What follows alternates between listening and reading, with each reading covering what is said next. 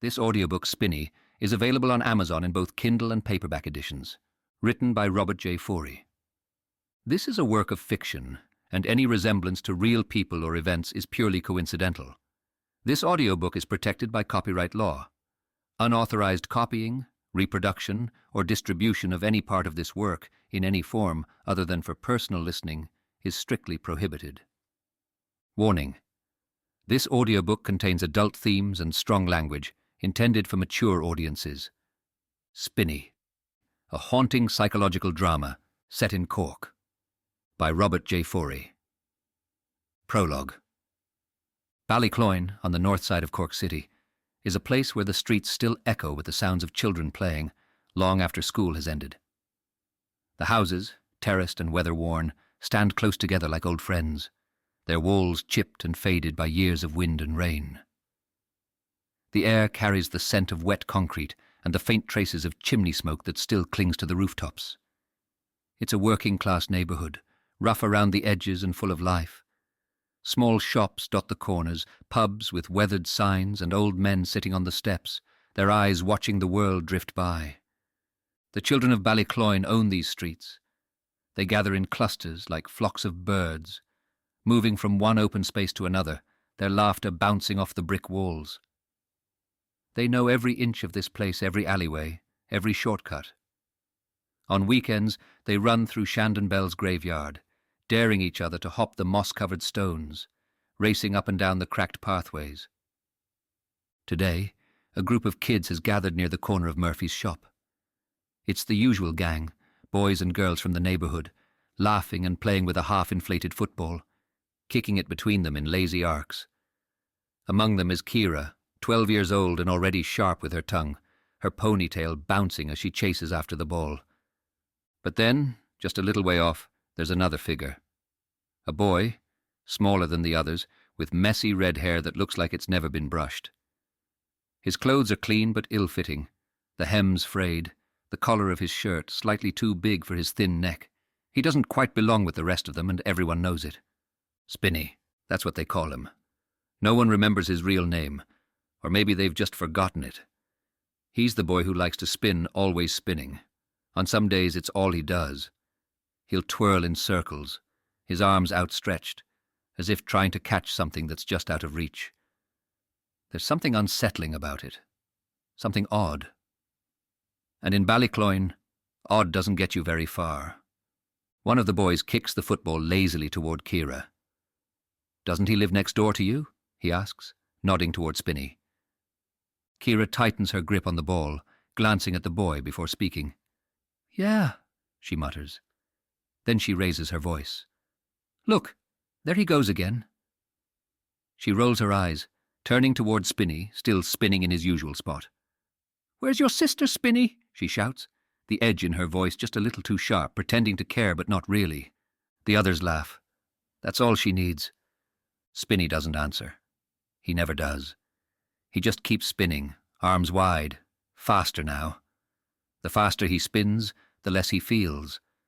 It's like when Mom takes her pills and stares off into the nothingness, quiet, while the house carries on around her. And Dad, well, when Dad's been out, you know how it goes. He comes home like a tornado, causing havoc. So Spinny spins until his head's drunk, until everything feels distant, numb like he's somewhere else, far away from here. And that's all he wants, really. Just to keep spinning, until the rest fades away. "Spinny, you little freak! Can't you stand still for once?" One of the boys jeers, kicking the football toward him. It hits the side of Spinny's leg, but he barely flinches. He just spins faster, his face pointed toward the sky, his eyes unfocused, lost in a world where the cruelty of children can't touch him. Mrs. O'Leary stands at her front door, adjusting her coat as she prepares to head out for errands on North Main Street. She glances over at Spinny, frowning slightly as he whirls in the middle of the street. Her eyes shift to Kira, who's clutching the football under her arm, clearly unimpressed with the scene. "Leave the boy alone, Kira," she calls out, her voice sharp and detached. There's no warmth in her tone, just a sense of duty. Spinny isn't her concern, never has been. Her husband made sure of that. They don't mix with those neighbours. Fecking scum, he'd say, forbidding her from ever speaking to Spinny's mother. She turns away, shaking her head. Spinny's just another stray in the neighbourhood, and Ballycloyne has its fair share of strays. Kira shrugs as her mother heads away and turns her attention back to the game. The other kids follow suit, laughing and pushing each other, the moment with Spinny already forgotten. But not for Spinny. For him, the spinning is everything. It's his way of making sense of the world, a way to keep moving so the hurt and rejection doesn't catch up to him. He spins and spins like a top that refuses to slow down, afraid that if he stops, he'll fall and the loneliness will crush him. His sister is gone. No one asks where, not really. They just know she isn't around anymore. She used to be with him, trailing behind like a shadow. But now it's just Spinny, twirling alone in the streets of Ballycloyne. He keeps twirling, even as the daylight fades and the children drift away, leaving him to spin in the lengthening shadows on his own. Sometimes, when the street's clear, he'll head over to the Shandon Bells graveyard, to the quiet places where ivy wraps around ancient tombstones. That's where he found the kitten, a small, shivering thing, hidden behind a weathered stone. He sat there, cradling the tiny creature in his arms, as still as he could manage, the spinning forgotten. Spinny's world quiets. In the silence, he pets the kitten, its soft fur the only thing that seems real to him. He's still as the night falls, a boy desperate for a connection the world won't give him. But he knows he can't bring the kitten home his mother can barely manage taking care of him and his sister, let alone a pet. The messiness of a kitten would be too much for her. Spinny wouldn't know how to look after it anyway, not with everything else going on. There's just no room for a kitten in his world. So he leaves it nestled between the gravestones, hoping it'll still be there tomorrow. For a moment he stands there, watching the empty street, feeling smaller than ever. Without looking back at the graveyard or the kitten, he turns and walks home, his steps slow and heavy. The spinning is gone, the fight gone with it. All that's left is the quiet, and in that quiet, Spinny trudges down the fading street, swallowed by the shadows. Chapter 1. Just another day. I wake up to the sound of the rain hammering against the window, which is basically how every morning starts in this miserable January. If it's not raining, it's just waiting to start. Cork's like Siberia with extra drizzle. Midwinter, and I'm already wondering if the sun's ever going to show its face again. I roll out of bed and shuffle to the kitchen, where Tiddy, my ever-demanding cat, greets me with a meow that's somewhere between "feed me" and "you're late." She's about the only company I've got these days, which tells you everything you need to know about my social life. She's perched by her bowl, staring me down like she's CEO of the flat. I give her a scratch behind the ears and pour her food. "Don't look at me like that," I mutter. "I didn't choose this life, either." The flat isn't much, but at least I don't pay rent. Thanks, Gran. She left it to me when she passed, which is probably the only reason I'm not living in some rundown shoebox with 6 other lads and a leaky ceiling. The place was renovated before Gran passed away, but time marches on, and every second thing is breaking down. Just yesterday, the hot water went out again, and it's only a matter of time before the doorbell gives up too. I'm 26, and somehow I've managed to find myself working in a dead-end job at one of those call centres out by Coo-on-Andair, answering phones for people who can't figure out why their computer won't connect to the Wi-Fi. It's a job for people who aren't sure yet what to do with their lives, so naturally I fit right in. I sometimes wonder how anyone paying real rent survives on the pitiful salary we earn. Call centre wages and a flat in Cork. It's like trying to live on Monopoly money. Luckily for me, I have free accommodation, thanks to Gran. And sure, I've got a cat named Tiddy, so I guess that's my version of winning, right? I glance at the clock. Time to catch the 210 bus. That joyless journey from my flat in the city centre to the outskirts of Cork is just the cherry on top of my brilliant life. You'd think for once I'd get on a bus where the seats aren't falling apart, or where I don't get elbowed by some lad who thinks personal space is a myth. But no, that'd be too much to ask. I throw on a jacket, one of those old ones with a zip that barely works anymore, and trudge out the door. The rain's already soaking through my shoes before I've made it halfway down the street. I'm dreaming of a holiday somewhere warm, where I can pretend this whole thing is temporary. Lanzarote. But holidays cost money, and money is something I don't have. It's funny, really. I'm stuck here, working for peanuts, while people who went to the same school as me are probably swanning around Europe, enjoying life. I think back to Ballycloyne Boys' School, where I had the misfortune to be miseducated, a school that was about as useful as a chocolate toothbrush. Half the teachers there wouldn't know a lesson plan if it walked up to them and bit them on the nose. But here I am, paying the price for their wisdom, stuck answering calls from people who don't know what a power button is. And then there's my boss, if you can even call her that. She's like the human embodiment of a Monday morning, always on my case, always finding something to grind my nerves with. I don't know what her problem is, but every day it's the same. Shane, you need to be quicker on the calls, Shane. We need to improve our metrics. What the hell does she think this is? A Fortune 500 company. We answer questions about bloody smartphones, not broker deals on Wall Street. I glance up as the 210 bus rolls into view, late as usual. I'm starting to think the bus drivers in Cork have a sixth sense for when I'm already in a bad mood. They always seem to time their tardiness perfectly. I drag myself on, trying not to get too many elbows to the ribs on the way to the back seat. As I stare out the rain-streaked window, watching Cork's streets crawl by, I can't help but wonder how it all went so wrong. No family, no real friends, except for a few random online ones, and a job that makes me want to hurl myself off the Shandon Bells. If this isn't rock bottom, I don't want to know what is. The 210 bus rolls into the lot outside the call centre, and I trudge my way through the rain, dreading the day ahead. Another round of mind-numbing conversations with people who wouldn't know how to switch on a torch if their life depended on it. I swipe my badge at the door, already feeling my shoulders slump.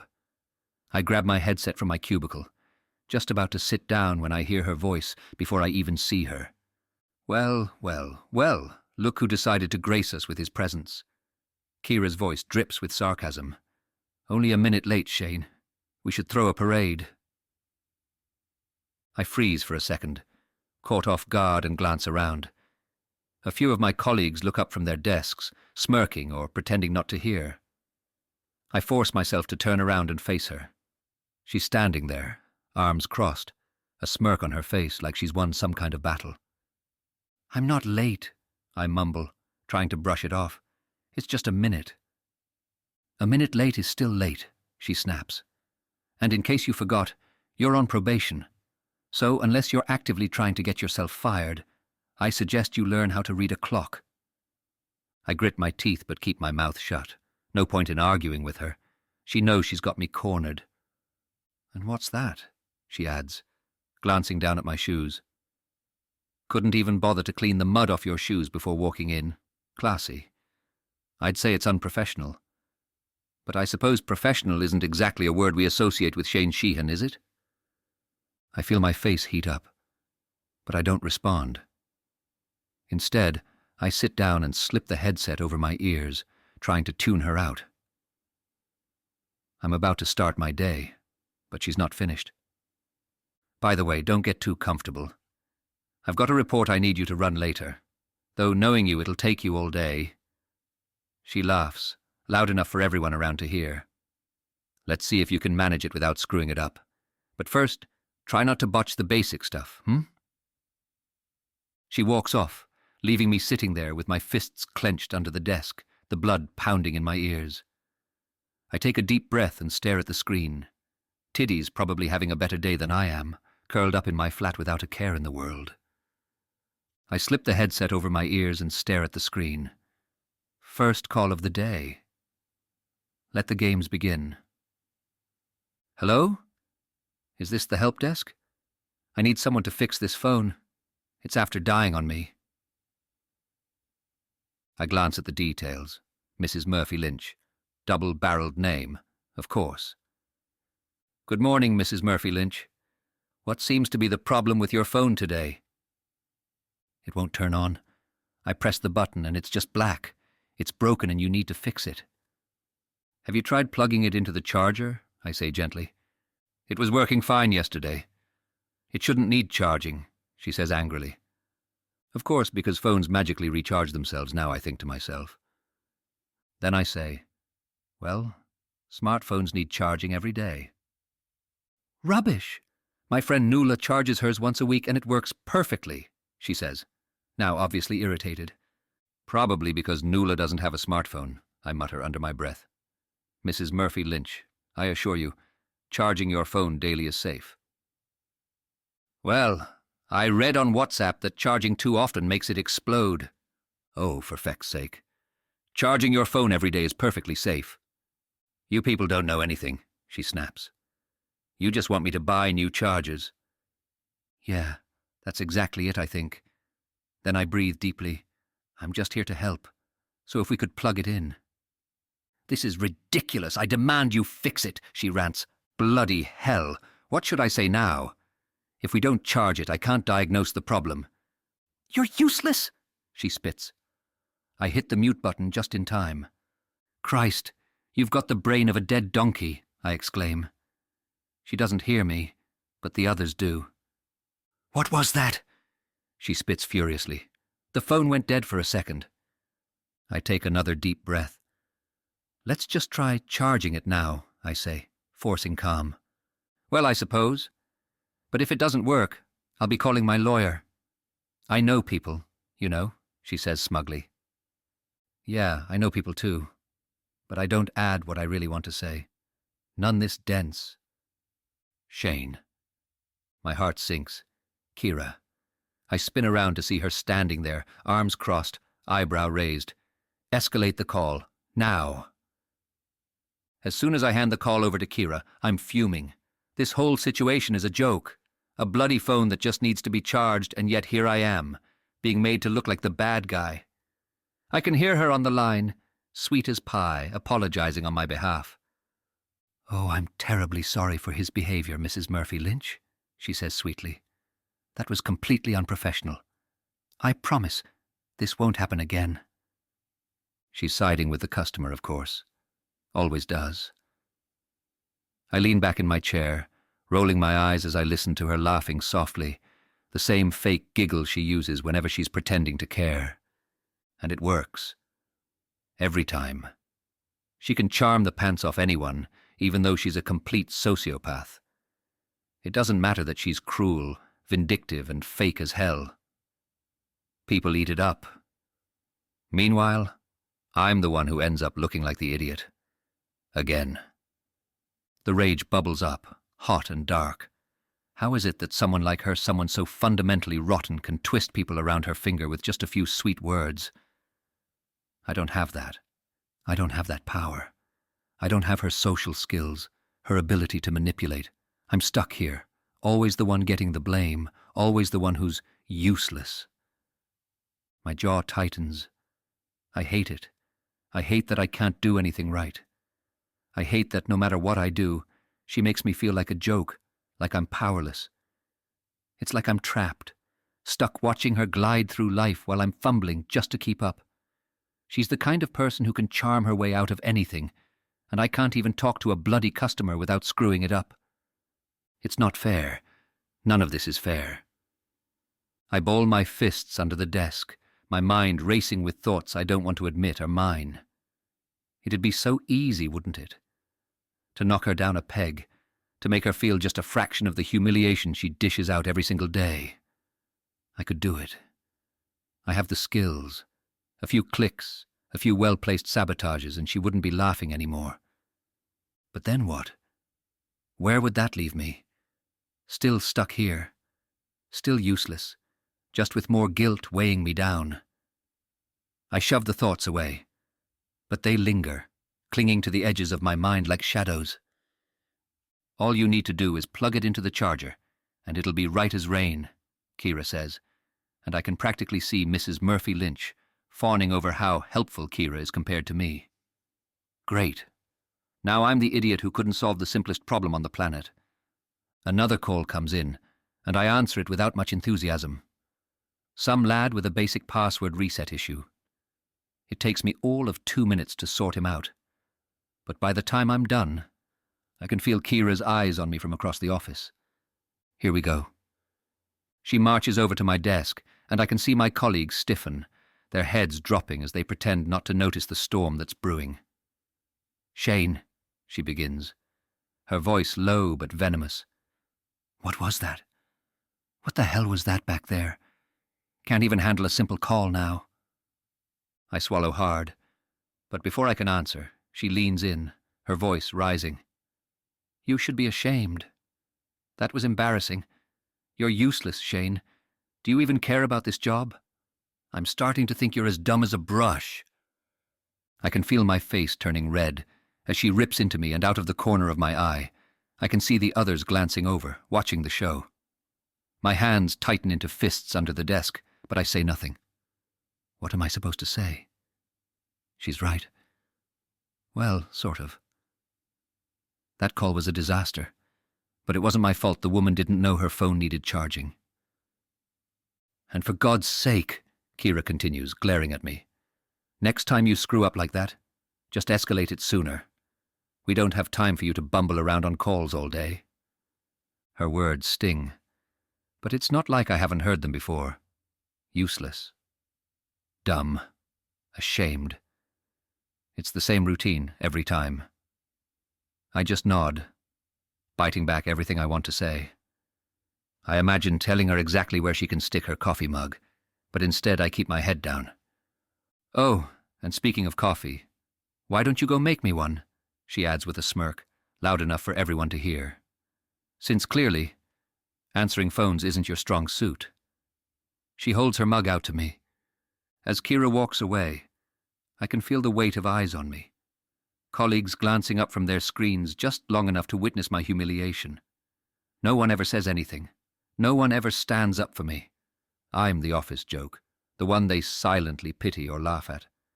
It's always the same, I'm just invisible until Kira rips into me again. They'll move on, get back to their work, and I'll still be here, dragging myself to the break room to make her coffee like I'm nothing. Am I Kira's coffee bitch now? That's what this has come to. I shuffle to the break room, still seething. My mind is racing with 1,000 insults I could have hurled at her, all of them buried under the weight of knowing I have to be here. I don't want to lose it. I don't have family to lean on, no mates I could call for help. Just Tiddy waiting for me back at the flat, probably chewing on the sofa cushions by now. I grab a mug and start making Kira's coffee, but my mind drifts. I can't stop thinking about how pathetic this all is. Kira, standing there, humiliating me in front of everyone. My co-workers pretending not to hear her, shaking their heads and whispering. I know what they think, what they say when I'm not around, that Shane's useless, that Shane won't last long here. They're probably right. Lost in my thoughts, I pour the coffee and sit down at the break room table, staring at the steam rising from her cup. Before I know it, I've taken a sip, then another, and another. What is that I taste? Is that lipstick? I look at the mug and see the pink lipstick. The door swings open and there's Kira, standing in the doorway with a look that could kill. "Where's my coffee?" she snaps. I freeze, the mug halfway to my face. I was just... You were just what? Drinking it yourself? She cuts me off, her eyes narrowing. You really can't manage the simplest tasks, can you? I was just useless, she says coldly. That's what you are, useless. She folds her arms, leaning against the doorframe. You're skating on thin ice, Shane. Your probation's almost up, and let me tell you, it's not looking too good. You keep this shite up and you're out. Chapter 2. The Devil and the Deep Blue Sea. Shame burns in my chest as I sit there, the office noise muffled by the pounding in my ears. The mug in my hand feels heavier with every second that passes, as if it's a symbol of how little control I have over my own life. I'm angry. Angry at Kira, angry at myself for letting it happen, angry at the whole situation. But what can I do? She holds all the cards. She's untouchable and I'm just nothing. A cog in the machine. I feel my throat tighten as she walks out, leaving me sitting there like an idiot, holding the mug I'd forgotten wasn't even mine. My mind races again, this time with thoughts of revenge. What would it feel like to humiliate her, to make her feel small, the way she does to me every damn day? Maybe find some dirt on her, something that would wipe that smug look off her face for good. Why am I even here? Stuck in this dead-end job, taking orders from people like Kira? It's not like I ever dreamed of working in a place like this. I should have done more. Maybe if I'd gone to university, things would be different. But no, I didn't bother, did I? Back then, I figured school was a waste of time. Who needs to memorize pointless facts when you can just Google them, right? I never finished school. Not because I couldn't, but because I just couldn't. It's not that I'm thick. I know I'm not. I just couldn't make myself care about half the crap they tried to force down my throat. History, geography, physics. It was like trying to stuff a square peg into a round hole. But maths? That was different. I got that. I could see the patterns, the logic. It made sense without me having to try. No one had to explain things twice when it came to numbers. But everything else, God help me. Tasks that required memorization? Forget it. My memory's like a sieve. Thanks to whatever ADHD cocktail is swimming around in my brain. It's not that I don't understand things, I do. I get concepts easily. But the moment you ask me to remember dates or facts or bloody formulas, it's like trying to catch smoke with my bare hands. Half of the teachers at Ballycloyne Boys' School were so ignorant, they wouldn't recognize a smart student if he slapped them in the face with the Book of Kells. Sure, some kids were great at memorizing stuff like parrots, but that was never my thing. Part of it was me too. I didn't put in the effort. I coasted on what came easy and gave up when things didn't. It's not like I can blame the world for where I am now, doing this job, answering calls for people who barely know how to turn on a computer. I could have tried harder. Maybe Kira's right. Maybe I should just cop on and stop moaning about everything. Take some responsibility for once. I'm still lost in my thoughts when the phone rings again. Without thinking, I pick up. Tech support. This is Shane speaking. How can I help you? The voice on the other end launches into a string of jargon, something about network infrastructure, firewalls, and port forwarding. It takes me a second to catch up, but I get it. It's a more advanced query. The kind of thing we don't normally deal with on this tier. The call must have been routed incorrectly. I should escalate this to someone higher up, but instead, I lean into it. I walk the customer through the problem, explaining each step carefully, detailing the solutions with precision. I'm in my element, and it feels good. I know exactly what I'm doing, and for once, I'm not just walking someone through how to charge their damn phone. By the time I'm done, the customer's impressed. Thanks, Shane. That was really helpful, they say, sounding genuinely pleased. I hang up, feeling a rare sense of accomplishment. That sense lasts about 5 seconds before I hear Kira's voice.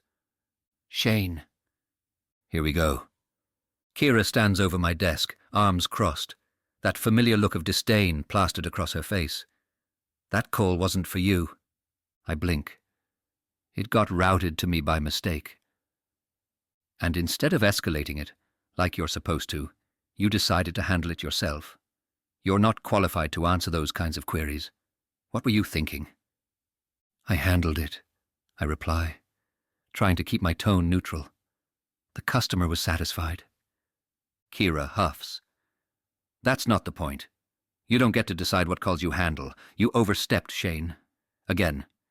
If you can't follow simple procedures, you're going to find yourself out of a job faster than you can say fired. She's laying into me, and all I can think is how no matter what I do, it's wrong.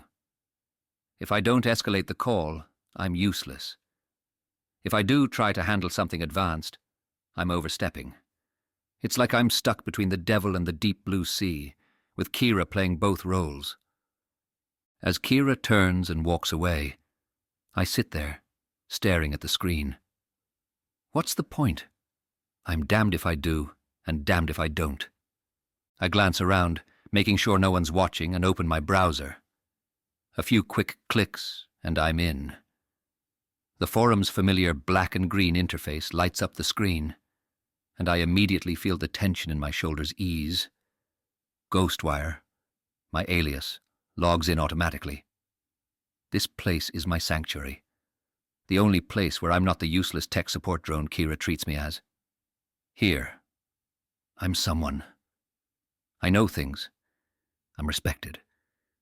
Scrolling through the latest posts, I see the usual chatter people discussing network security, encryption tools, hacks, and exploits.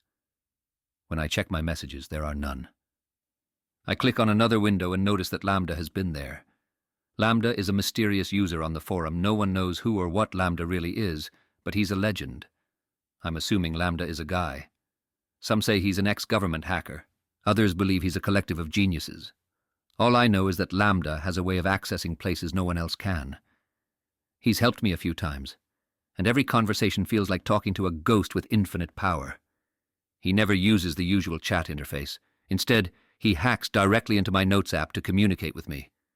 How's your day, Ghost? Still enjoying that nice job? I can't help but chuckle. Lambda's never short on sarcasm. Same old. Kira's been riding me all day. I swear, she's out to get me. The reply is instant as always. She'll never change. You've got to stop letting her get to you. Easier said than done, I think. I type back quickly. She called me useless. Again, I'm starting to believe it. There's a pause. For a moment, I imagine Lambda thinking, calculating the perfect response. Then it comes. That sounds rough. People like Kira, they don't deserve the power they have over you. I frown at the screen. Lambda always seems to know exactly how to hit the right nerve. It's like they see straight through me. Yeah, but what can I do? It's not like I can just walk out. I don't have somewhere else to go. I have to work somewhere. Walking out isn't the only option, Ghost. There are other ways to regain control. There it is again, something about the way Lambda phrases things always leaves me on edge. It's as if they know something I don't, or maybe like they've been down this road before. But I shrug it off. I'm probably just reading too much into it. Other ways? I ask, intrigued. Sometimes the best way to deal with people like Kira isn't to leave, but to push back. Make them squirm a little. Ever think about that? There's a beat of silence on my end. Push back? I don't know what Lambda means, but the idea sends a small thrill down my spine. Still, I can't help but feel a little uneasy. Push back how? There are always ways to remind people that they aren't untouchable. They just think they are. I pause, staring at the screen. It feels like a challenge, like Lambda's daring me to ask more. But I don't. Not yet. There's a strange undertone in that message, but I brush it off. I'm used to Lambda's slightly odd way of phrasing things. He always seems to hint at something, but I'm never quite sure what. I'm trying, but this job, man, it's killing me. Jobs like yours are soul-sucking, he says emphatically. And people like Kira are part of the problem. Have you ever thought about doing something to remind her she's not invincible? I frown, feeling a twinge of unease. Lambda's always been a bit direct. They've dropped hints before, subtle nudges toward ideas that make me uncomfortable. But they never outright suggest anything. Not really. I don't know, I'm not exactly the revenge type. Besides, I'd probably screw it up, I admit. Oh, come on. You're smarter than you think. And sometimes people like her need a little push. It's not about revenge. It's about balance, he says mysteriously. I roll my eyes at the screen, but I can't help but smile a bit. Lambda's got a way of making me feel like a reluctant anti-hero in some grand conspiracy. Even when I know I'm just a guy stuck in a dead-end job, trying to make it through the day. I don't know, man. I'm trying to be a good boy here. I whisper. Good? Sure. But don't be naive. Being good doesn't mean being a doormat, Lambda says ironically. There it is again, that slightly immoral undertone. It's not the first time Lambda's made me feel like he's playing some kind of deeper game. Something about the way he talks, the way he always seems to know exactly what to say to get under my skin. It's like he can see right through me. I shake my head, clearing the thoughts away. Whatever Lambda's deal is, I'm not about to go down that road. I'm not like him. Still, I can't help but vent. Then I say, I'm just tired of being walked all over. I get that I'm not perfect, but Kira, she's on a power trip. It's like she enjoys it. Lambda sneers. She probably does. People like that thrive on control. It's time you took some back. I stare at the message for a while, feeling a strange mixture of exhilaration and fear. Before I can reply, my headset beeps again. Another call. I tear my eyes away from the screen and answer, falling back into my role. It's a straightforward issue this time, something I can handle in my sleep. I walk the customer through it without breaking a sweat, and when the call ends, I feel a small sense of victory. At least I didn't screw that one up. But even as I hang up, my mind drifts back to Lambda's messages. There's something about his confidence, his casual disregard for the rules, that makes me feel like I could do more. Be more. But then again, maybe that's the problem. The sound of heels clicking on the tiles pulls me back to reality. Kira, again. Great. She strides up to my desk, arms folded, her face set in that all-too-familiar look of disdain. Shane, she says, loud enough for everyone nearby to hear. I need you to run a report on the call times from last week. And do it now. I need it in 20 minutes. A report. On call times. Are you joking? That's not even my job. It's something any of the higher-ups should be handling, but here she is, dumping it on me like I'm her personal assistant. I glance at the clock. There's no way I can get it done in 20 minutes, and she knows it. I bite my tongue, the anger boiling just beneath the surface. I can feel my colleagues watching, some of them pretending to work, others sneaking glances my way. They know what's happening, but none of them will say anything. Why would they? It's not their fight. Sure, I mumble, nodding. I'll get right on it. Kira smirks, clearly pleased with herself, and turns on her heel. Good. And try not to mess it up this time. I grit my teeth as she walks away, my fists clenched under the desk. It takes everything in me not to throw something. I want to scream, to yell at her, to tell her she's a miserable, power-hungry bully who takes pleasure in grinding people down. But I can't. I need to keep this job. The clock ticks closer to the end of my shift, and I can't wait to get out of here. I get started with her report. It's actually not that hard, so I finish it a minute before the shift ends, and I email it to her. The moment the clock strikes, I grab my jacket and make a beeline for the door. The air outside is damp, and the rain has finally let up, but the sky's still a miserable grey.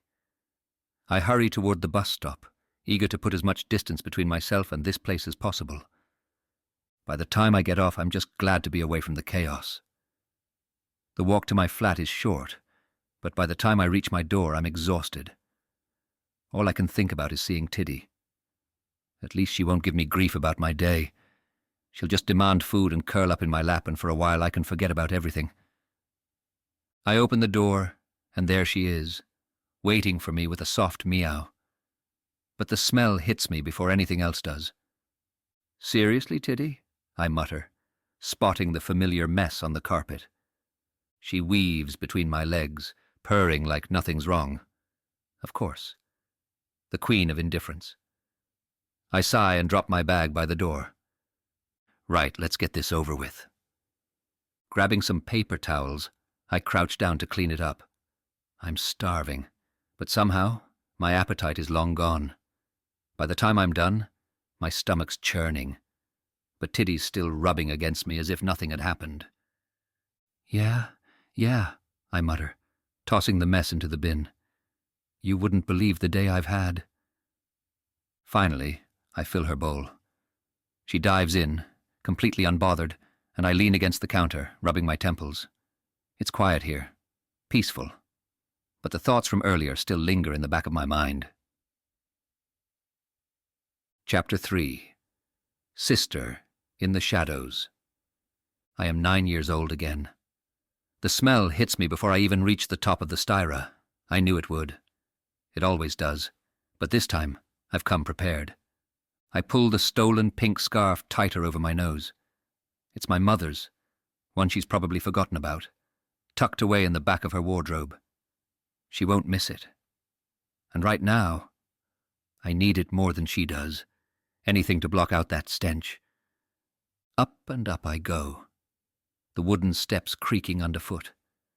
The attic is darker than usual, with only a sliver of moonlight creeping through the small window. But it's enough. I can see her, huddled in the same corner she's always in, a thin shape barely visible beneath the blanket she's wrapped herself in. The smell gets worse the closer I get. Sour, like urine and something rotting. I try not to gag, taking shallow breaths behind the scarf. This is how it always is. She's a mess, but it's not my fault. It's not my job to clean her. "Hello, you," I call out to my 9-year-old twin sister, keeping my voice cheerful, sing-song. "Brought you your dinner." No answer. Not that I expect one. She doesn't talk much anymore. I crouch down, the floor cold beneath my knees, and place the plate in front of her. The sandwich sits there, untouched for a moment. Then she moves. Her hand darts out, fast, her fingers long and thin, grabbing the sandwich like she's afraid I'll take it away. "Slow down," I say with a soft laugh. "It's not going anywhere." She hunches over, chewing in silence, her eyes wide and empty as she devours the food. I watch her hands, those long, bony fingers wrapped around the bread, and wonder how they got so long. They weren't always like that, were they? She's changed. She's thinner than before, more hollow. The blanket around her is filthy, stained from months of neglect. When was the last time Mum came up here? Weeks? Months? And why the hell do they force Olivia to live up here? I lean back on my heels, glancing around the attic. It's worse than I remember.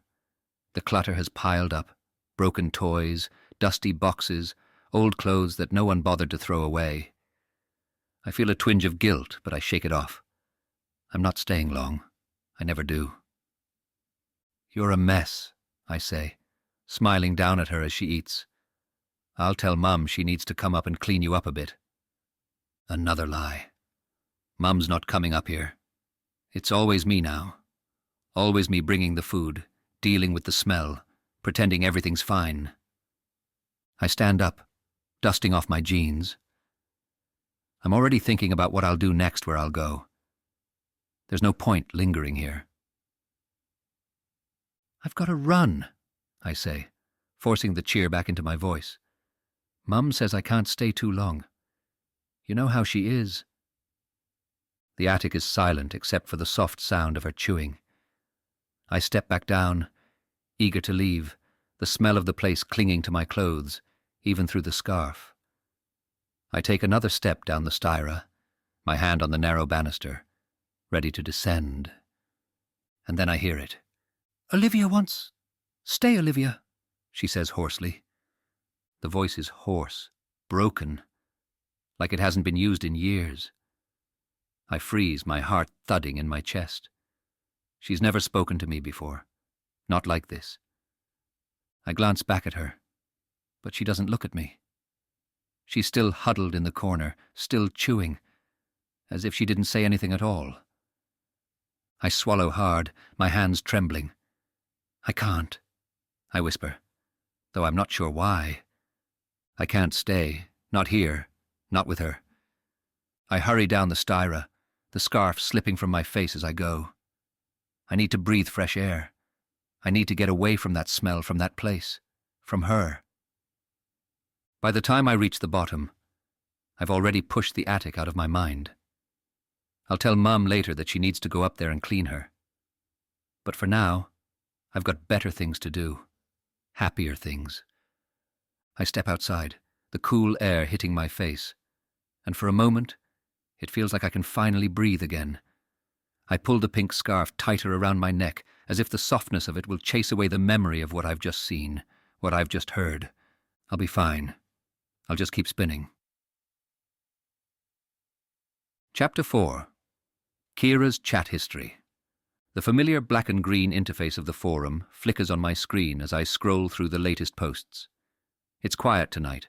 No major hacks, no security exploits to sift through.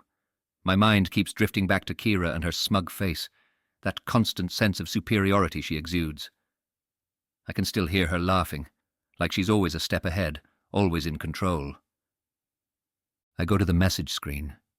There's a text from Lambda. Still thinking about her? I hesitate before typing back. Yeah, can't get her out of my head. She makes everything miserable. There's a pause on the other end. Lambda's responses are always quick, calculated, like he's waiting for the right moment to say the exact thing that will push me over the edge. Why don't we dig a little deeper? My fingers hover over the keyboard, unsure of what he means. Deeper how? Her Facebook ghost. You ever think about that? I frown, my heart picking up pace. I don't have her password, and even if I did... You don't need it, Lambda shoots back instantly. I'll give it to you. I swallow hard, my hands clammy on the keyboard. I know I shouldn't. This is crossing a line, but something inside me, a dark curiosity, maybe even a hunger, makes me hesitate just long enough for Lambda to strike again. Come on, Ghost. Don't you want to know what makes her tick? What she's hiding behind that fake smile? Before I can respond, I notice. Fashionista at 1994 at the top of the note. Lambda put it there. I could do it. I could log in right away and see everything. The thought of invading her life, of knowing what she hides from the world, sends a strange thrill through me. She's always in control, but maybe for once, I could have the upper hand. My fingers move on their own, copying the password, pasting it into the Facebook login screen. I hit enter, and just like that, I'm in.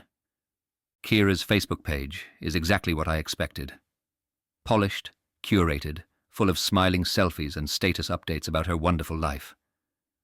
There are holiday photos, Lanzarote, work-related posts, and the occasional inspirational quote, all meant to paint the picture of a successful, well-rounded woman. It's nauseating. This is pointless, I mutter. It's just perfect. Look deeper, Lambda suggests, almost casually. Check her messages. I freeze for a second, the weight of what I'm doing crashing down on me. But I don't stop. My mouse hovers over the chat icon. One click, and suddenly I have access to her private messages. I start scrolling through the usual chit-chat, work-related conversations, exchanges with friends. But then, something catches my eye: multiple chats with different women, names I don't recognize. I open one. The messages start off innocent enough, talking about work and meeting up for drinks. But then, further down, the tone shifts. The messages become flirty, suggestive. I click another chat, same thing. Kira is talking to several women in a way that makes it clear these aren't just friends. She's a lesbian, I mutter aloud, feeling my heart thud in my chest. Lambda's response is instant. Interesting, isn't it? That could be useful. Keep going. I scroll down further, my pulse quickening. In one of the chats, I see her mention her husband, the traveling salesman, but it's clear her marriage is just a cover. A facade, like everything else in her life. Look for photos, Lambda encourages. Bet she's got some intimate moments stored in there. I hesitate, my stomach twisting with nerves. I don't know. Come on, Ghost. You've come this far. She's humiliated you over and over. This is your chance to take some power back. My hands are trembling as I click through the media files. And there they are, Explicit photos, scattered throughout the chat history, Kira posing provocatively, sending pictures to different women. I can't believe what I'm seeing. This is the same woman who tears me apart at work, who holds my job in her hands, and here she is, exposed, vulnerable. I can't believe this, I whisper. Save them, Lambda commands. I freeze, staring at Lambda's words on the screen. Save them? What the hell am I doing? This is wrong, so wrong. Do it, Lambda commands again. She deserves this. After everything she's done to you, don't you think it's fair to have something on her? To level the playing field? I feel sick. My finger hovers over the download button. I could just close the laptop, pretend I never saw any of this. But something inside me, a part of me I didn't even know existed, likes the power. The thrill of having something over her. For once I wouldn't be the one feeling small. I click Save. The pictures download to my hard drive, and for a moment I feel a rush of excitement, of control. But it's quickly followed by a wave of nausea. What the hell am I doing? Good, Lambda says. Now you're starting to understand. I shut the laptop with a snap, breathing hard. This is too much. I can't keep doing this. But the thrill, the power, it lingers, even as I sit there, heart pounding. I'm done for tonight, I mutter, more to myself than to Lambda. I don't want to hear any more from him. I've already gone too far. As I sit back, my head swimming with guilt and adrenaline, a thought flickers through my mind. This isn't me. I'm not this kind of person. So why did it feel so good? My heart is hammering in my chest. I just sit there for a moment, staring at the closed lid, wondering how far I'm really willing to go. Lambda's words still echo in my mind, tempting me to push further. But not tonight. I've done enough. I need a break. I get up, making my way to the fridge and grabbing a beer. The hiss of the can as it opens feels like a small release.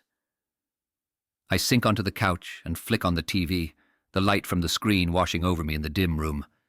It's an old sitcom, one of those shows I've seen 1,000 times. Nothing to think about. Just background noise. Tiddy hops up onto my chest, curling up like she owns the place. Her warmth is grounding, her little purrs rhythmic, almost soothing. I run my hand down her back, eyes on the TV but mind a million miles away. For now it's just me, the beer, the TV, and Tiddy. I'm just another guy, trying to unwind after a long day. Nothing special, nothing unusual. The rush I felt earlier fades, but it doesn't disappear. It's still there, lurking, waiting for the right moment to come back. But for now, it's quiet. Chapter 5. Olivia's date. I sit down in front of my ring light, the soft glow giving me that perfect selfie radiance. Hey guys, it's me, Olivia, I say, waving to my phone as the video recording starts. Okay, so guess what? I've been chatting with someone and it's kinda, special. I giggle and bite my lip, glancing down at the makeup scattered in front of me. I can't say too much yet, but all right. Fine, I'll tell you. I lean in closer to the camera, lowering my voice as if sharing the juiciest secret. Her name is Kira. Yes, Kira. I wink, leaning back with a giggle. I know, right? Like, who would have thought? But, guys, she's cute. Like, really cute. And tonight we're meeting up.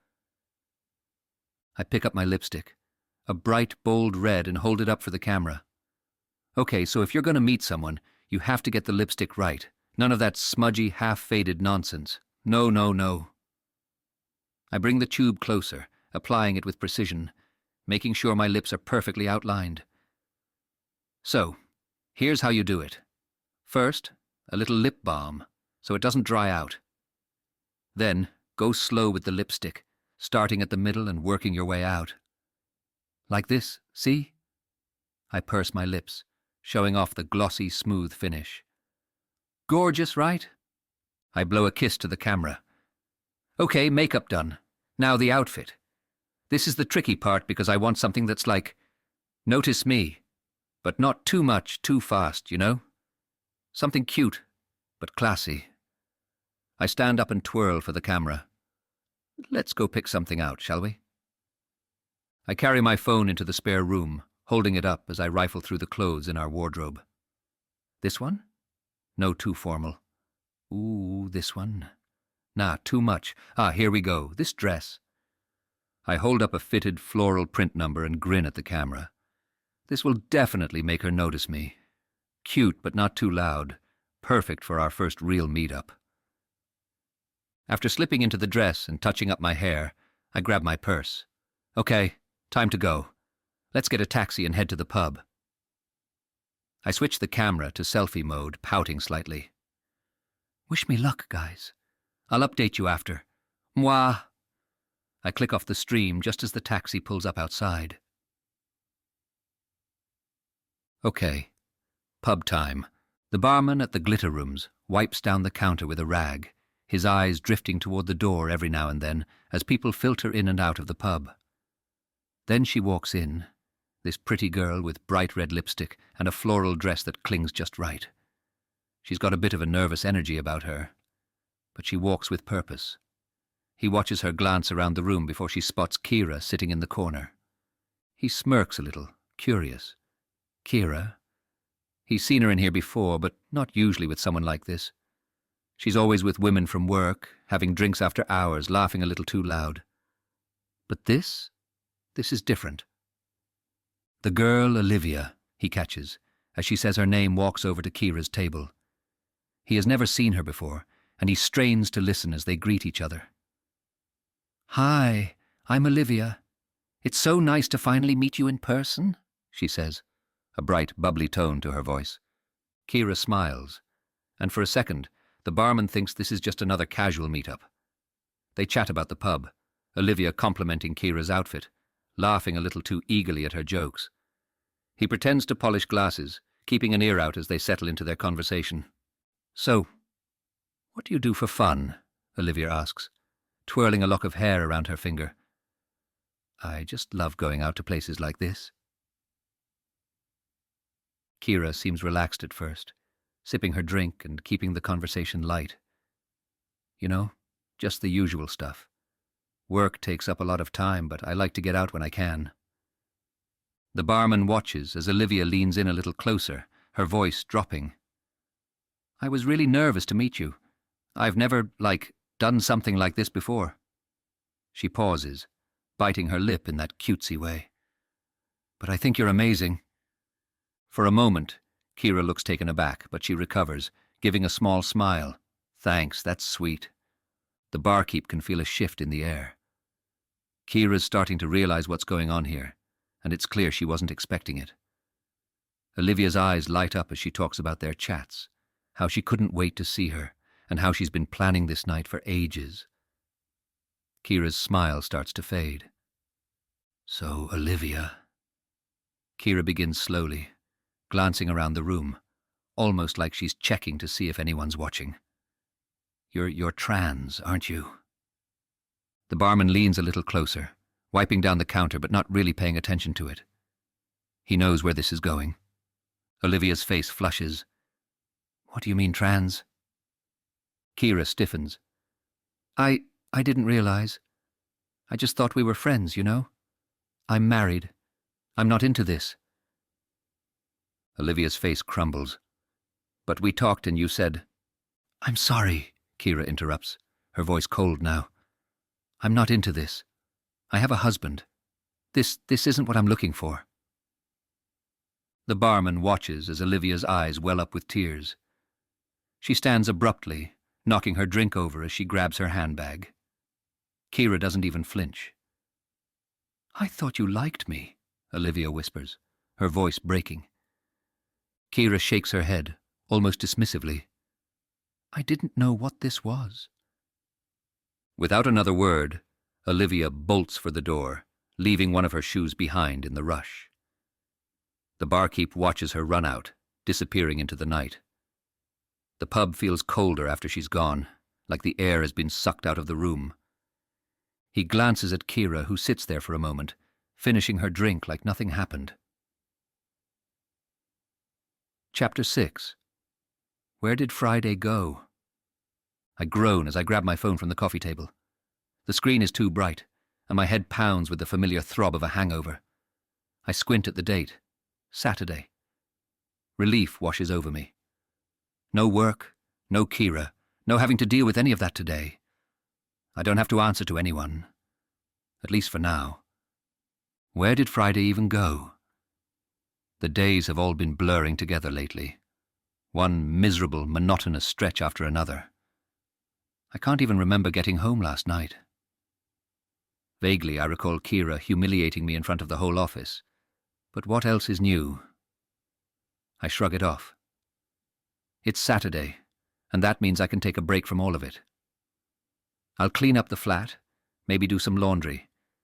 But for now, I can just lie here and let the day take care of itself. I roll off the couch, feeling the weight of exhaustion in my bones. As I pass by the bathroom mirror, I catch a glimpse of my reflection.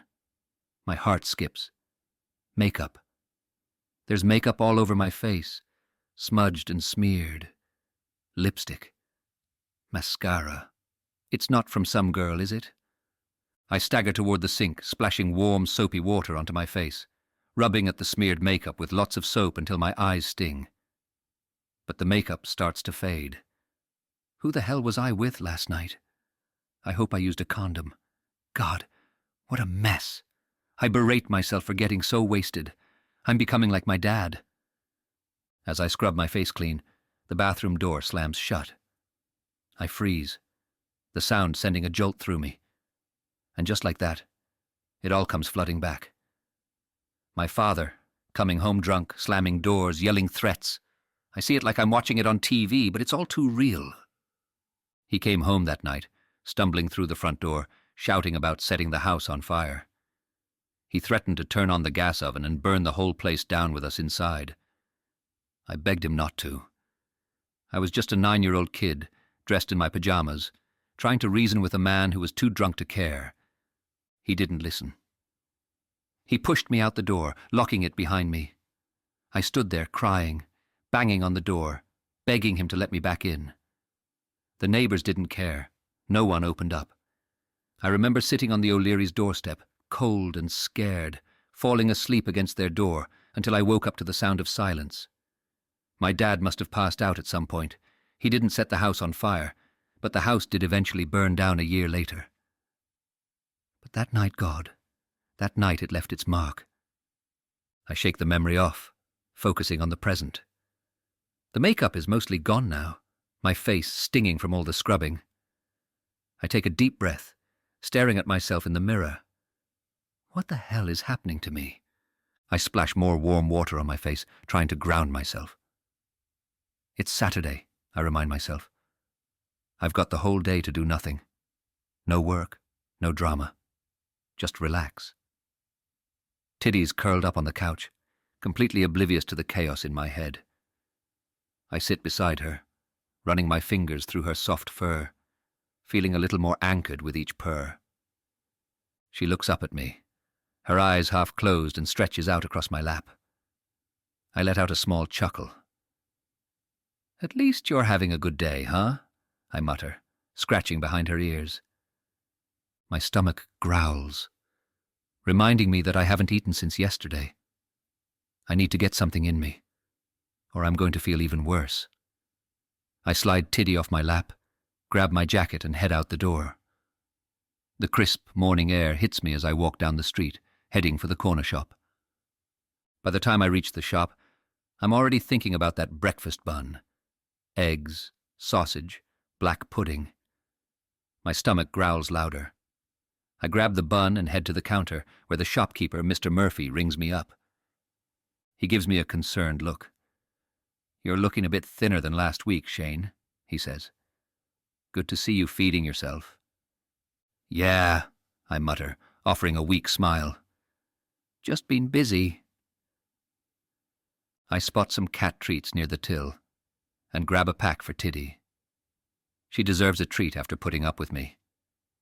With my breakfast in hand, I make my way back home, grateful for the quiet of the morning. Back in the flat, I sit down with my bun and coffee, feeling a little more human with each bite. Tiddy's by my side, pawing at the bag of treats I brought for her. I hand her one, watching as she happily munches away. The mundane feels good, normal even. I need this, just a boring day with my cat and some breakfast. The memory of last night still lingers, but for now, I'm going to let it go. Today, I just want things to be simple. Chapter 7. Big Revenge. What am I like? I think, getting up in the middle of the night, stomach growling. Seriously, who gets this hungry at 3 a.m.? Me, apparently. But that's all right. Sometimes you've just got to treat yourself.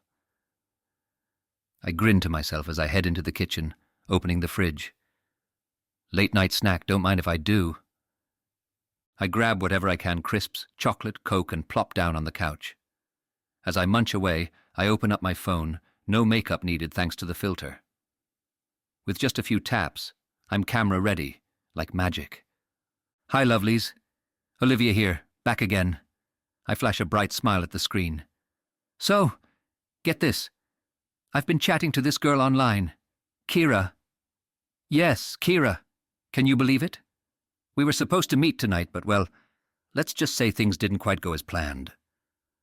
I lean into the camera, pretending to whisper. She was such a catfish. Like, I swear, she's nothing like her profile. Filters can only hide so much, am I right? I laugh lightly and toss another crisp into my mouth, keeping it light. Anyway, tonight's lesson. Trust yourself, not the profile pics. You never know what's real out there. But don't worry, I've got more stories to share, so stay tuned. With a wink, I end the video and set the phone aside. Just as I relax back into the couch, there's someone at the door. I freeze for a second. Who could that be at this hour? Then I realize who it is. Victor. He's also a TikTok creator, just like me. In fact, he's one of my followers. His mimicry videos, the way he could imitate politicians, actors, even cartoon characters. His stuff was always so funny, and I might have followed him because he's, well, my type. Not that I'd ever admit that, of course. I allow him in cautiously. Victor, I say, my voice tinged with surprise. Why are you here? He smirks, looking every bit the bad boy I imagined. Tracksuit, gold chain, thick watch, designer cap. He's like something out of a Ballycloyne movie. Didn't think I'd come all this way, did you, love? He says, his voice instantly slipping into a perfect impression of a well-known Cork politician. It's uncanny.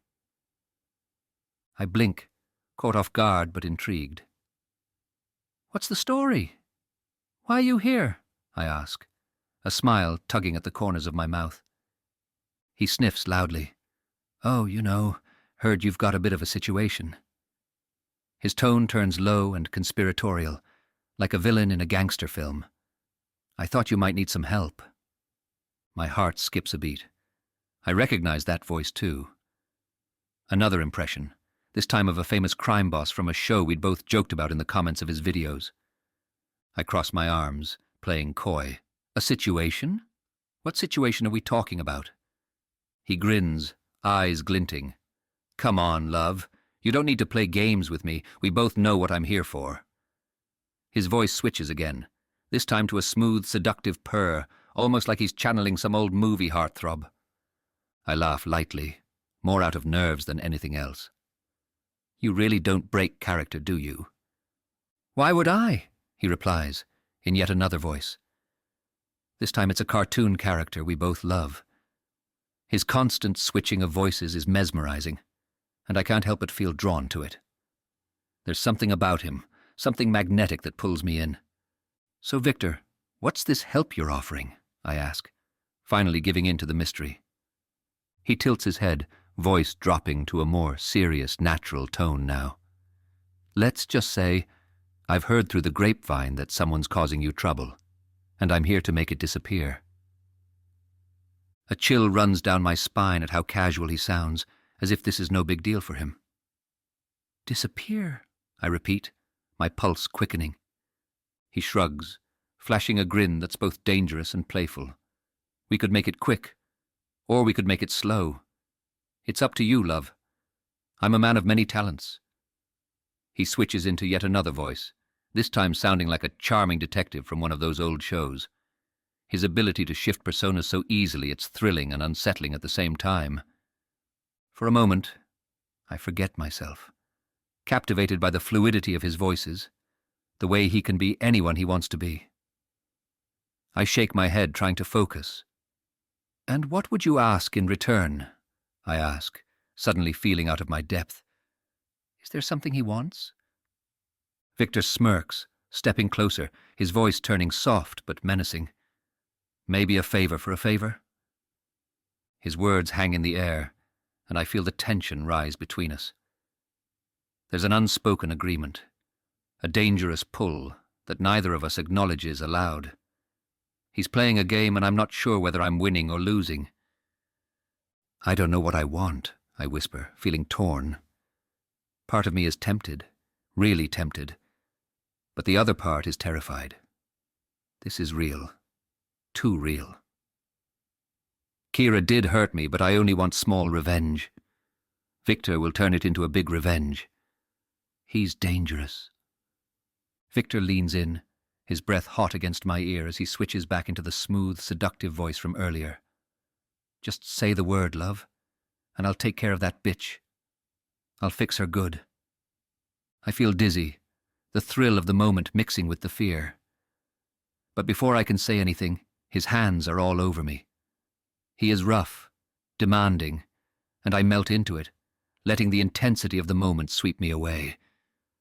When he finally pulls back, I'm breathless, my heart racing. He gives me one last smirk before stepping away. "Think it over," he says, back in his natural voice. "You know where to find me." He leaves, but my mind is still spinning. What just happened? I can still feel his essence, the buzz of excitement mixed with confusion. I drag myself back to bed, slipping under the covers, my heart still thumping. What am I even doing, I think? But there's no denying the strange satisfaction I feel from the enchanting interaction with the good-for-nothing Victor. I'll sleep now, I tell myself, closing my eyes and willing the thoughts to quiet. But deep down, I know that's not happening anytime soon. Chapter 8. Triggered. Monday rolls around and guess what? I'm not dreading work. Saturday was a blur, a strange mix of hangover and guilt, but today feels different, like I've turned some invisible corner. I'm still trying to shake off the weekend, but at least I feel clear-headed now. I walk into the office, bracing for the usual barrage from Kira, but she barely looks up from her desk. No snide remarks, no dirty looks, nothing. It's peaceful. Too peaceful, almost, but I'm not complaining. I slide into my cubicle, put on my headset and take a deep breath. Maybe today won't be so bad. The first few calls are straightforward. People with easy questions about resetting passwords or basic troubleshooting. I breeze through them without any hiccups, handling each one like a pro. It's almost weird how smooth it's going. My screen flashes with another call coming in and I answer it, still riding the wave of that odd calm. Tech support. This is Shane speaking. How can I help you today? There's a long pause on the other end before the voice crackles through. Yeah, me phone's after dying on me. The voice is thick, familiar. A north side accent, unmistakably Ballycloyne, the same one I grew up hearing. It instantly grates on me.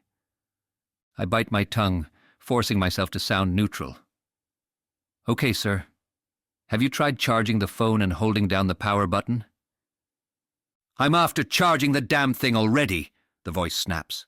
I am holding the button for ages, but it's not doing anything. Fucking useless phone. I recognize the tone. Gruff, entitled and fed up with the world. It's the kind of voice that could have come straight out of my childhood. My heart skips a beat, my chest tightening as the familiarity settles in. Let's go over the basics again, I say, trying to keep my voice steady. "Are you holding the power button down for a few seconds?" "For feck's sake, are you deaf?" "I already told you I did that," the man barks. "Just fix the damn thing, would you? Christ, you're as thick as 2 short planks, aren't you?" The words hit me like a punch to the gut, sharp and direct. I've heard those exact words before, so many times. My father's voice, sneering, filled with drunken disdain, rings in my head. He used to say the same thing whenever he was too far gone, too deep in his whiskey-soaked anger to realize he was after making me cry. "You're as thick as 2 short planks." I feel myself slipping, the calm from earlier cracking at the edges. I try to focus on the call, but the voice on the other end won't let me. It's like my father is speaking to me again, as if the man on the line has somehow reached through the phone to drag me back to those nights when I was just a small boy, begging for a little peace, a little safety. "You still there, boy? Or are you after falling asleep on the job?" The man sneers, the impatience in his voice palpable. I close my eyes, trying to breathe, trying to stay grounded, but all I can see is the memory unfolding in front of me. My father stumbling home, drunk and ranting about nothing. The smell of smoke, thick and choking. The flames, bright and unforgiving, consuming everything. I see myself standing on the neighbor's doorstep, hoarse from shouting for help yet frozen as the fire devours my house. I hear the screams, my mother's voice, begging for help. And then I see the neighbor, Mr. O'Leary, standing over me, his face twisted in anger. "You should have called for us sooner, boy. What good is it roaring and shouting after the house is already gone up in flames?" But I did try and call everyone. I was after roaring and begging for someone to help, but nobody came until it was too late. I can see the fire trucks arriving, the blackened walls crumbling in the aftermath. I can see the stretchers being carried out, the blankets covering what was left of my parents and my sister Olivia. The guilt twists in my gut, making it hard to breathe. "Hello? Are you there? Jesus, what kind of operation are you running? Useless." The man's voice drags me back to the present, but my hands are shaking. I can barely keep hold of the mouse. I'm here," I stammer, trying to pull myself together. Let's try holding the power button down again." The man lets out a long, frustrated sigh. "For feck's sake. Are you even listening to me?" "I'm listening. I'm hearing everything. The anger, the frustration, the accusations. But it's not just him. It's my father. It's Mr. O'Leary. It's every bloody person who's ever looked at me like I was nothing, like I wasn't good enough to deserve even the most basic human decency." I take a breath, trying to calm myself. But it's no use. The past and present are colliding in my head, and I can't stop it. I force myself to finish the call, walking the man through the steps one more time. But I'm not really there. I'm back in Ballycloyne, watching my life go up in flames while the people around me, people like the man on the phone, do nothing but blame me for it. Finally, the man grumbles something about me being useless again and hangs up. I sit there, the headset heavy on my ears, my chest tight with a weight I can't shake.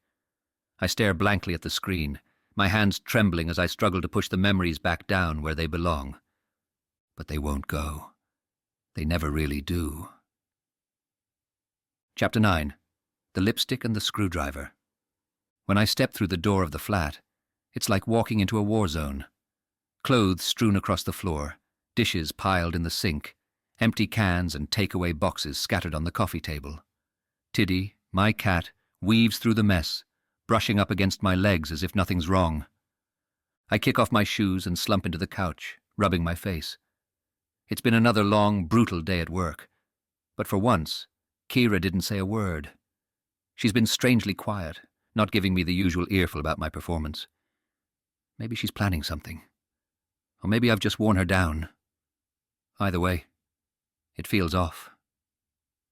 I reach for the beer I'd left in the fridge this morning, pop the cap and take a swig. The cold, bitter taste barely registers. I can't stop thinking about the call today, about that old man's voice. The way he sounded like my father, his exact tone, the same grating Cork accent from the north side. Every word of that call dragged me back to a place I've been trying to bury for years. I keep seeing the fire, hearing the screams. It's like I'm trapped in it all over again. Maybe I need help. Therapy. Something. This isn't normal. As I take another sip, my gaze drifts to the kitchen counter. That's when I see it, the lipstick. Bright red, sitting right next to the pile of unopened mail. My stomach drops. I pick it up, staring at the tube, trying to piece together how it got here. Was that Friday? Or Saturday? The days are all blurring together. I can't remember anything clearly from the weekend. I remember getting wasted, but nothing after that. And now this lipstick. Did I bring someone back here? The makeup on my face that morning, I thought it was a dream. But this? I groan, tossing the lipstick back onto the counter. What the hell did I do? Did I sleep with someone? My stomach churns at the thought. No way. I'm not that reckless. But the evidence is right in front of me. I feel a sick wave of panic. Did I even use protection? I can't believe I'm thinking this. Christ, what am I turning into? Tiddy jumps up onto the couch, settling into my lap, purring softly. I scratch her head, trying to push the thoughts away. Maybe I'll just clean the place up, get things in order. It'd help to feel like I've got some control over something. But I'm too tired, too mentally drained to even start. I should be tidying. But instead I take another long swig of beer and stare at the TV. Some mindless old rerun is playing, but I'm not paying attention. My thoughts keep circling back to that call today. That voice. His voice. It brought everything back, everything I've spent years trying to forget. Maybe therapy's not such a bad idea. My gaze drifts back to the lipstick. Where the hell did that come from? And the screwdriver on the counter, just lying there, half buried under old papers and junk. I don't even remember taking it out. I'm losing it. I finish the beer and stand up, the room spinning slightly as I head to the kitchen. I throw the lipstick into a drawer and turn my back on it, hoping to forget the whole thing. Maybe tomorrow I'll feel more like myself. Or maybe this is just my new reality, a blur of confusion, guilt, and something else. Something darker. Victor. Olivia's going to be so pleased when I tell her what I've been up to. She was gutted after Kira turned her down, that stuck-up bitch. I've been keeping an eye on Kira ever since, making sure she's not going to pull any more tricks. Olivia deserves better, and I'll make sure she gets it. She's so soft, so sweet. She needs someone like me to look after her, someone who'll do the things she can't. Here we are, the south side. I pop a piece of spearmint gum into my mouth, rolling it over with my tongue. The sharp taste hits me, and I smirk to myself. I don't care what these people think of me around here. I've got just as much right to walk these streets as anyone else. They can all look down their noses, but they don't know who they're dealing with. I keep pacing up and down Evergreen Street, my hands deep in the pockets of my tracksuit. The gold chain around my neck catches the streetlights, glinting now and then. But no one gives me a second glance. They all pretend not to notice. I might be a scobe to them from the wrong side of town, but that's their problem, not mine. A group of lads walks by, fresh from hurling practice, their slitters in hand. They give me a look, middle-class lads with their nice gear and their easy lives, judging me. I can feel their eyes on me, sizing me up like I don't belong here. But I don't give a shite. I stare straight ahead, chewing my gum slowly, keeping my head down. I don't need any trouble tonight. They go quiet as they pass me, probably thinking they're better off not saying anything. They know I'm not from around here, but they don't want to start something. Smart move. I just look away and keep walking. My fingers brush against the cold metal of the screwdriver in my pocket, a small comfort in this unfamiliar place. I'm here for a reason, and they don't even know it. Kira's house comes into view, neat and tidy, just like the rest of Finn's Cross. So different from where I come from, This is her world, middle class, comfortable, with her little job where she can boss people around. She doesn't know I've been watching her, doesn't know how easy it would be for me to walk right up and make her pay for what she did to Olivia. I picture her face when Olivia told me what happened. That rejection in the pub, that sneer in her voice. It's all going to come back on her soon enough. I spot her then, just coming out of her house, looking all casual like she doesn't have a care in the world. Handbag slung over her shoulder, totally unaware I'm right behind her. I slow my pace, keeping a good distance, but watching her closely, every move. She's heading towards the shops, maybe for milk or bread or whatever. I don't care. I keep walking, pretending I'm just another lad out for a stroll, but my hand tightens around the screwdriver. I could do it right here. One quick jab, and she wouldn't even see it coming. I can feel the weight of the screwdriver pressing into my thigh, cold and ready. But then I see him. A bloke walking up to her. Tall, wearing a hoodie. Jeans. Looks like one of her mates. They start talking and I know my moment's gone. Not tonight. I curse under my breath, stopping in my tracks. It's not the right time. Not with him around. I turn and walk away, my jaw clenched tight, stuffing the screwdriver back into my pocket. There'll be another chance. Another time. Chapter 10. We have to stay positive. The taxi pulls up outside my flat and I'm relieved to be home so quickly for once. The buses are on strike, and while I wouldn't usually splurge on a taxi, today it feels like a blessing. The ride was smooth, no delays, no crowded seats, and for a moment, everything feels all right. I even said hello to my neighbour on the way in. He smiled back, which gave me a strange sense of satisfaction. Work had been quiet again, no real drama with Kira, and I've been doing okay. The week seems to be going well so far. As I step inside, the familiar chaos greets me. Clothes tossed around, dirty dishes stacked up, empty takeaway boxes littering the counter. The clutter presses in on me, but I brush it off. Tiddy whines around my legs, purring softly. She's always here, always waiting. It's time to clean this mess up. I kick off my shoes and roll up my sleeves, starting with the pile of clothes on the floor. As I'm picking them up, something catches my eye. A pink scarf. My brow furrows. Where did this come from? I don't wear scarves, and certainly not pink ones. I pick it up, staring at it like it's some alien object. Then I find another tube of lipstick under the couch. What the hell?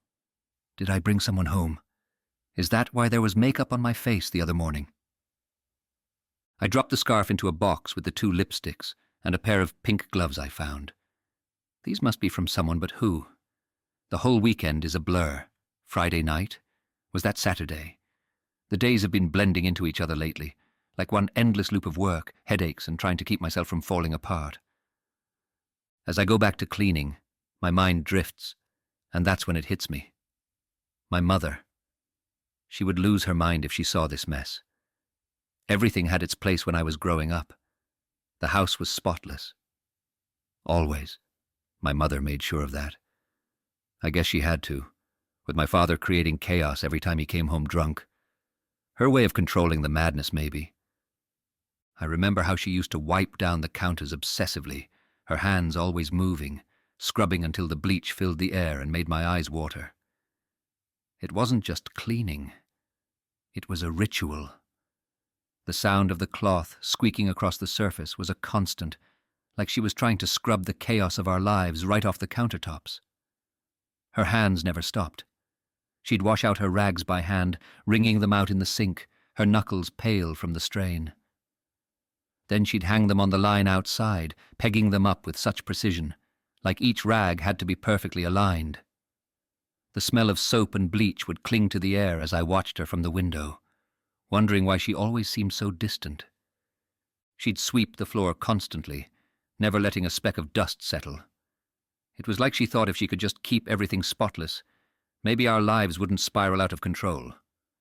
My father used to call her a witch, half joking, because she always had a broom in her hand. "There she goes again, the broomstick rider," he'd mutter with a sneer, his words soaked in whiskey and resentment. At the time, I thought it was just something she did because she liked things tidy.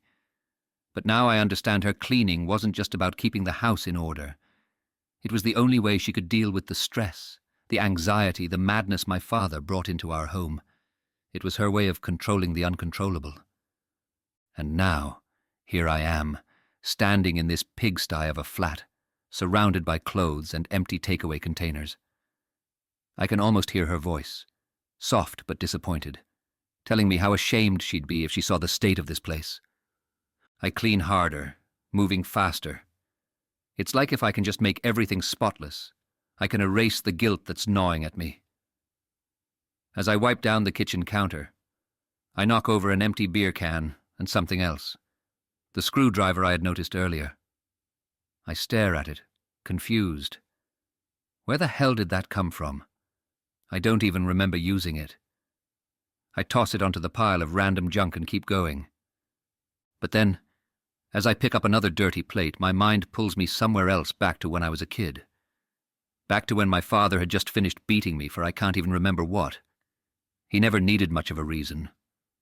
My mother was there, in the kitchen, wiping down the same counter for the third time that day.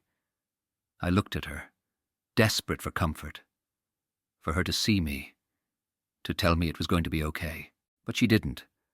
She just kept wiping, her eyes distant, her face blank.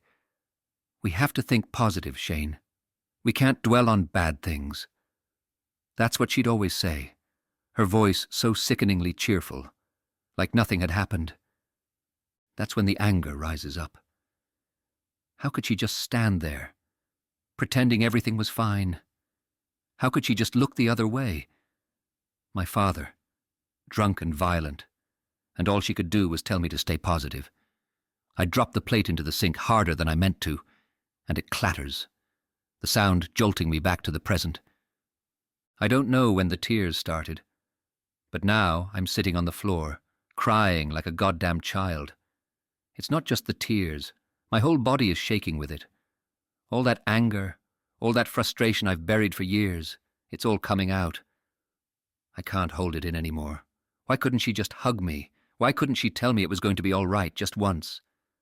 Tiddy's at my side now, licking my face, her little rough tongue trying to comfort me in the only way she knows how. I wrap my arms around her, pulling her close, grateful that at least I have her. She doesn't judge, doesn't ask for anything except food and attention. She's the only thing in my life that makes any sense right now. After a while, I manage to pull myself together. I stand up, wiping my face, and get back to work. I clean every inch of the place. I don't stop until the flat is spotless, like my mother would have wanted. Once I'm done, I collapse onto the couch, staring at the clean, orderly room. It should make me feel better, but it doesn't. Not really. I think about everything I've been avoiding for so long. The memories, the trauma, the way my life spiraled into this mess. I should be seeing a therapist. I should have started therapy years ago. I've been running away from it all, thinking I could just bury it. But it's not working anymore. It's all coming back. And I'm alone. Just me and Tiddy. No friends, no one to talk to. I don't have anyone. Well, except for Lambda. God, how pathetic is that? My only connection is with some anonymous person on a forum. I can't even think of anyone else to reach out to. I get up and head to my computer. I log in, and there's Lambda, waiting, like always. How's it going? Lambda's message is at the top of the screen, as if it has been waiting for me all along. I hesitate for a second before replying. Work's been quiet. Kira's been leaving me alone. Good. That means it's the perfect time for revenge. She won't see it coming. I sigh, staring at the screen. I don't know, Lambda. Things are fine right now. I don't want to stir the pot. Fine? Lambda's next message feels like a slap. You call this fine? You're a yellow dog, Shane. Gutless. She humiliated you. And you're just going to sit there and do nothing. I'm not weak, I type back. But even as I hit send, I don't believe the words. Then prove it. Start planning. Or are you just going to let her walk all over you for the rest of your miserable life? The anger flares up again, like it always does when I talk to Lambda. I want to scream at him, to tell him, to shut up, to stop messing with my head. But instead, I just sit there, staring at the screen, my fingers hovering over the keys. You're the devil, Lambda, I mutter under my breath. You're nothing but a goddamn devil. I close the laptop, refusing to engage any further. I'm done for the night. I lean back on the couch, Tiddy jumping up into my lap, her warmth soothing me. I stroke her fur and try to push everything else out of my mind. I just need peace. Chapter 11. Maybe somebody gives a damn. The bus is late. Again. I'm standing at the stop, watching the minutes tick by, each one heavier than the last. It's been 20 minutes now, and the 210 is nowhere in sight. My phone buzzes with a notification, and I swipe it open, already knowing it's the usual message from work. Please remember that punctuality is essential for maintaining high standards at our workplace. Great. Just what I needed. Another lecture about time management when I can't even control the bloody buses. When the bus finally crawls up to the curb, it's crammed full, of course. I push my way through, making my way to the back, trying to ignore the rain soaking through my shoes. There's a kid crying somewhere near the front, and the whole bus smells like wet clothes and misery. Just another brilliant start to the day. By the time I get to the office, I'm late. I swipe my badge and head straight to my cubicle, hoping to slip in unnoticed. But of course, Kira's already waiting for me. She's perched near my desk like some kind of office hawk, ready to swoop down the moment she spots weakness. Well, look who finally decided to join us, she says, her voice dripping with sarcasm. 20 minutes late, Shane. I don't know how you do it. Everyone else manages to get here on time. But somehow, you're the exception. Again. I clench my jaw, staring down at my shoes. There's no point arguing. Kira's got a talent for making everything worse.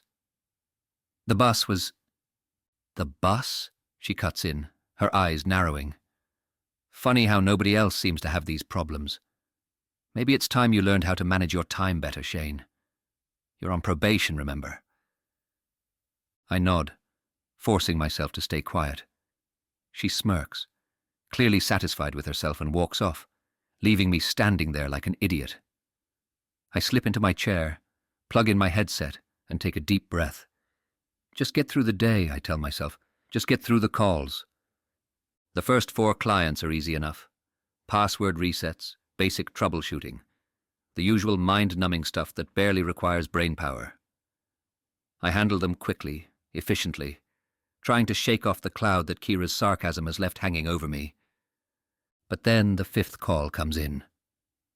Tech support. This is Shane speaking. How can I help you today? A loud, frustrated voice crackles through the line. Yeah, my laptop's been acting up all day. It won't connect to the Wi-Fi. It's slow as hell, and frankly, I'm ready to throw it out the window. Can you fix it or not? I try to keep my voice steady.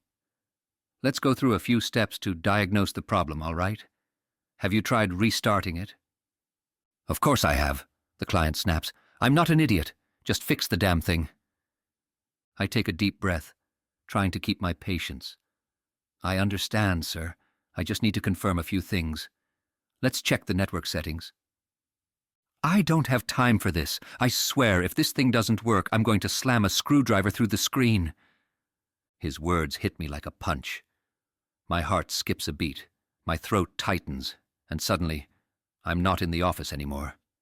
I'm back in that dim, dirty kitchen, my father standing over me, holding a screwdriver to my neck. His breath stinks of whiskey, his voice slurred and menacing. Do it, Shane, he growls, the cold metal pressing against my skin. You don't have a choice. You have to. But I can't remember what he wanted me to do. I won't remember anything except the terror. My hands are shaking and I feel the world slipping away, the office fading into the background as the memory takes over. Hello? You still there? The client's voice snaps me back to the present. I blink, trying to focus, but the images keep flashing in my mind. The screwdriver. My father's voice. The pressure in my gut is unbearable. Shane! A voice cuts through the fog, and I realize it's Kira. She's standing over me, arms crossed, her expression sharp. What's the problem? Why aren't you escalating the call? I can handle it, I mumble, but my hands are still trembling. Kira sighs, clearly frustrated. Escalate it? Now. I do as I'm told, passing the call off to someone higher up. Kira gives me a long, hard look before walking away, leaving me to sit there, my heart pounding in my ears. I rub my temples, trying to steady my breathing. It's happening again. The flashbacks. I can't keep doing this. A few minutes later, I hear movement behind me. Siobhan, one of the younger girls in the office, is heading to the bathroom. She's quiet, always keeps to herself, never really talks to anyone. But as she walks past my desk, she drops something on it, a small white card. I pick it up, frowning. It's a business card for a therapy service. Affordable rates. Online booking available. I glance around, confused. Why would she leave this for me? Did she overhear what happened on the call? My mind races, but then it hits me. A sudden, overwhelming realization. Siobhan must have noticed. Maybe she's seen me struggling, heard the cracks in my voice, sensed that I'm not okay. And she cared enough to give me this. It's such a small gesture, but it feels like a lifeline. For the first time in a long while, I feel like maybe someone is paying attention. Maybe someone actually gives a damn about me. I swallow hard, staring at the card. Siobhan didn't have to do this. She could have stayed silent like everyone else. But she didn't. I run my fingers over the edge of the card, feeling a strange sense of hope bubbling up inside me. Maybe she's right. Maybe I do need help. Therapy. Someone to talk to. I've been trying to hold everything in for so long, pretending I'm fine, but I'm not. I'm really not. I slip the card into my pocket, feeling the weight of it settle there. There's no going back now. I need to do something. I need to reach out before this gets worse. I take a deep breath, letting the idea sink in. Maybe there are people who care. Maybe I'm not as alone as I thought. Chapter 12. When cake turns to ash. It's Saturday morning, and I decide to treat myself. No uncomfortable buses, no office walls closing in on me, just me, a coffee and maybe some cake. I head to a little cafe I've been meaning to try for a while. The air smells like fresh pastries and espresso, and it feels like a small escape from the chaos of my life. I step up to the counter and order a cappuccino. I glance at the display of cakes, all gleaming under the glass. Screw it. Today's a treat. I point to a slice of carrot cake with thick, creamy icing. The barista smiles, takes my order, and within minutes I'm holding a tray with the coffee and the cake, searching for a spot to sit. I pick a table near the window, where I can watch people passing by. Outside, Cork is its usual busy self. Shoppers with bags, tourists with cameras, a couple of teenagers laughing as they walk by. The sun's peeking through the clouds, casting a soft light over everything. As I take my first sip of the cappuccino, I feel myself relax, the bitterness of the coffee grounding me.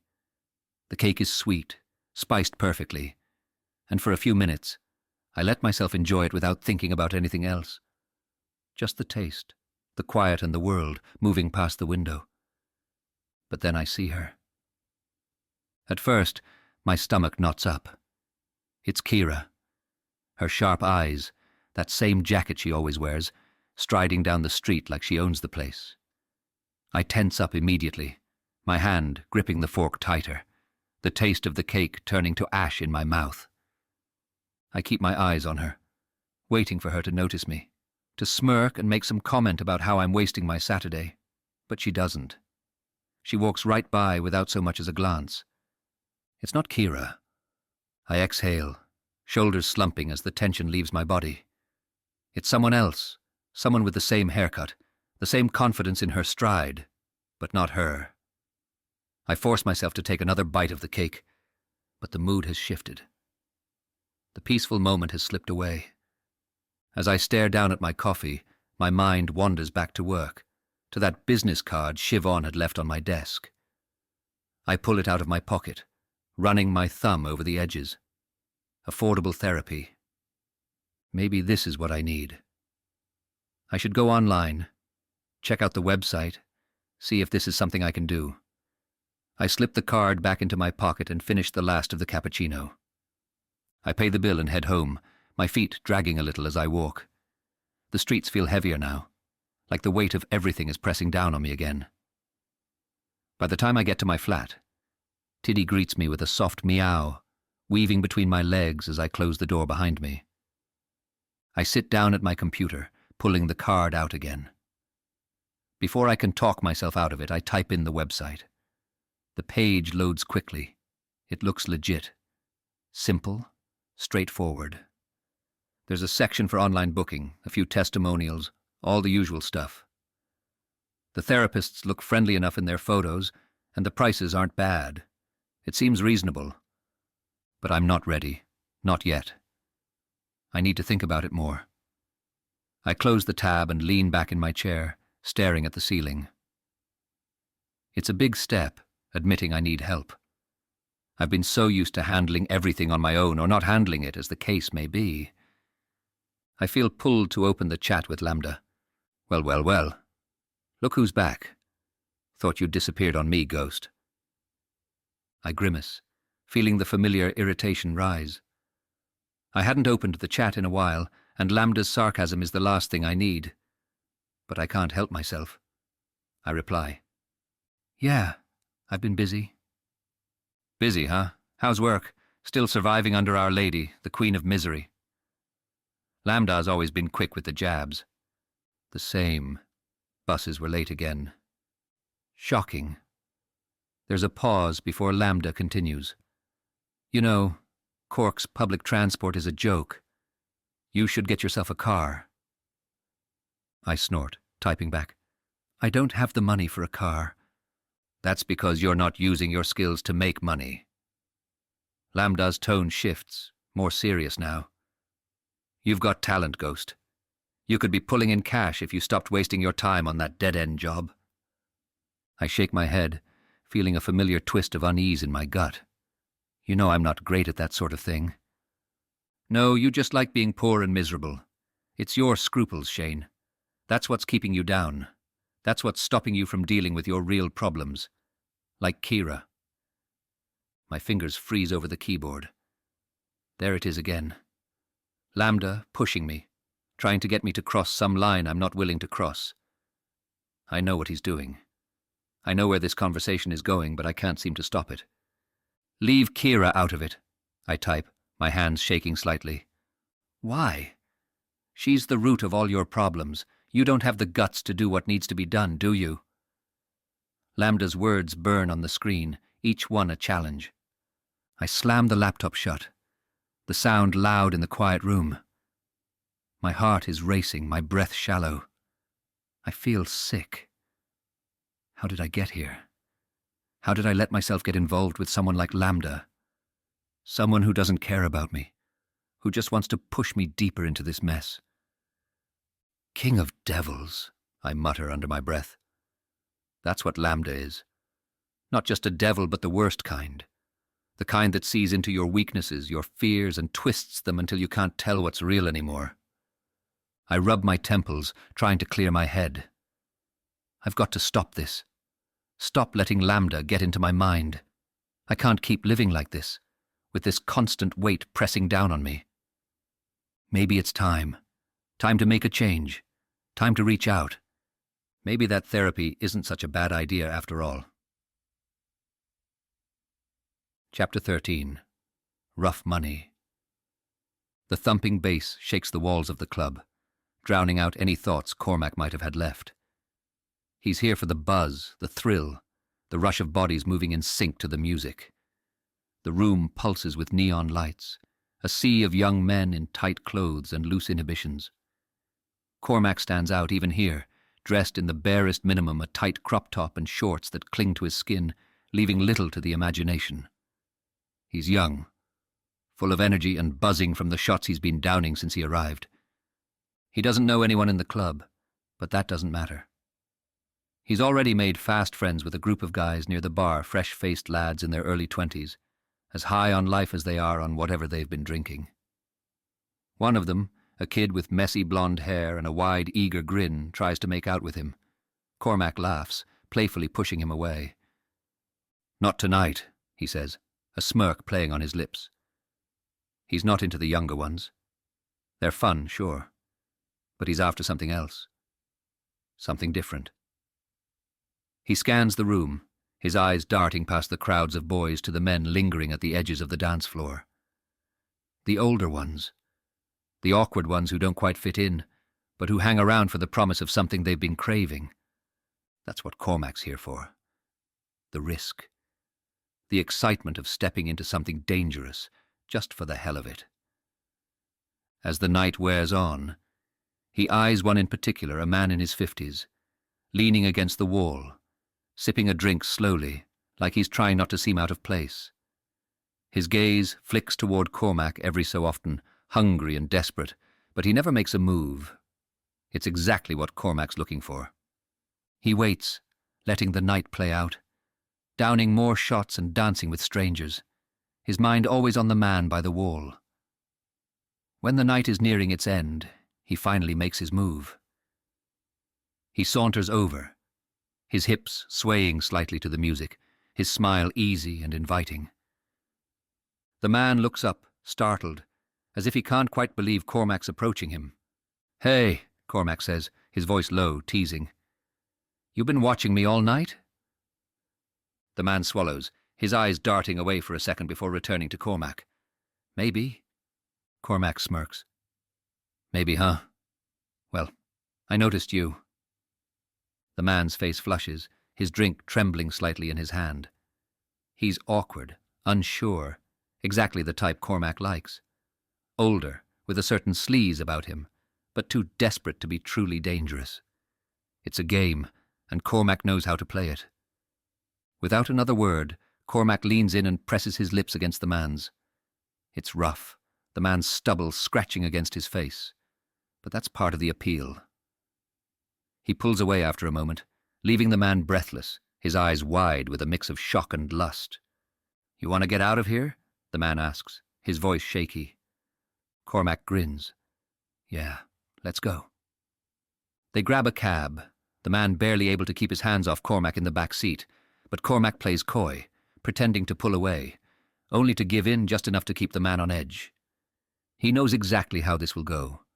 He's done it before. The cab pulls up to a run-down terraced house on the outskirts of town, and Cormac follows the man inside, his heart racing not with fear, but with excitement. He loves this part. The tension. The knowledge that something dangerous is about to happen. Inside, the man makes his move. He grabs Cormac, pulling him roughly against him, his hands all over, his breath hot and desperate. Cormac plays along, pretending to resist just enough to drive the man wild, before finally giving in to what they both know is coming. The sex is violent, fast, and when it's over, the man rolls over and falls asleep almost immediately, leaving Cormac lying there, staring at the ceiling. The excitement's gone, replaced by a cold emptiness that he's used to by now. He waits, listening to the man's heavy breathing, before slipping out of bed. Cormac moves quietly, rifling through the man's trousers where they're crumpled on the floor. His hand finds the wallet, and he pulls it out, flipping it open. It's stuffed with 50-euro notes. He smirks, pocketing the cash without a second thought.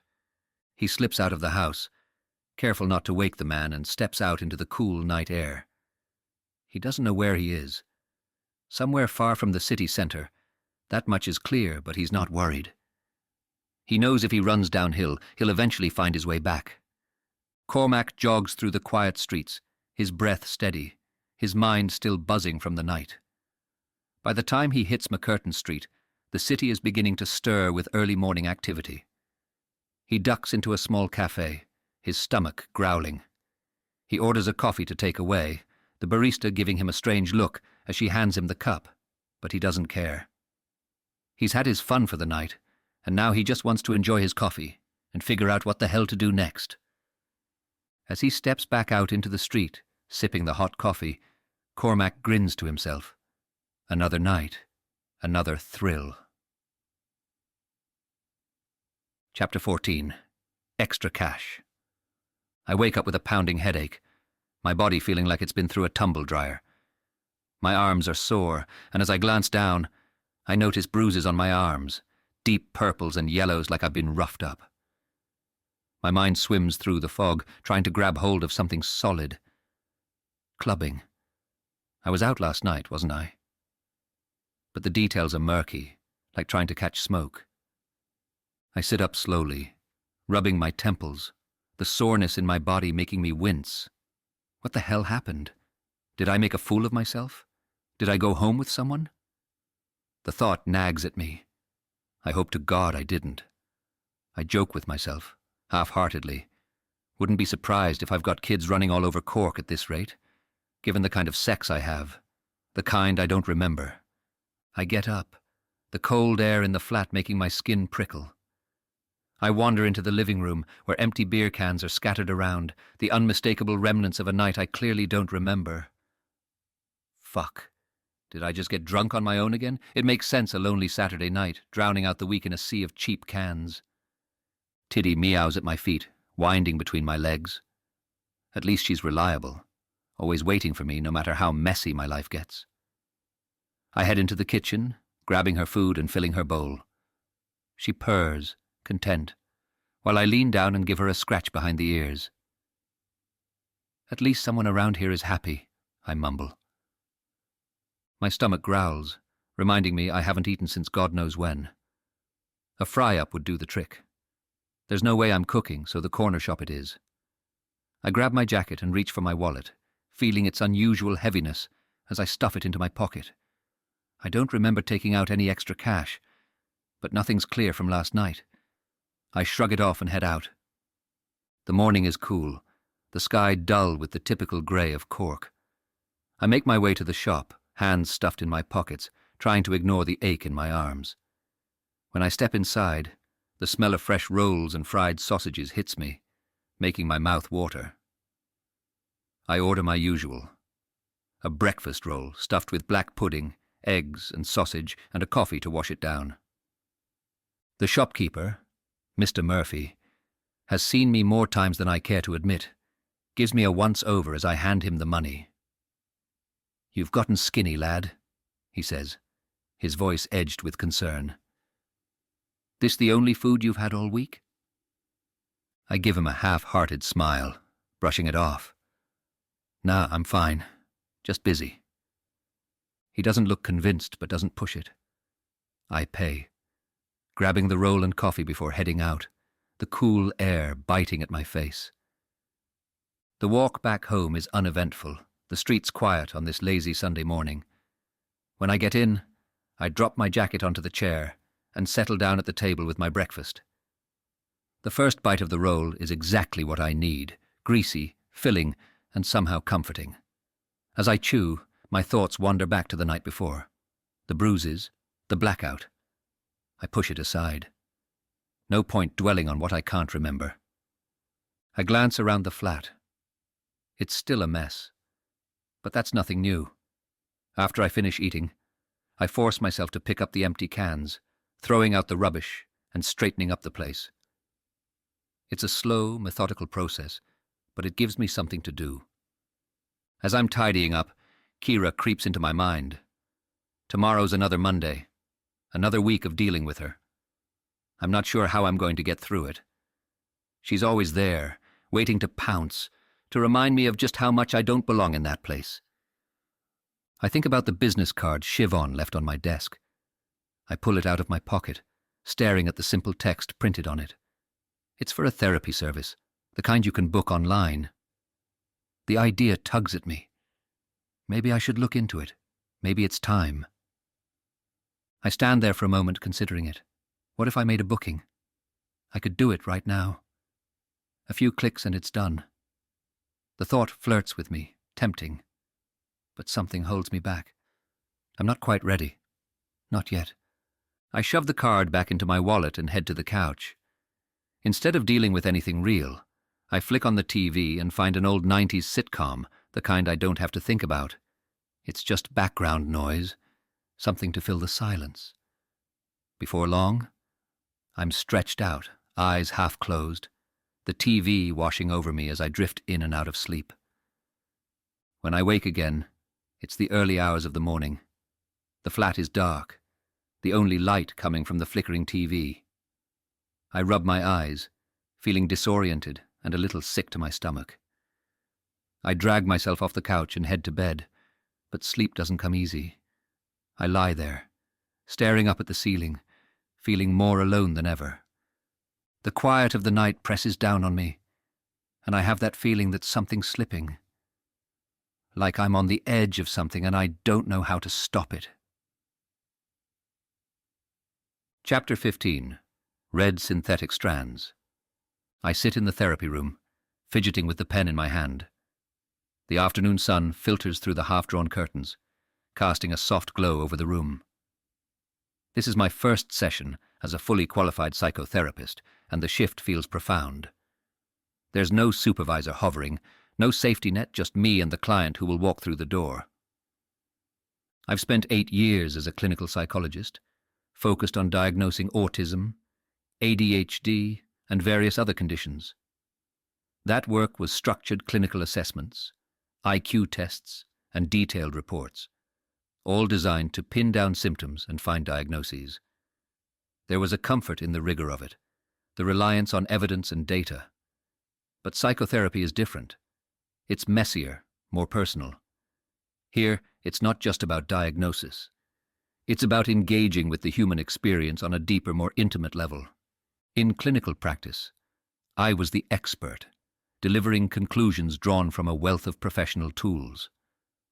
Now, as a psychotherapist, I have to bring more of myself into the room using my intuition, my own emotions, my presence to create a space where healing can begin.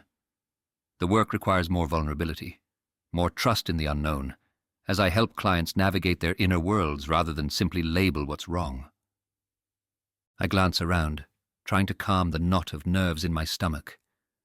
The room is small but warm, with 2 armchairs facing each other and a small side table between them. A box of tissues sits within easy reach, ready for when the emotions inevitably come. The old Georgian building creaks slightly, its age adding a sense of quiet reflection to the space.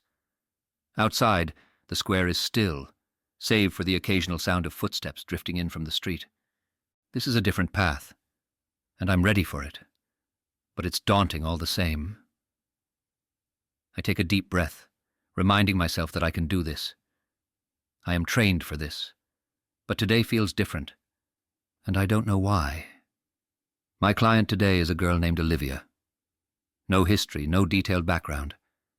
Just the name and the appointment made through the online system. I hear the door downstairs creak open and the soft tread of footsteps on the stairs. This is it.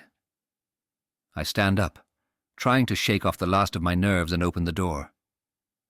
Then she walks in. The first thing I notice is the pink scarf, bright and almost jarringly cheerful against the muted tones of the room. She's wearing makeup, red lipstick, a little too vivid, and a wig. It's obvious, the red synthetic strands don't quite blend in. I blink, taking in the rest of her appearance. Androgynous clothing, but unmistakably styled to present a feminine image. I find myself hesitating for a split second. Is she? She smiles at me, bright and carefree, like she's stepping into a social gathering instead of a therapy session. Hi, you must be Amy. Her voice is bubbly, and there's a certain energy to her that throws me off. Yes, I'm Amy, I say, stepping aside to let her in. Come in, please. Olivia bounces into the room, taking a seat in one of the armchairs. I can't help but notice how thin she is. The scarf hanging loosely around her neck, almost as if it's too big for her. There's something childlike in the way she sits, her hands resting on her lap, fidgeting with the edge of the scarf. I sit down across from her, my mind racing. My training kicks in automatically, and I say the thing we've been taught to say in such situations. Olivia, before we begin, I just want to make sure, what are your preferred pronouns? She looks at me, tilting her head as if I've asked something completely irrelevant. Pronouns? I'm just a girl. Like, obviously, she says, with a little laugh. I feel my face flush slightly. Of course. Maybe I've read the situation wrong. Right, of course, I say quickly, mentally kicking myself. I just wanted to make sure. Olivia waves it off, still smiling. No biggie. I glance down at my notepad, still trying to gather my thoughts. So, Olivia, what brings you here today? She shrugs lightly, her smile faltering just a little. Oh, life's been a bit upside down lately. Things are confusing. I don't know how to explain it. She pulls at the scarf, adjusting it, then flashes another smile. I guess I just needed to talk to someone, Everything's all jumbled up. I nod, trying to maintain my professional demeanor, though my curiosity is piqued. When you say confused, can you tell me a little more about that? What's been feeling out of place? Olivia pauses, looking down at her hands for a moment. It's hard to explain. Sometimes I feel like I'm not completely here. Like I'm floating above everything, just watching. Her voice is light, almost nonchalant, but there's something underneath it, something that feels just out of reach. I scribble a quick note, keeping my expression neutral. That sounds overwhelming. It is, she says, then brightens again, as if shaking off the seriousness. But it's fine, really. I mean, I'm doing well otherwise. I've got my TikTok, my followers. It's fun, My pen pauses mid-note. You're on TikTok. Oh, yeah, Olivia beams. I'm kind of an influencer. It's no big deal, really, but I have a decent following. I do makeup tutorials, fun little videos, that sort of thing. It keeps me busy.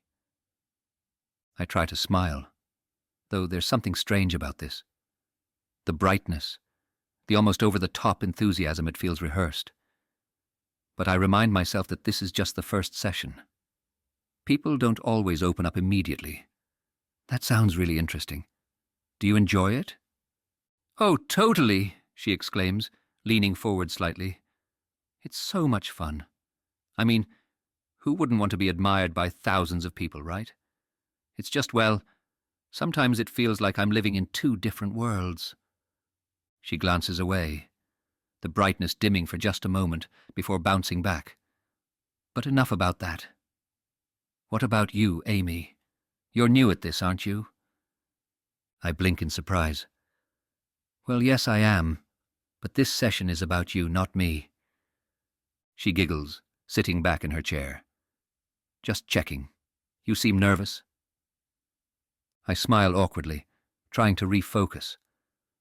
So, Olivia, you mentioned things feeling jumbled. Can you tell me more about what's been going on that's made you feel this way? Olivia's expression turns serious, though only for a second. Well, like I said, everything's just a bit confusing. I don't always feel like myself. But it's fine. It's probably just stress. There's a beat of silence, and I feel like we're skirting around something important. I take a breath, knowing I need to address it. Olivia, I say carefully, I hope this isn't too forward, but I noticed you're wearing a wig, and I wanted to ask, do you identify as transgender? It's completely fine if you do, of course. For a split second, Olivia's face goes completely still, and then her expression darkens. I'm not trans, she says, her voice sharp. I'm just a normal girl. The words hang in the air between us, heavy and charged. I can feel the tension rising, the atmosphere shifting. My heart races, and I instantly regret bringing it up. I didn't mean to offend you, I say quickly, trying to diffuse the situation. I just wanted to make sure I'm understanding you correctly. Olivia huffs, crossing her arms. I don't need you to understand me. I'm not some special case or whatever. I'm just me. I nod, feeling a little off balance but trying to stay calm. I'm sorry if I made you uncomfortable. I didn't mean to. She uncrosses her arms, the tension in her posture slowly easing. It's fine. I don't like labels, you know? We sit in silence for a moment, and I can't help but feel that I've missed something, that there's more to Olivia than she's letting on. But at the same time, I'm not sure how to reach it. She suddenly smiles again, the bright, almost manic energy returning. But hey, I guess that's what therapy's for, right? To figure all this stuff out. I relax a little, grateful that the tension has passed. Yes, exactly. And we can take it at your own pace. Olivia grins, her cheerful demeanor back in full force. I knew I'd like you, Amy. You're not like most people. I'm not sure what she means by that, but I smile anyway. Thank you, Olivia. I'm glad we could meet today. As the session winds down, I feel a strange mix of emotions. Olivia is puzzling. Her mood shifts so quickly, from bright and bubbly to defensive and back again. There's something off, something she's not telling me. And yet, I find myself intrigued. What is she hiding? Why does she seem so disconnected from her own reality? I make a note to bring this case up in supervision. There's definitely something here, something beyond the surface. As Olivia stands to leave, she flashes me one last smile. Same time next week? Yes, I reply, standing as well. We'll continue then. She bounces out of the room, her pink scarf trailing behind her like a ribbon in the wind. I sit back down, taking a moment to breathe. This is going to be a challenge. But somehow, I feel ready for it. Chapter 16. Weird coffee-stealing guys at work. Kira kicks off her shoes, her toes sinking into the plush rug in her living room as she collapses onto the sofa. The glow of the evening's last light filters through the curtains, soft and soothing, but Kira feels anything but calm. Her fingers twitch as she reaches for her phone. She hesitates, then decides to call Mary, her anchor on nights like these. She needs a distraction, but she also needs to talk. Mary answers on the second ring, her voice warm and teasing. Hey, stranger. Thought you'd forgotten about me. Kira smiles, a genuine smile after the long day. Forget about you? Not possible. Good to know I'm still on your radar, Mary teases back. So, what's up? You sound like you've had a long one. Kira exhales, leaning back into the sofa. Work, ugh, I swear. Some days it feels like babysitting. Oh? That bad?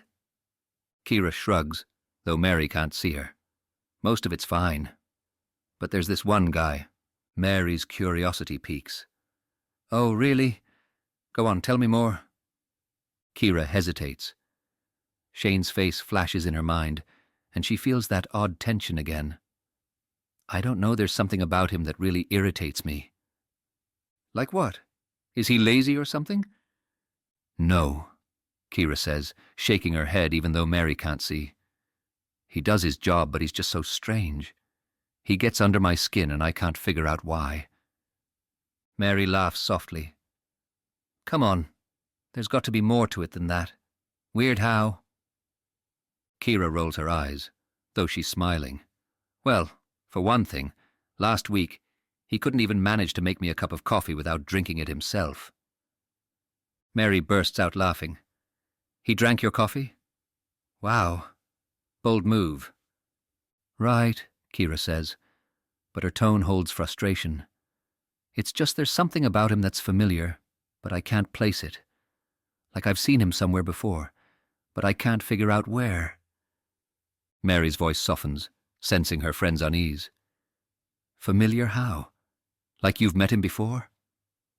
I don't know, Kira says, feeling her frustration rise again.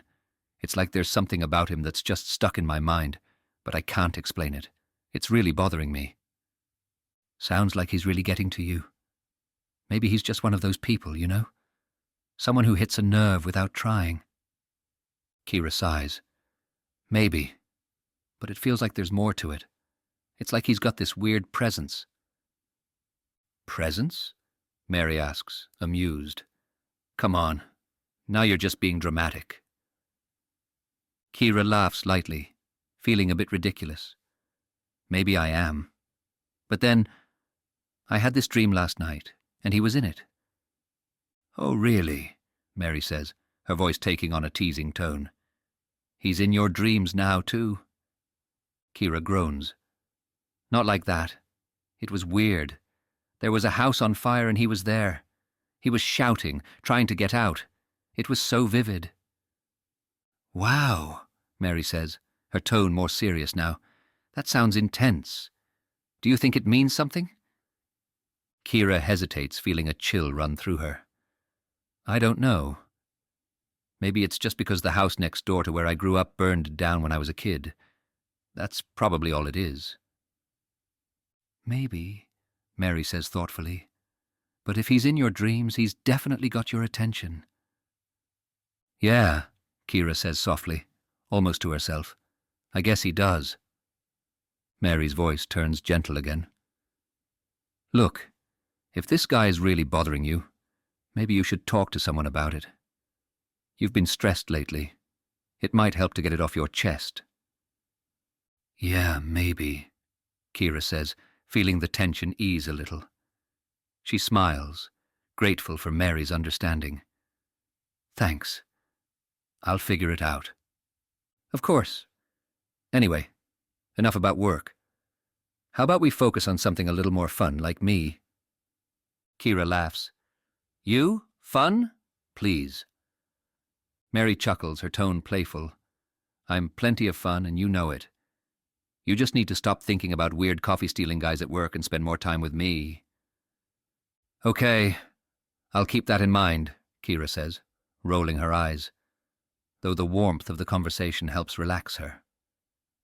Good, Mary says. Now go enjoy your wine, and don't let that guy get to you too much. He's probably just a weirdo like the rest of us. Kira smiles again, feeling lighter. Thanks, Mary. I needed that. Any time, babe. Good night. Slan. Kira hangs up the phone and takes a deep breath, staring at the glass of wine beside her. She can't shake the lingering unease, the dream, the feeling. Shane. There's something there, just beyond her reach, something she can't quite grasp. With a sigh, she takes another sip of wine and heads to bed, hoping sleep will bring clarity, but knowing it probably won't. Chapter 17. I didn't book this. I see Mr. Dempsey struggling with his bags as I approach the stairs to our building. One of the plastic bags is torn, and his groceries are scattered all over the ground. He's an old man, a neighbour I barely know, except for the occasional smile or nod in passing. Normally, I'd just walk on by, keep my head down, avoid the whole scene. But something's different today. Before I know it, I'm offering to help. Hey, Mr. Dempsey, need a hand, I say brightly. My voice sounds cheerful. Too cheerful, maybe, but he looks up, relief washing over his face. Oh, Shane, that'd be great. Bought too much, didn't I? Bag gave up on me. He chuckles, shaking his head. Without thinking, I bend down to pick up the apples and oranges rolling around on the ground. I adjust my backpack, my own weight shifting as I grab the bags he hasn't lost. No worries, I've got it. Honestly, they charge you for these crappy plastic bags and then they rip on you. It's a joke. He laughs, and we start walking up the stairs together. I feel lighter than I have in days. There's an ease to the conversation that doesn't feel like mine. It's almost like I'm watching someone else, a different version of myself, helping the old man. Good thing you came along. I'd be chasing those apples all day, Mr. Dempsey says, still smiling. Yeah, well, I shrug. Any time. We reach his door, and he gives me a nod of appreciation. You're a good lad, Shane. Don't know what I'd have done without you today. Any time, I repeat, this time giving him a casual salute. Like I've just done something heroic. It feels good. Strange, but good. I head into my own flat and close the door behind me. The warmth from helping him is still there, but it's starting to fade. I walk over to Tiddy, who's stretched out on the couch like she owns the place. I scratch her behind the ears and she gives me a half-hearted purr. You're the only one who gets me, Tiddy, I say, flopping down beside her. But sometimes I really confuse myself, you know. She blinks at me, like she's half listening. I mean, back there with Mr. Dempsey, I don't know, breezy, upbeat. That's not me, right? I scratch my head, trying to make sense of it. It's like there's this fog in my head. Everything feels fractured, or maybe I'm fractured. Tiddy watches me, unbothered, as if waiting for me to figure it out. Maybe you're right, Tiddy. Maybe I do need therapy. I laugh, but it's a weak attempt to shake off the growing unease. But I'm not ready for that yet. I get up and head over to my laptop, sitting down at the small desk by the window. The temptation to open the forum, to see if Lambda's around, gnaws at me. But instead, I click on my email. Safer that way. Less confronting. I scroll through until one email catches my eye. A reminder for a therapy session. I stare at it, my heart starting to race. What the hell? I didn't book any sessions. How could they know I was even thinking about it? My fingers hover over the mouse, unsure of what to do. I glance back at Tiddy. Did I do this? I didn't book this, right? She stares at me, unblinking. It's like I'm trying to do a puzzle, but half the pieces are missing. I close the laptop, slowly, the confusion settling deeper. Something's wrong, but I can't put my finger on it. It's like everything around me is shifting, slipping just out of my grasp. I look at Tiddy one last time. Things are getting weird, Tiddy. Real weird. Sitting on the couch, I'm staring at Tiddy as she paws at her bowl. She's always hungry. I can't help but smile, if only for a second. There's something so constant about her, always needing the same things, always giving me that little bit of calm. But then my eyes drift to the box. It's in the corner, half hidden beneath the table. I don't even know why I keep the damn thing, just a collection of random junk I've picked up, but it pulls me in like a magnet tonight. I get up, almost in a trance, and kneel in front of it. The lid creaks as I lift it, and the smell of old cardboard hits me. My hands rummage through the bits of rubbish, receipts, bottle caps, an old keychain from a holiday years ago. And then I feel it, the cold, hard metal of the screwdriver. The moment my fingers touch it, something clicks inside me. I freeze. A flood of memories crashes in, uninvited, overwhelming. My breath catches in my throat. Him. His breath against my neck. The pressure of his arm across my chest. His voice, low and threatening, hissing in my ear. You won't be telling what we boys do together, will you? The cold tip of the screwdriver digs into my skin, just enough to make the threat real. I can feel my heart pounding in my ears. I drop the screwdriver like it's burning me, my chest tightening as the rage builds. I need to get out. I need to breathe. My legs move on their own, taking me toward the door, past Tiddy, who mews softly like she knows something's wrong. I grab my jacket and head out, not knowing where I'm going. The bottle shop, I guess. I need something to take the edge off, to drown the fire that's blazing inside me. I buy a 6-pack, but as I walk home, something in me shifts. The quiet rage I'm used to isn't quiet anymore. It's loud, roaring. and I can feel it crawling up my throat. I can't stop it. I start barking. Deep, guttural barks, like a wounded animal. I know people are staring. I see them through the haze, their eyes wide, thinking I'm some kind of junkie. But I don't care. Let them look. I rip open the case of beer and throw a can, hard, at the nearest house. It smashes against the wall with a dull thud. I throw another, then another, as I run down the street, barking, howling like all the pain in me is spilling out in this twisted symphony of noise. I run through the graveyard, weaving between the headstones. The cold air hits my face, but it doesn't cool the heat burning inside me. My chest is tight. I can't breathe. By the time I get home, I'm shaking, my hands trembling as I fumble with the keys. Inside, it's quiet. Too quiet. Tiddy is waiting for me, blinking at me with those big eyes like she's the only thing in the world that makes sense. I drop to the floor beside her, petting her fur, letting her soft purrs steady me.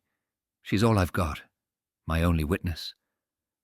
I try to focus on her, on the sound of her breathing, the softness of her fur. "What the hell was that?"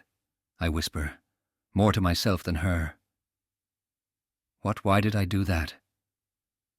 Tiddy blinks at me as if she knows. I sit back, leaning my head against the wall. My eyes drift back to the table. The box, the damn screwdriver. It's like a puzzle I can't put together, like I'm missing 50 pieces. Chapter 18. Not an ordinary client. I'm lying in bed, scrolling aimlessly through TikTok like any other evening. I know I should be getting ready for my supervision meeting tomorrow, but my brain is fried. It's easier to switch off with mindless videos than to dive back into case notes. The algorithm throws me random things, cooking videos, pet reels, and now a girl in a pink scarf enthusing about therapy. I almost scroll past, but something catches my attention. That pink scarf looks familiar. I pause. The lighting is soft, the girl's voice upbeat, maybe too upbeat. Then it clicks. My heart races as I realize who I'm watching. It's her, Olivia. She's on TikTok. "Everyone needs therapy," Olivia says brightly, flashing a wide, confident smile into the camera, the pink scarf tied loosely around her neck. Her makeup is flawless, her lips a soft pink that matches the scarf. She's talking with such enthusiasm it's almost jarring. "I've only had one session with my therapist," she enthuses, "but you would swear I've been going for years and years. She's amazing. She just gets me, you know." I freeze. My throat tightens, my mind racing. She's talking about me. I've only been seeing psychotherapy clients for a few weeks, and to hear her speak with such confidence about our session is both unnerving and oddly flattering. I listen closely, trying to decipher the tone beneath the bubbly enthusiasm. Is this real excitement? Is she genuinely connecting with me? Or is this part of her performance? Part of whatever this is? She adjusts the scarf, her fingers playing with the ends, and laughs softly. Talking helps relieve so much tension. I can feel things shifting already. Like all the stuff I've been keeping inside is finally coming out, and it's such a relief. Her voice lilts, almost like she's rehearsed the line. I shift uncomfortably in bed, unsure how to feel about this. The supervision manual never mentioned anything about this. Clients broadcasting their therapy sessions on social media. It feels like I'm peeking into a part of Olivia's world that I wasn't supposed to see. A persona I didn't meet in session. Then, suddenly she drops a bombshell, her voice dipping into a more personal tone, as if she's confiding in her viewers, and me. "And guys, I have a crush. Like a real one." She giggles. "There's this boy. He's a Norrie, yeah, a proper bad boy. The kind of guy I know I shouldn't fall for, but he's just..." She sighs dramatically, clutching her chest. "The salt of the earth." A bad boy? A Norrie? It takes me a second to connect the dots. I've lived in Cork long enough to know the slang. This has to be someone from the north side of the city. Olivia leans in closer to the camera, lowering her voice like she's sharing a secret. I can't say his name, she whispers, glancing around theatrically as if someone's watching her. He'd kill me if I did. But it starts with a V and ends with an R. She covers her mouth, her eyes wide as though she said too much already, and then bursts into laughter. Victor. Is that the name? The tone in her voice, it's playful. But there's something about the way she's talking, the secrecy, that makes my skin crawl. Who is this bad boy? And why does it feel like there's more to this story than she's letting on? I can't shake the unsettling feeling growing in my chest. Olivia's bright smile glows on the screen as she twirls her hair around her finger. It's silly, I know. It won't go anywhere. But he's... Her eyes widen playfully. He's strong. You know, the kind of guy who makes you feel safe. I frown, confused. This doesn't fit. None of it does. In session, Olivia had been bubbly, sure, but this feels like a mask. And then there's the way she says strong, like it means something more, something darker. My stomach twists with unease. My training had prepared me for awkward first sessions, for nervous clients and strange dynamics, but this? A client who's projecting her life out into the world for thousands to see, mixing fantasy with reality. This is uncharted territory. Anyway, Olivia's voice perks up again. Therapy is just the best thing ever. I'm so excited to keep working with my therapist. She's amazing. I've already booked my next session and I know it's going to be transformative. It's like things are starting to make sense. I swallow hard. Does she mean that? Is this how she really feels? Or is it part of the performance? As much as I want to believe that we connected, that I helped her, something about this video feels off. Olivia looks directly into the camera, flashing that bright, perfect smile again. So, yeah, if you guys haven't tried therapy, do it. It's life-changing. Like, share and follow for more updates on my journey. She winks at the camera, adjusting her pink scarf as she leans forward to end the video. The video starts again. I sit there for a long moment, phone in hand, feeling more unsettled than ever. My mind is spinning. Was this just a strange coincidence? Or was there more going on here than I realized? The TikTok felt so performative, so detached from the Olivia I met in my office, except, of course, for that scarf. I closed the app and dropped my phone onto the bed, staring up at the ceiling. I need to bring this up in supervision tomorrow. Something about this isn't sitting right and I need guidance. Did I misread her entirely? Or is there something deeper going on with Olivia? Either way, it's clear she's not just an ordinary client. Not by a long shot. Chapter 19. Lighter somehow. By the time I hang up on the old woman, I'm seriously wondering if I can survive another minute in this job without hurling myself out the window. I take off my headset and rub my temples, trying to scrub the sound of her voice out of my brain. My screen's gone all fuzzy, she had said. Fuzzy. Who says fuzzy in 2024? Tech support, how can I help you? No, ma'am. That's the TV remote, not the keyboard. Yes, I'm sure. No, you can't use it to fix your computer. 20 minutes of explaining the difference between a power button and an unplugged toaster later. She finally managed to press a button and restart her prehistoric computer. It had been like watching someone slowly discover fire. Bless your heart, dear, she says sweetly. You've been so patient. These things are impossible for people my age. Impossible for your age. It's impossible for anyone with an IQ lower than their shoe size, I think. But I just smile. Glad I could help, ma'am. Have a nice day. Then I cut the call before I say something I'll regret. I lean back in my chair, just praying the next one won't be another technology-fearing fossil. I stare at the clock for a moment, contemplating my life choices. Surely I wasn't put on this earth to explain HDMI cables to boomers for a living? Before I can spiral too deep into existential dread, Siobhan pops her head over the divider between our desks. Shane, that sounded brutal, she says, her voice soft but with a bit of a smile. I turn, a little surprised. Siobhan's the quiet one in the office. Doesn't really talk to anyone, just sits there doing her job and disappearing at lunch like a ghost. Yeah, just one of those calls, I say, trying to act like I'm not on the verge of a nervous breakdown. She gives me a small, awkward smile. Want to grab a coffee in the canteen? I blink. Siobhan? Inviting me to coffee? Not that I'm complaining. I nod. Sure. I could use the break. We walk over to the canteen together, neither of us saying much. But it's a comfortable silence, which is kind of nice. When we sit down, I finally notice how small she looks at the table, her hands cradling her coffee cup like it's the only thing keeping her tethered to reality. So you gave me that therapy card the other day, I say, suddenly feeling like I need to fill the silence. Siobhan nods, but keeps staring at her coffee. Yeah, I just thought, I don't know. No, it's okay. I've been thinking about it.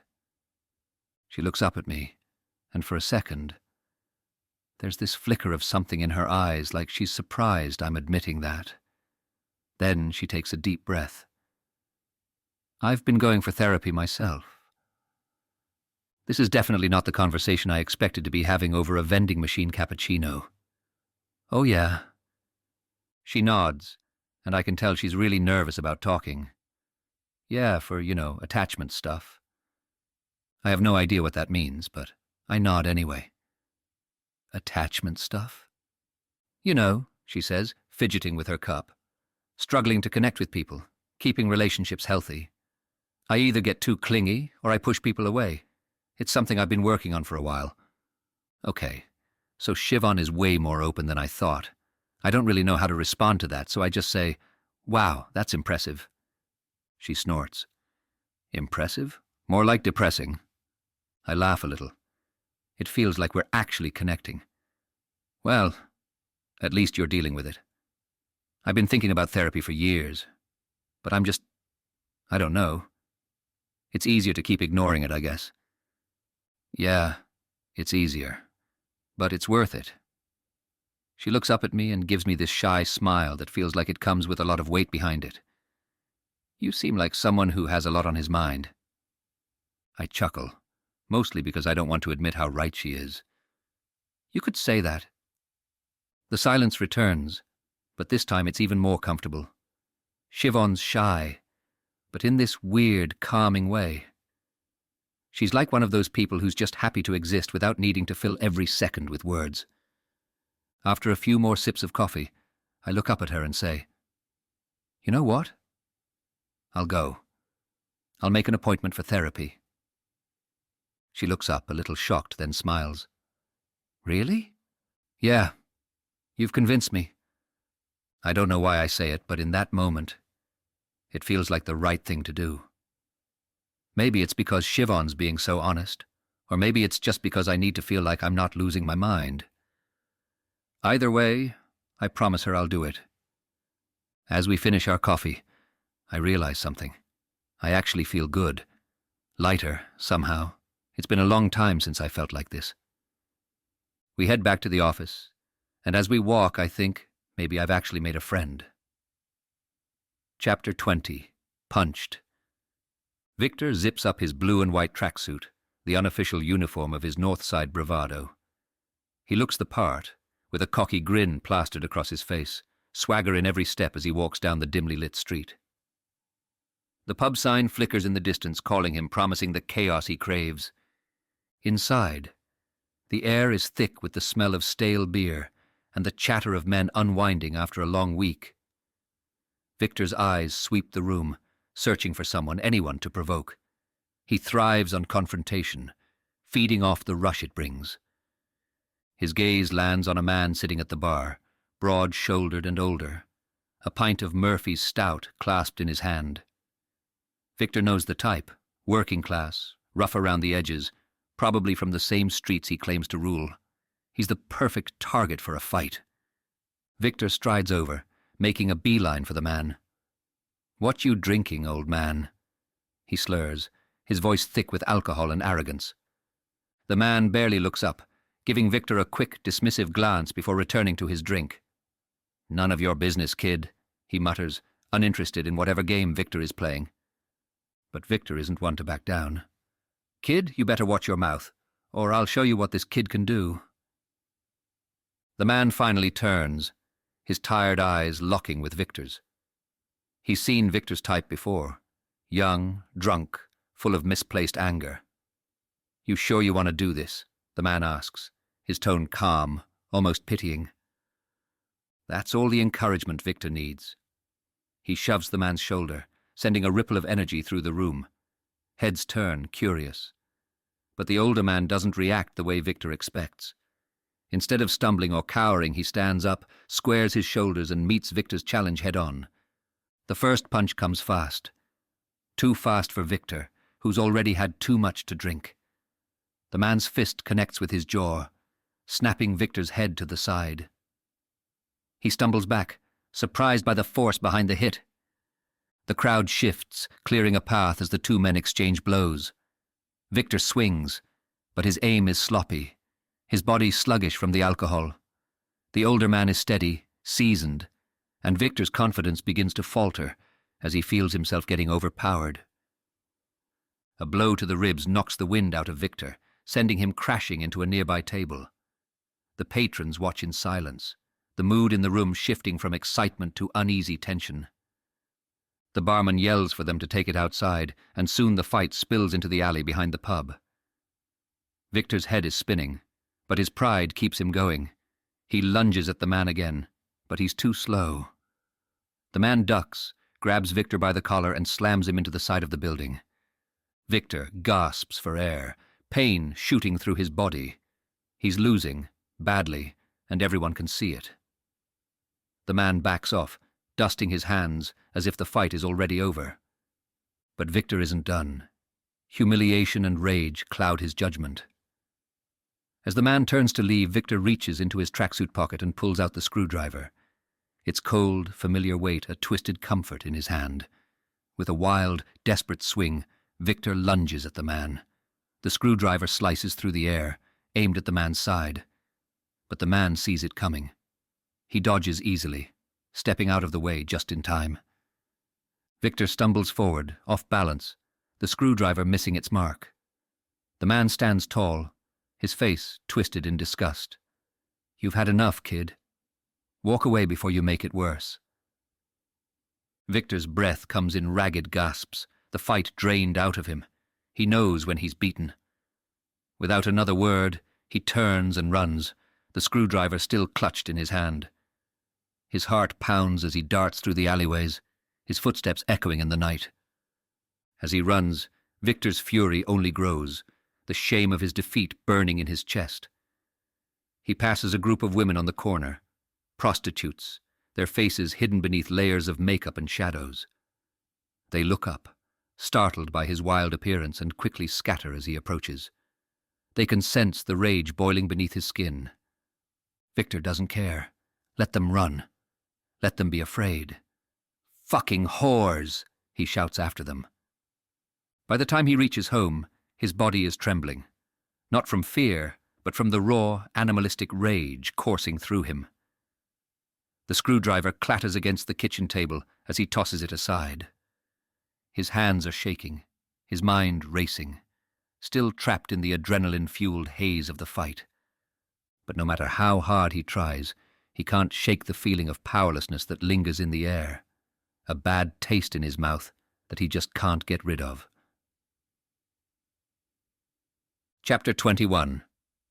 The Black Eye. I wake up to Tiddy kneading my chest, her soft paws pressing insistently, demanding attention. My head pounds sharp, relentless, and I squint at the dull light coming through the window.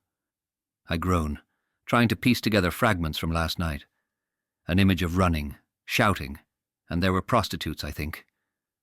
But it all feels like a dream. Maybe it was. Tiddy lets out a tiny meow, breaking through my haze.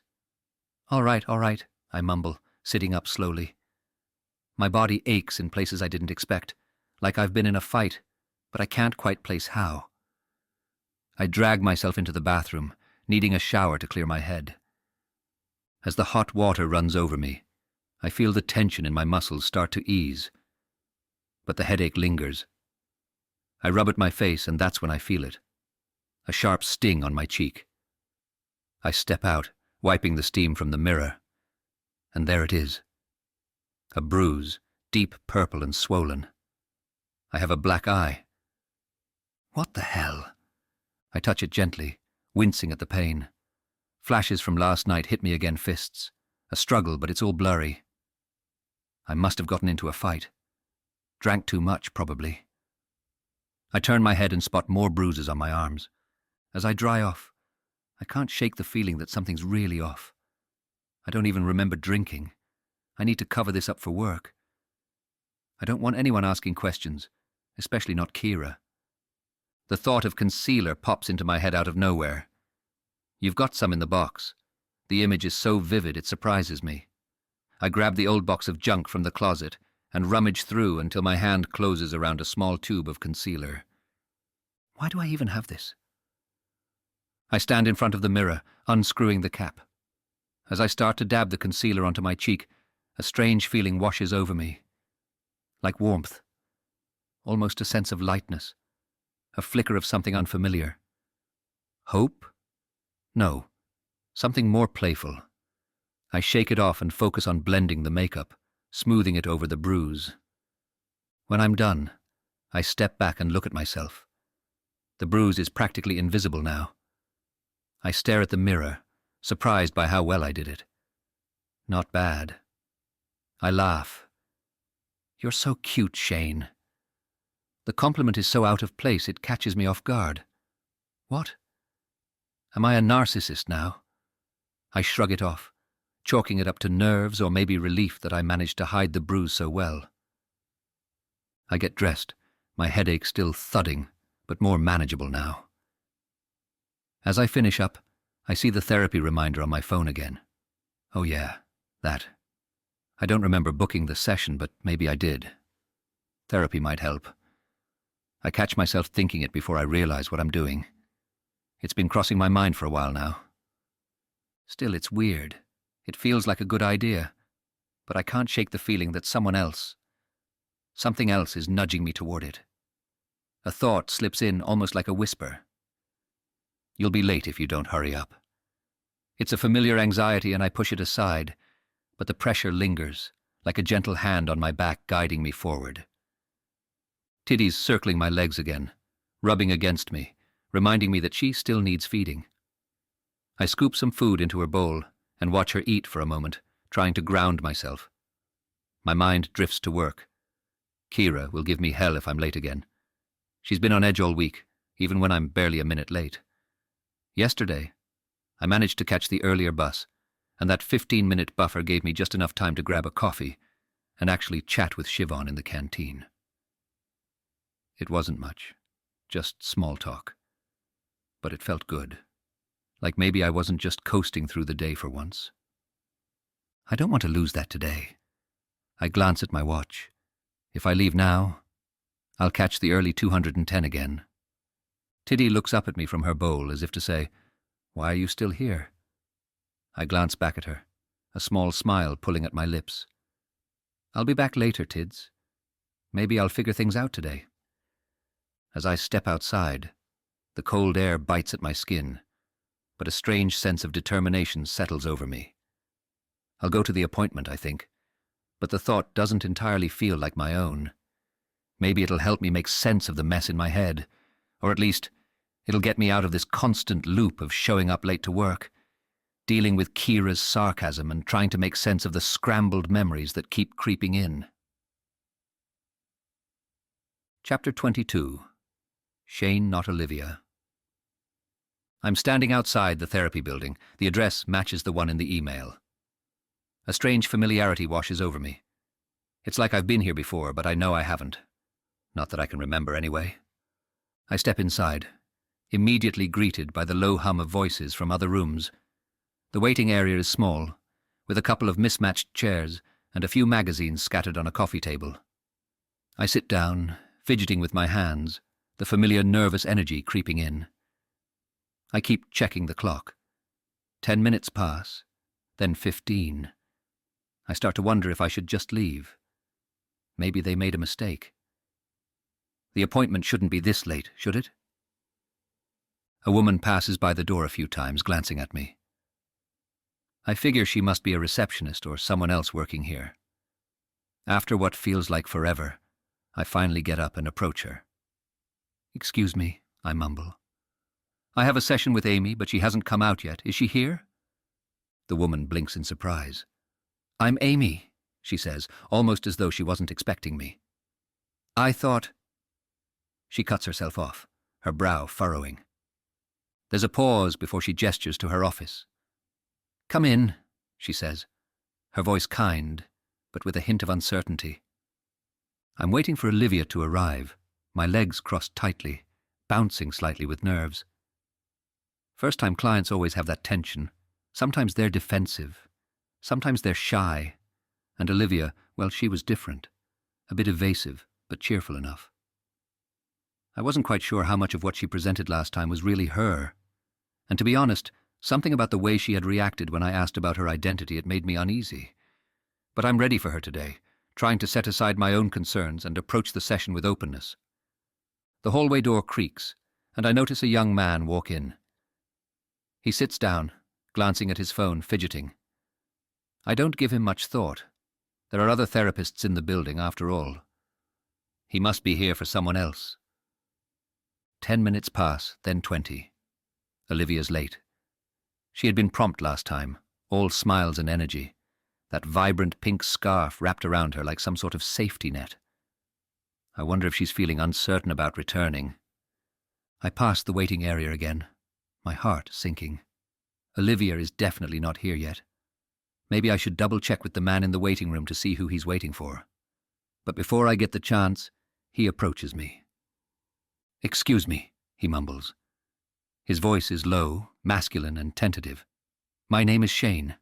I have a session with Amy, but she hasn't come out yet. Is she here?" I stop in my tracks. "I'm Amy," I say, my mind racing. I thought. My voice falters. This wasn't what I was expecting at all. His face is covered in bruises, barely concealed by makeup. And something about him, about the way he holds himself. I get this eerie feeling. Something clicks, too subtle to grasp fully, but enough to unsettle me. This is Olivia, but not. It's someone else. "Come in," I say, recovering quickly, leading him into the room. He follows, awkward, fumbling. Not at all the energetic, almost too cheerful girl from before. I offer him a seat, my mind still working to piece this together. I can't bring up Olivia. Not yet. He has no idea. "So, Shane," I begin, my voice gentle, "what brings you here today?" He hesitates for a second, rubbing the back of his neck before speaking. "I don't really know," he admits. "I've been confused lately. Things don't add up in my head. I guess I don't know if therapy's for me, but it feels like something's broken." I nod, encouraging him to continue. He's different from Olivia. More grounded, yes, but also more vulnerable, more raw. His eyes flicker with something. A deep sadness, confusion, maybe even fear. He's clearly grappling with something, and yet it feels like there's a wall between him and whatever it is. "That sounds really hard," I say. "It's okay if you're not sure where to start. We can take it slow." He leans back, sighing. I'm not good at talking about this stuff. I let the silence linger, waiting to see if he'll fill it. He fidgets in his chair, brushing a hand over the bruises on his face, and I feel a pang of concern. The makeup, the hesitation. It all paints a picture, but I don't push. He's not ready for that yet. Eventually he starts talking again, but about smaller things. His job, how stressful it is, how he can never seem to do anything right, how he hates being late because of his boss, named Kira. There's a sense of weariness and alienation in his words, a feeling of being perpetually out of place. I listen, reflecting back what I hear, creating space for him to talk, to think, to feel. I can see the tension in his shoulders, the exhaustion in his eyes. He's been carrying something heavy for a long time, and though he doesn't say it, I can feel it. Then, out of nowhere, he smiles, the first genuine smile I've seen from him all session. "I have a cat," he says, his voice softening. "Tiddy. She's well. She's about the only thing that keeps me sane sometimes." A small wave of relief washes over me. Good, I think. Thank goodness he has that cat. The connection, however small, is important. I make a mental note of it. "That's wonderful," I say, smiling back at him. Pets can be such a comfort. The session ends on that note. I can tell he's still confused, still unsure, but there's a glimmer of something lighter. He's opening up just a little, and that's a start. As he leaves, he agrees to come back for another session. And even though my nerves are still buzzing, I know I have to continue with this case. There's something deep going on here, something complex. But I have supervision, and I'm determined to help Shane. Watching him leave, I feel a pang of protectiveness. He's walking around with bruises he won't talk about, a fractured sense of self, and there's something lurking just beneath the surface, waiting to come out. As I sit back in my chair, I jot down some quick notes. This will definitely come up in supervision, but for now, I'm just glad he's coming back. Shane needs help, and I'm going to do my best to give it to him. Chapter 23. The Wilted Rose. The roses in Fitzgerald's Park are in full bloom, their deep reds and soft pinks creating a striking contrast against the grey skies. Cormac pauses by the flower beds, his eyes tracing the petals of a particularly vibrant red rose. His fingers move to pluck it, feeling a small thrill at the sharp snap of the stem. It's beautiful, delicate and dangerous, with tiny thorns still clinging to it. He presses it between his palms for a moment before letting out a slow breath, tucking the rose into his pocket. His feet carry him toward the shaky bridge, the familiar old path where his childhood footsteps once echoed. He's walking faster than usual, nerves bubbling beneath the surface. His outfit, a tight, sleeveless black shirt and jeans with bright rainbow suspenders, makes him stand out. He knows it's not the safest look in this city. Not here. Not now. But Cormac doesn't change for anyone, and the thrill of it keeps him moving. A challenge to anyone who might try to stop him. As he reaches the bridge, the iron beams groan under his weight, swaying gently like they always do. He stares down at the River Lee, watching it churn and roll beneath him. The water's deep, dark surface reminds him of those afternoons when he'd rush home from school, crossing this very bridge. Alone. Always alone. He hesitates mid-step. He can hear their voices in his head again. That girl, what was her name? She was 4 years older, always walking home with her friends, a perfect little group of giggling girls. They used to taunt him, their words dripping with cruelty, as though it was their divine right to mock anyone different, especially him. "That boy's father is a drunkard and his mother's a pill addict," one of them had sneered. Her voice had cut through him like a blade then, just as it does now in memory. He remembers her face, those eyes, the knowing smirk. "The boy used to beg to be let into our house. But my father said, 'You'll invite trouble in the front door. Don't get involved.'" She'd laughed, and her friends had laughed with her, echoing the judgment that their parents fed them like scripture. He grips the bridge's railing tighter, wishing he could have disappeared then. Wishing the river had swallowed him up. He had no one. His pace quickens as he crosses to the north side, toward where his old house once stood. His heart pounds harder the closer he gets. The streets are all familiar, yet the years have changed them. Trees have grown taller. New houses have been built where old ones crumbled. He takes a sharp turn onto his childhood street and stops. The house is still there, but it's not his house anymore. The burnt shell he remembers has been replaced, renovated. It's modern now, with clean lines and fresh paint, a manicured lawn stretching out in front. It's like the past has been scrubbed away, leaving nothing of the wreckage he still carries in his mind. He stands there, frozen. His hand slips into his pocket, fingers brushing against the rose he took from the park. It's wilting already, soft and fragile. He kneels down, placing it at the foot of the house's fence. It looks out of place against the neatness, a sudden blemish on the pristine front. I should have done something. The guilt coils around him, tightening. I should have saved her. But he hadn't. He couldn't. A lump forms in his throat, but Cormac swallows it down. He stands, turning back toward the street, his eyes now fixed on the house next door. The O'Learys. Those bastards. They never lifted a finger to help him, even when they knew what was happening. Even when the shouting and the beatings were loud enough to make the walls shake. Cormac spits into their yard, his lips curling into a sneer as he remembers their cold stares, their indifference. They'd known. They all knew. With one last look, he walks away, his hands shoved deep into his pockets. But the anger, the guilt, that still clings to him like the thorns of the rose he'd left behind. Chapter 24. Doing something for yourself. The bus arrives on time for once, and I'm at the office a good 10 minutes early. I've made a habit of this recently, getting up earlier, taking care of myself, and not rushing in like I'm always playing catch-up with my own life. It feels like I'm regaining control, little by little. I walk through the office, nodding at some of the early birds already settled into their workstations.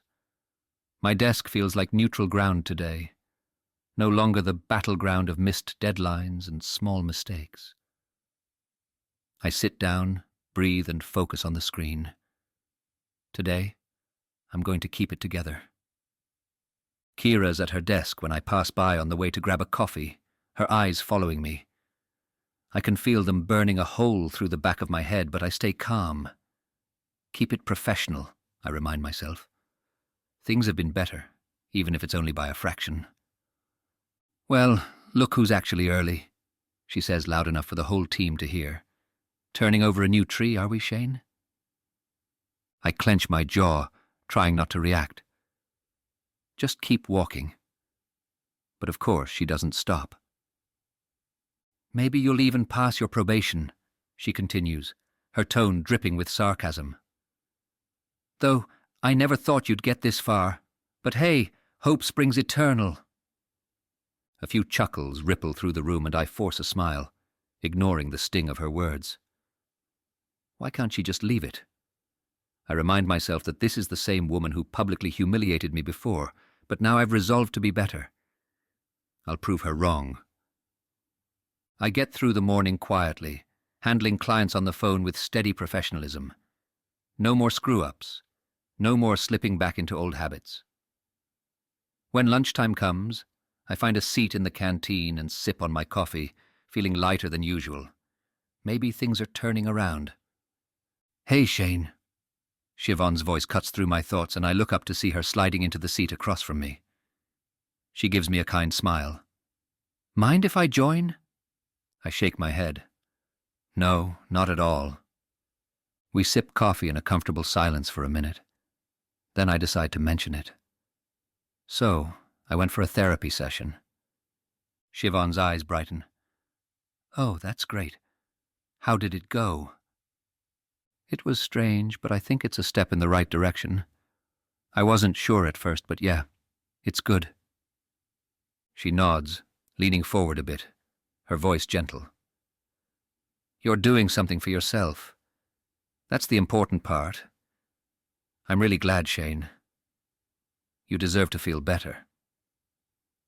Her words hit me, and I feel something close to gratitude, not just for her kindness, but for the fact that someone sees me, really sees me. Siobhan is different. She's warm, straightforward and human in a way that's hard to ignore. I can't help but think that maybe I'm starting to make a friend. I laugh a little, shaking my head. What's funny? She asks, her smile spreading. Nothing.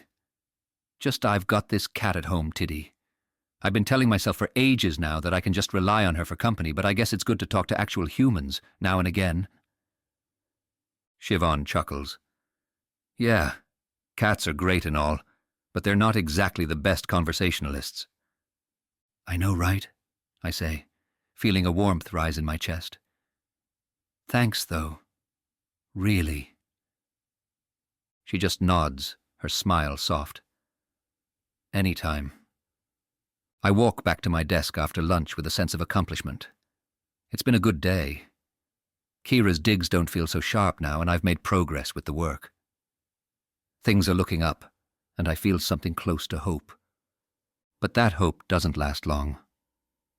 When I get home, Tiddy greets me at the door, and I scratch her head before collapsing onto the couch. The weight of the day sinks in, and for some reason, I feel the itch again. That same old itch I thought I'd shaken. I haven't been on the forum in a while, but it wouldn't hurt, right? Just a quick check. I open my laptop and there it is. Lambda's signature toxic message. He's been waiting for me. Kira's bitch now, huh? Thought you had bigger balls, Shane. I can feel the burn of shame. Kira's comments from this morning still sting, and now this? Lambda doesn't let up. You want to see what she's been up to? Go on. Take a look. You know you want to. I hesitate, my heart pounding in my chest. I've been good. I've kept it together. But his taunts dig under my skin. Without thinking, I click into Kira's messages again. And there it is. She started another affair this time with one of my older female co-workers. More images, more betrayal. I feel a thrill of power. It rushes through me like electricity, like I've caught her doing something vile. But then guilt washes over me. What the hell am I doing? I don't save the images this time. I slam the laptop shut, my hands trembling. The thrill is gone, replaced by a hollow pit in my stomach. What's happening to me? I can't keep doing this. Tiddy jumps onto my lap, purring as if sensing my inner turmoil. I bury my face in her fur, trying to shake the guilt, the shame, the confusion, and I know I'm losing control again. Chapter 25. Olivia adjusts the pink scarf, wrapping it delicately around her neck as she grins at the camera, her face framed perfectly in the soft glow of her ring light. Her followers are climbing every day, and with each new one, she feels a surge of accomplishment, a kind of validation that no one else could ever provide. She taps the screen, starts recording, and slips into her familiar upbeat tone. Hey, lovelies. It's your girl, Olivia. I hope you're all doing fabulous today. So, today I want to talk about something a little serious, but, you know, we've got to keep it real here, right? Let's talk about workplace bullying. She leans in a little closer, her eyes wide with feigned concern. Yeah, it happens, and it's so toxic, like, ugh. She lets out a dramatic sigh. I know some of you have been through it because, well, I get your messages. And let me tell you, it's nasty. People shouldn't have to put up with that, right? Right. She pauses, gauging the invisible audience, her expressions finely tuned for maximum engagement. And you know what? Her voice softens, taking on a conspiratorial tone. I've been bullied at work too. Yup, yours truly. It's been so hard, but I'm not going to let those toxic vibes get me down. She flashes her signature grin, wide and reassuring. You've just got to rise above it, you know? Not let them have power over you. Olivia sits back, crossing one leg over the other, basking in the positive energy she's sure she's spreading. Then, with a playful tilt of her head, she continues. Okay, now for something fun. She lowers her voice, leaning in again. I've got a little work crush, you guys, and no, I'm not telling you who it is.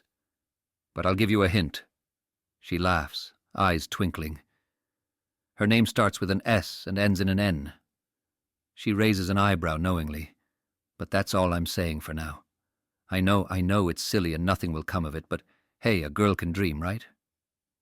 There's a slight pause as she imagines all the likes that are going to flood in. Olivia's grin widens, Also, guys, I've noticed a lot of new followers here, and I just wanted to say thank you. It means so much that you're here with me on this journey. She places a hand over her heart for added sincerity. I love sharing my life with you all. She looks thoughtful for a moment, deciding to shift gears again. Oh, and remember how I told you I was going to therapy? Well, I have a little update. My therapist is super busy now. She waves her hand dismissively, but her eyes are still bright. And I totally get it. There are so many people who need help more than I do, so I gave up my slot. Her face softens. You know, sometimes you just have to realize that others need support too. And that's okay. It makes me feel better, knowing that I've made space for someone who needs it. Plus, you know me, I'm always looking on the bright side. She adds a wink, her voice playful again. Back to the therapy drawing board, I guess. But hey, we all need a little help now and then, right? And that's what I'm here for, to help you guys. Olivia giggles lightly, brushing a hand over her hair. Anyway, I just wanted to pop on and give you all that little update. Don't forget to like and share this video with your friends. And remember, rise above the haters and keep shining. Love you all. Bye. She stops recording and immediately checks her follower count again, her heart swelling with pride. Each new like, each comment of praise. It feeds something in her, something she doesn't quite understand, but can't live without. Satisfied, she leans back in her chair and smiles. Therapy, or no therapy, she's got this. She's always got this. Chapter 26. The Inheritance. The room smelled of old leather and polished wood. Mrs. Sheehan sat in the oversized chair across from her lawyer, Mr. James O'Connell, her fingers toying with the edge of her handkerchief. She was a small woman, her silver hair pulled back tightly, face lined with age, but her eyes were still sharp. She hadn't been back to this office in years, not since her husband passed away, but today she had business to take care of. Are you certain about this? Mr. O'Connell asked, leaning back in his chair and tapping a pen lightly on the dark wooden surface of his desk. You want to leave everything to your 8-year-old twin grandchildren, Shane and Olivia, and not to your son. That's right, Mrs. Sheehan said firmly, her voice clear.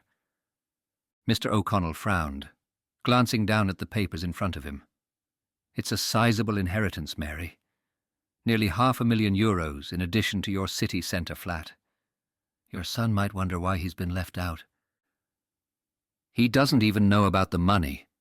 Never has, Mrs. Sheehan replied gently but affirmatively, a small sad smile tugging at the corners of her mouth. He wouldn't even suspect I had it.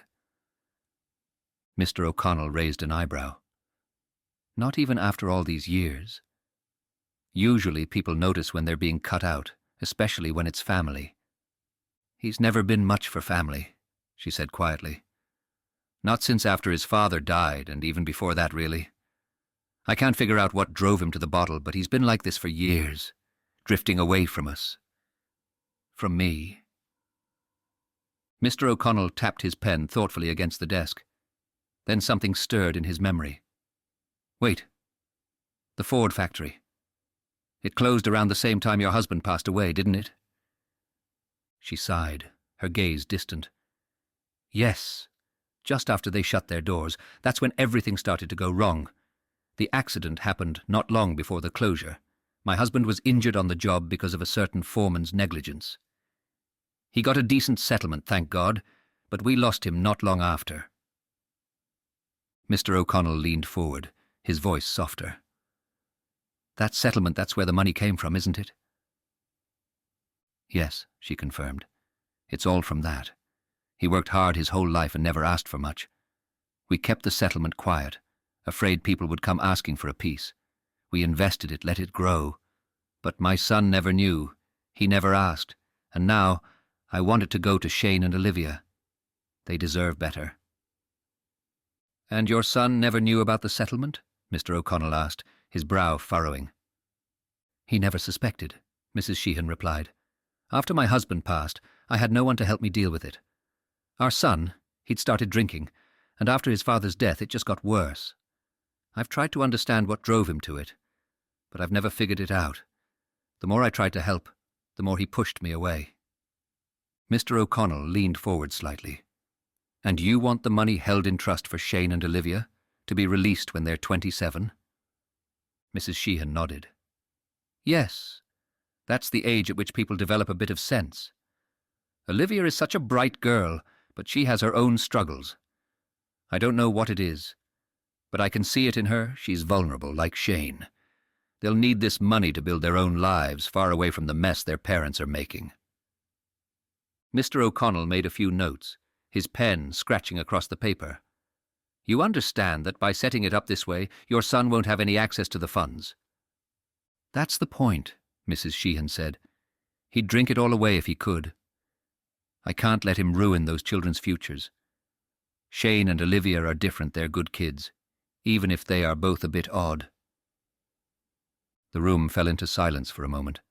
Mrs. Sheehan shifted in her seat, her hands gripping the edge of her purse. My husband always wanted to leave something behind for them. He was a good, loyal man. Worked hard all his life, never complained, even after the accident. I can't let our son waste what's meant for his children. Mr. O'Connell looked at her thoughtfully. Your son, though if he finds out, he might contest the will. She shook her head vigorously. He mustn't be able to. The trust must be solid, ironclad. By the time he realizes what's happened, it must be too late, she affirmed. I need you to make sure of that. I've been excluded from their lives for years now. It's only right that I look out for the children in my own way. Mr. O'Connell paused, watching her closely. Do you ever see Shane and Olivia? Do they know you? A shadow crossed her face. Not as much as I'd like. My son, he won't let me near them. I'm just that old woman to him. One day they'll know. Shane and Olivia will know that their grandmother did this for them. Mr. O'Connell nodded, sensing the finality in her words. I'll make sure everything is done as you've requested. Mrs. Sheehan rose from her chair, smoothing out her skirt. Thank you, James. It's what my husband would have wanted. Those children deserve better than what they've been given. With that, she stepped out into the hallway, her back straight despite the weight she carried. Mr. O'Connell watched her go, a mix of admiration and sorrow in his eyes.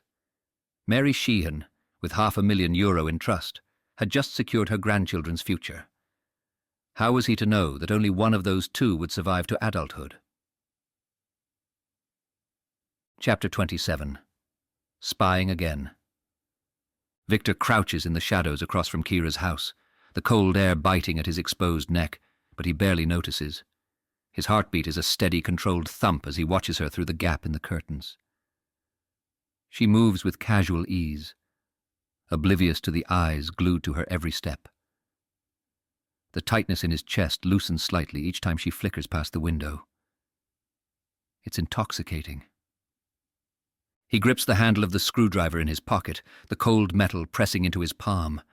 A twisted comfort, an anchor to the anger simmering just beneath the surface. Stupid bitch, he mutters to himself. He likes the way the word rolls off his tongue. Feels right, fitting. As he watches, Kira moves closer to the window, her figure more visible for a split second before turning away. His pulse quickens. Almost got you, sweetheart. His lips curl into a sneer.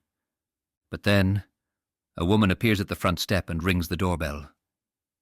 Victor stiffens, narrowing his eyes. Another visitor. She's tall, dressed in a coat, and rings the bell again, more insistent. He watches Kira answer, briefly welcoming her guest.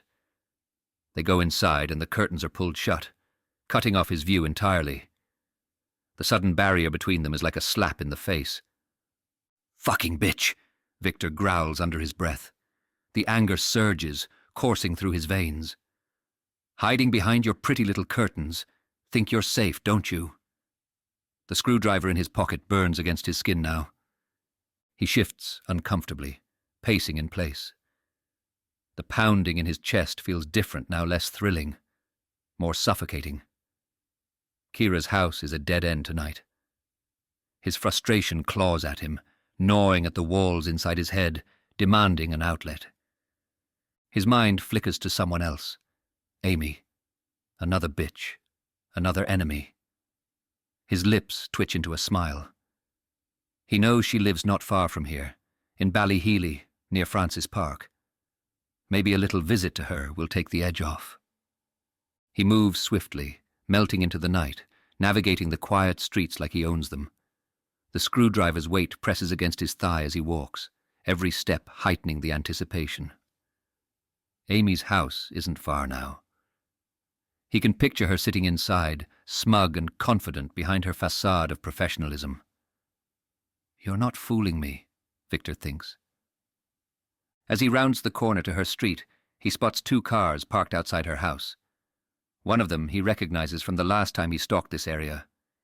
His eyes trail up to the lit windows, watching as shadows flit inside. He leans against a nearby wall, sucking in a deep breath as he waits. For what, he doesn't know. But something always happens when he's here, lurking in the quiet. Just as he's about to push off the wall and leave, the front door opens. Amy steps out, an Alsatian dog straining at the leash beside her. Victor tenses, his heart leaping into his throat. Shit. The dog's sharp, alert eyes scan the surroundings and Victor takes a step back, blending further into the shadows. He curses under his breath as she moves down the path, the dog leading the way, sniffing the air. Amy looks calm, unaware, but that hound, the dog is a problem. Victor's grip tightens on the screwdriver in his pocket, but he knows better than to test his luck tonight. The dog would sense him, alert her. No, not tonight.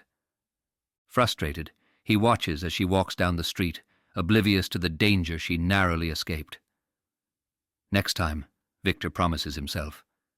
With the tension gnawing at him, he turns and walks toward a nearby pub, deciding a pint might settle the storm brewing inside his chest.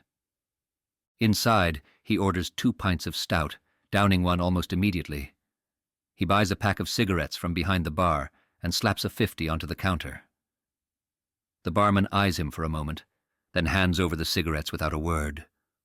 Victor smirks. Cormac, he mutters to himself. Nice queer, that one. He's not usually generous, but tonight, Victor doesn't mind spending what isn't his. Lighting up, he lets the cigarette smoke fill his lungs, feeling a sense of ease wash over him.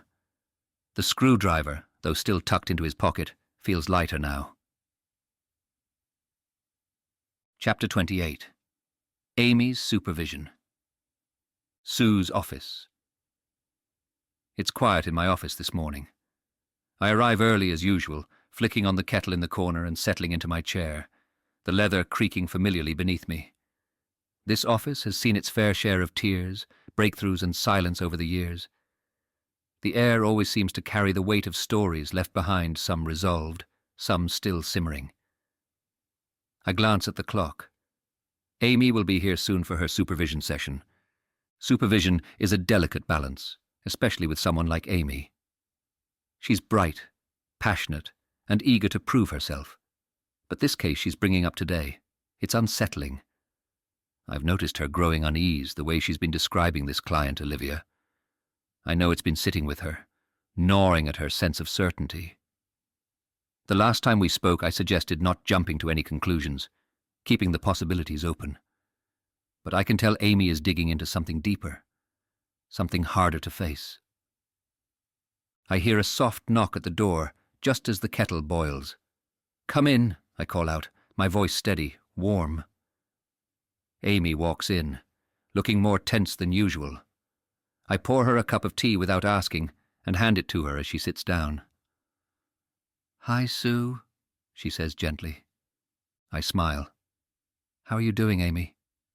I start, easing her into the session. I know she's been carrying this case with her, and I want to see how much of it has weighed on her personally. She blows on the tea, her eyes darting to the window.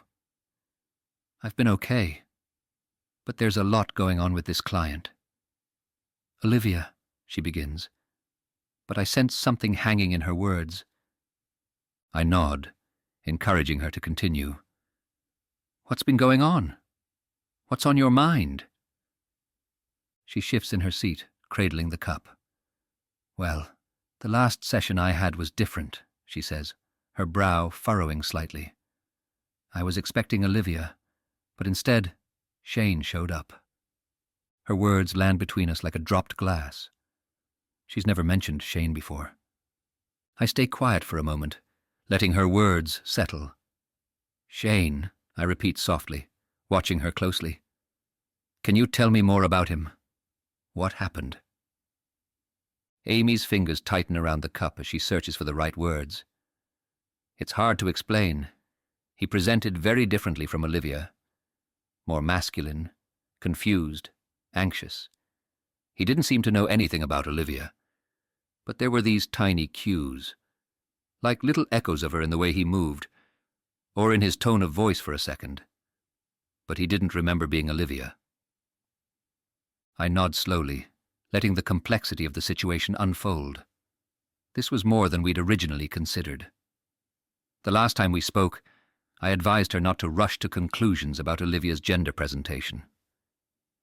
It could have been a fluid identity or unresolved trauma, but now it sounds as though something else entirely is at play. You mentioned last time that you didn't want to jump to conclusions, I say, my voice even. And I think that was wise. But now you're seeing this new presentation, Shane. What do you think is going on here? Amy pauses, her expression pensive. I think. She hesitates, her brow furrowing as she gathers her thoughts. I think this could be dissociative identity disorder. I mean, I've read about how DID can present and the way Shane and Olivia seem to operate independently of each other. It fits. I lean back, thoughtful. DID is a complex and controversial diagnosis, but Amy's description does fit some of the criteria.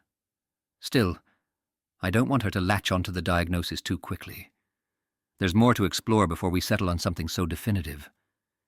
It's certainly possible, I say cautiously. But before we jump to any firm conclusions, let's consider what else might be happening. Could this be severe dissociation? Perhaps a fragmented sense of self? Trauma responses can manifest in myriad ways. What we need to focus on now is gathering more information, keeping a clear mind as we piece together the full picture. Amy nods, her fingers drumming nervously on the cup. It's just the session with Shane was so different. He didn't even seem aware of Olivia, but when I looked closely I could see these subtle traces of her. His movements, just for a second, reminded me of how Olivia carries herself. That's important, I say gently. These small details matter. But it's still early. You've only had a couple of sessions, and this is clearly a complex case. We need to be careful not to impose a diagnosis too soon. Amy looks down at her tea, swirling it around absently. I know, she says quietly.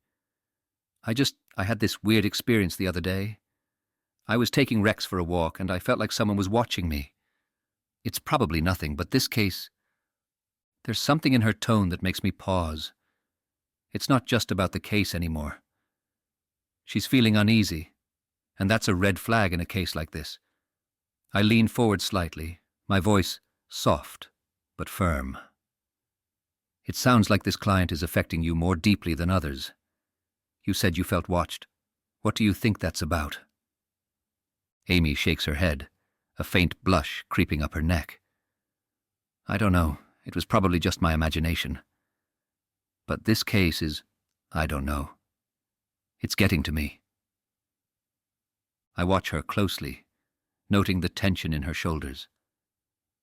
Amy, it's important to recognize when a case is starting to affect you personally. We need to keep you safe in this process too. Have you considered bringing in additional support? This might be a case where a psychiatrist could help. Amy bristles slightly at the mention of psychiatry, and I understand why. She's passionate about Gestalt therapy, about working through these issues without pathologizing her clients. But there's a difference between staying true to your practice and refusing to seek help when needed. I'm not saying we should rush to a medical model, I add gently. But DID, or whatever this is, can be deeply rooted in trauma. And sometimes we need a broader perspective. Amy sighs, her shoulders slumping slightly. I'll think about it. But I really want to help him. I think I can. I believe that you can, I say, offering her a small smile. But remember, this is a marathon, not a sprint. We need to take our time with this one, and I want you to know that you're not alone in this process. I'm here to support you, and so is your supervision team. But if this starts to overwhelm you, promise me you'll speak up. She nods, looking more reassured. I will, she says softly. Thank you. We wrap up the session and I watch her leave, my mind still turning over the possibilities. Shane, Olivia, dissociation. I can feel the weight of it all settling over Amy, and I can't help but worry. This is a difficult case, no doubt about it, but I trust Amy's instincts. She's a good therapist and she has the heart for it. Still, as I turn off the kettle and prepare for my next appointment, I can't shake the feeling that this case is only going to get more complicated. There's something lurking beneath the surface, something neither Amy nor I fully understand yet. And that's what worries me the most. Chapter 29. Turning to Stone. I glance at the clock. He's late. Not by much, just a few minutes, but it's enough for me to wonder if he'll show up at all. My fingers drum lightly on the arm of my chair, and I remind myself to breathe deeply. Therapists are patient, calm, even when we feel anxious, especially then. But my stomach twists because something about Shane unsettles me, and I can't quite put my finger on it. A knock on the door. I stand up quickly, smoothing my skirt as I head to greet him. Shane steps in, looking even more exhausted than last time. His eyes are puffy, his shoulders hunched, as though the weight of the world is sitting squarely on his back. He tries to manage a small smile, but it doesn't reach his eyes. Hi, Shane, I say, stepping aside to let him in. Come in, take a seat. He shuffles past me, and I notice his hand trembling slightly as he clutches his wallet. He lingers for a moment before slumping into the chair opposite me, looking at the floor. There's a heaviness about him today, a kind of silent storm. We start with small talk, as always. How has your week been? Same as usual, he mutters, barely above a whisper. Work busy. Kira's still, difficult. Tell me more about that. I lean forward slightly, hoping to coax him into opening up. Be curious, not confrontational, I remind myself. What makes Kira difficult? He shrugs. She's just the way she talks to me, like I'm not good enough, like I'm always in the way. I nod, reflecting his feelings. That sounds really hard, almost like you feel invisible or dismissed. His head jerks up, his eyes meeting mine for a brief moment before flicking away again. Yeah, like that, exactly like that. His voice cracks a little, but he swallows it down quickly. There's more to this than a workplace dispute, I know it. I can feel the tension simmering just beneath the surface. You mentioned last time that things feel foggy for you. Fragmented, I say, my tone gentle, inviting him to explore further. He shifts in his seat, picking at the hem of his sleeve. Yeah, it's like I'm not all here, He laughs, but it's strained, hollow. Sometimes I don't even remember things. Like last week. I don't know how I got these bruises. He gestures vaguely at his cheek, the faint outline of a fading bruise barely visible under his skin. Bruises. My heart clenches. I stay quiet, giving him space, waiting for him to take the next step. I'm just, I don't know, lost, I guess. He looks at me now, really looks at me, and the rawness in his gaze almost knocks the wind out of me. I keep trying to make sense of things, but it's like nothing sticks. Everything just keeps falling apart. I hear that, I say softly. It sounds like you've been carrying this for a long time. All that confusion, that fog must be exhausting. He nods, his lips pressed together tightly. I can tell he's holding something back. I don't know what's wrong with me, he whispers, his voice barely audible. Sometimes I think maybe I'm broken. You're not broken, Shane, I say firmly, leaning forward, making sure he hears every word. You're human, and whatever's happening, you're doing the best you can. You're here. You're trying to understand yourself. That takes courage. He stares at me, wide-eyed, like he doesn't quite believe what I'm saying. Like no one's ever said that to him before. His throat bobs as he swallows hard, and I see his hand clench into a fist on his lap. You mentioned last time about your parents. I tread carefully, watching his reaction closely. Can you tell me more about that? His breath catches. He looks away, blinking rapidly. They died. In a fire. His voice is clipped, distant. When I was a kid.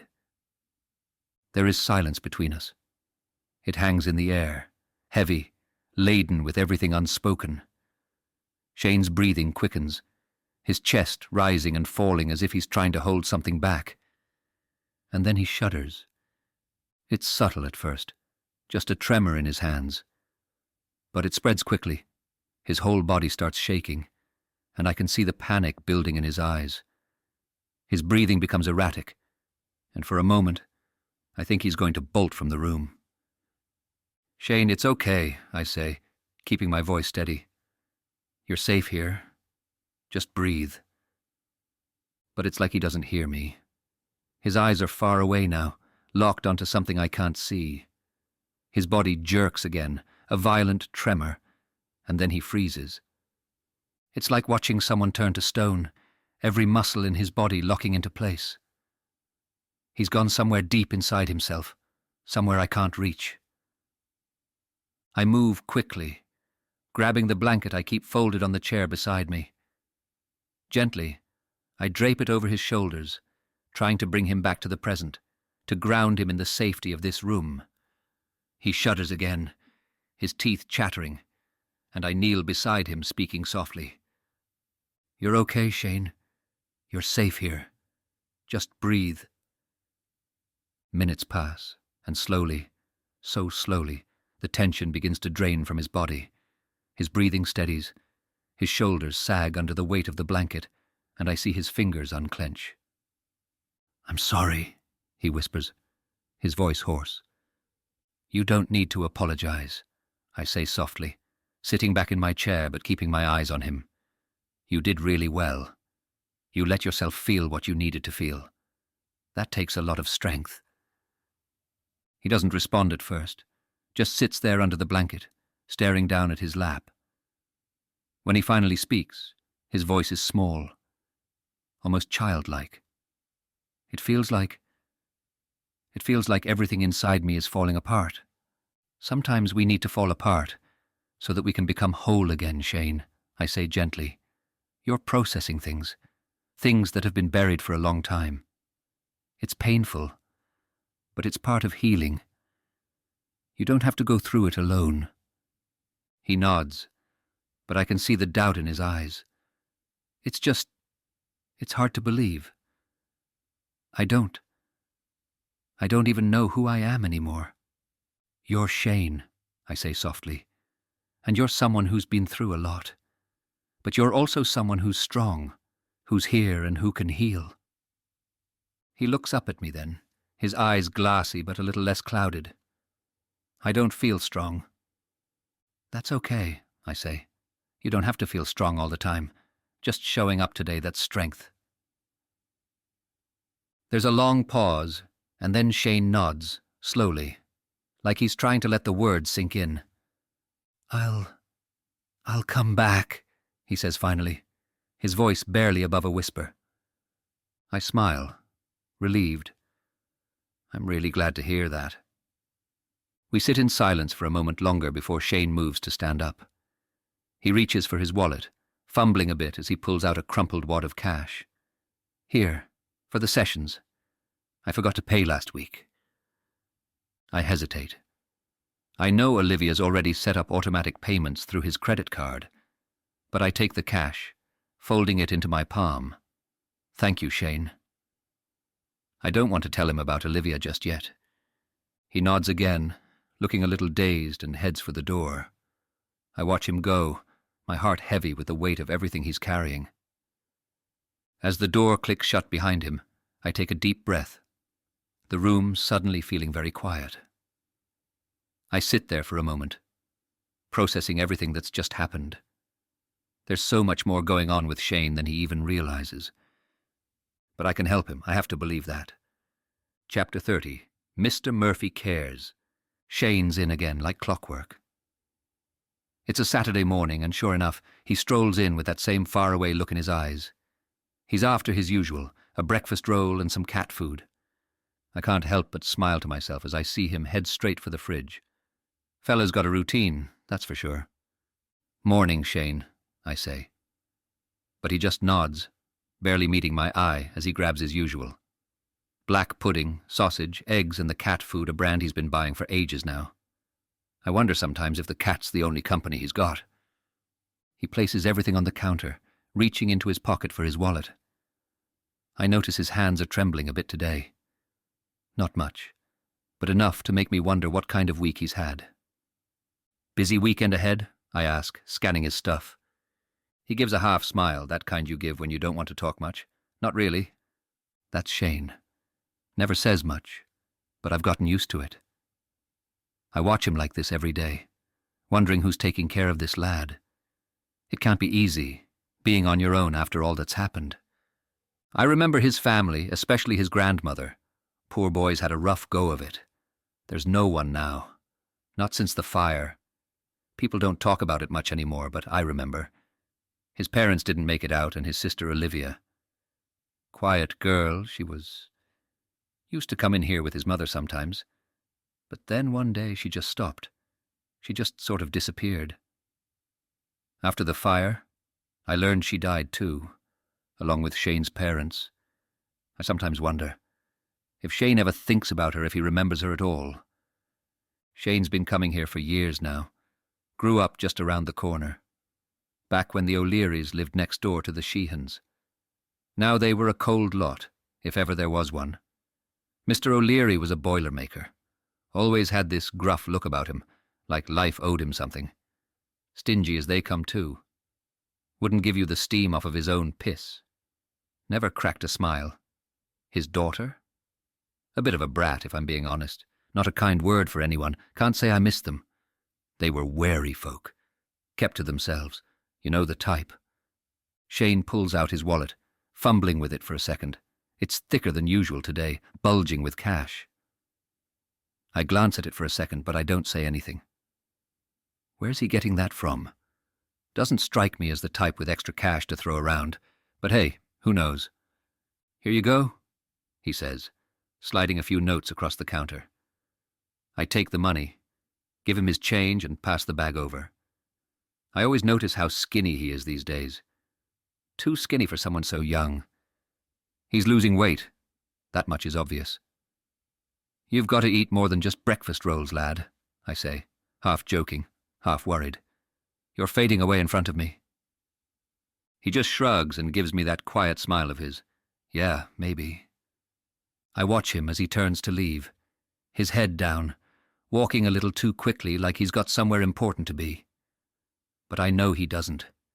He never does. It's as if there's something hanging over him, something I can't quite put my finger on. I wonder sometimes who's looking out for him. Does anyone even know what's going on with him? He keeps to himself so much.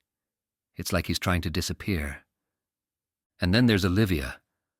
I can't shake the feeling that there's more to that story. I mean, she just vanished one day. And then we learned she died in the fire. Why did they keep her indoors? People say she wasn't right, that something was off with her, but who really knows? The way this town is, folks like to keep their troubles hidden, tucked away behind closed doors. Shane's out the door now, but I stand there for a moment longer, watching him through the window as he walks down the street. Same routine, day after day. The lads had it tough, that much is clear, But sometimes I think there's more going on under the surface. I just hope someone's looking after him, because it's clear to me he's not doing it himself. Take care, lad, I murmur to myself, even though he's already gone.